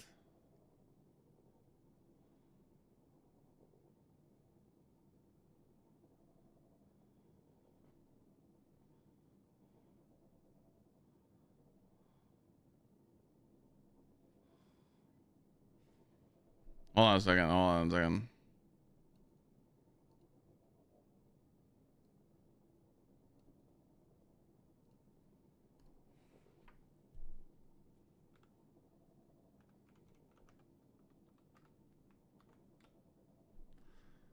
Yeah, no user matching that login. So maybe he changed his name.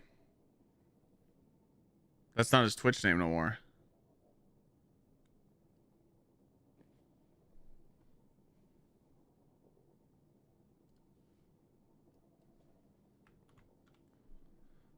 He is 59 hours deep. 59 hours of watch time. In my chat.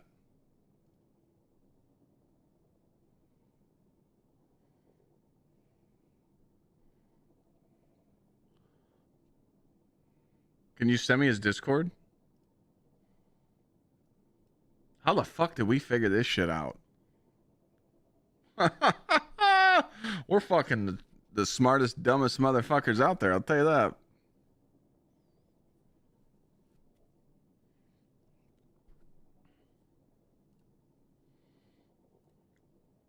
Is this him, the sheriff guy? That's him?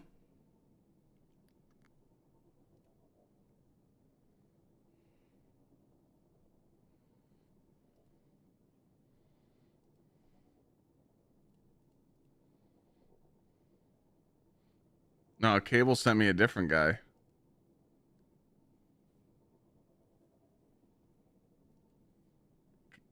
Cable sent me a different guy. You sent me his actual username? Oh, okay. So which one do I DM? The one that VC sent me?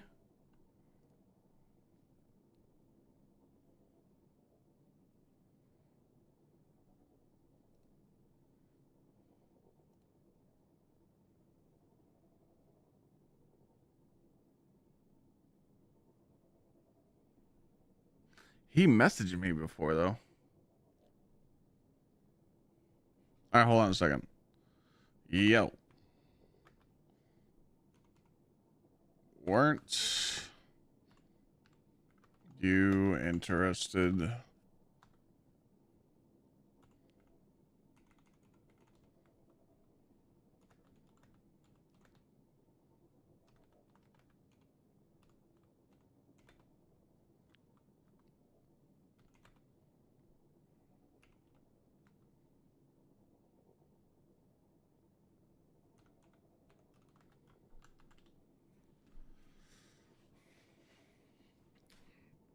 We're going to message him. If he answers and he buys it, giveaways for chat.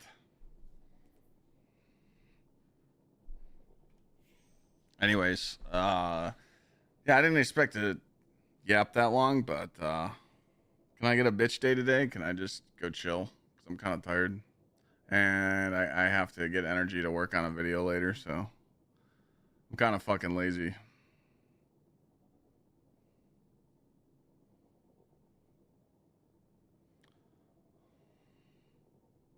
I sent the black one back, committee, to get the white one.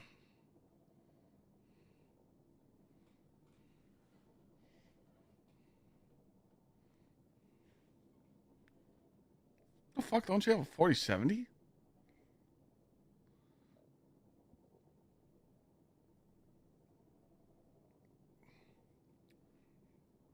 Go outside for a bit? Nah, man, I'm literally like Sleepy Joe. I'm tired. 3070. It's something 70. All right, yeah, you're good. Yeah, I'm gonna go chill. I'm honestly probably gonna take a nap for like 2 hours. I'm cooked. I don't know why. Today I was just really, really tired. I'm in really relaxed mode too because today was the first day at the chiropractor in over 2.5 weeks, and they fucked me up. Hit all the nerves and shit, and opened up my vertebrae. So I'm like, you know. Now we'll do some more Monster Hunter. I got you guys. Chan, thank you for the Prime for 8 months. But yeah, I made enough clips for the editors to stay busy, so we're good there.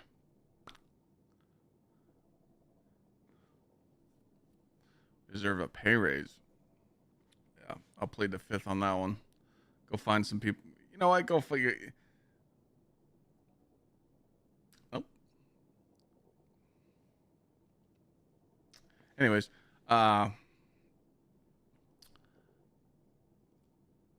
I'm gonna go chill. I'm gonna go take a little power nap.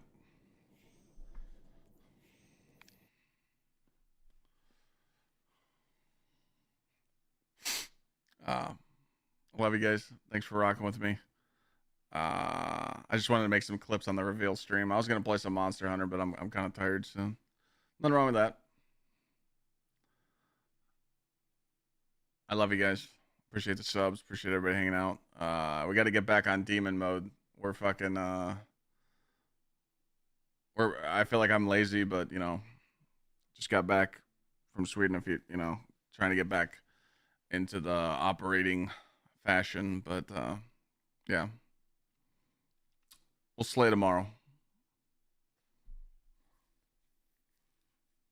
I've just been tired, man. Like I've literally been exhausted every day, so. But I appreciate you guys tuning in. Tomorrow we'll grind out and get back to it. Yep. Hate to dip out early though, but again, I'm just when the energy levels aren't there, I don't want to not be entertaining, So go chill, do some stuff. I got a lot of work stuff to do, so I'm still working on my taxes. Yay. It's gonna take me like at least 2 to 3 more days to do this shit. It's ass. So I'm gonna go get a snack. I'm gonna go sit on my couch and I'm gonna go watch some TV or something. Thank you guys for hanging out with me though. I'll see you guys tomorrow. We'll do I don't know. Maybe we'll play some Destiny 2. I don't know. I want to play more Monster Hunter, so there's really nothing going on in Destiny right now. So Committee said to roast him on stream. I didn't.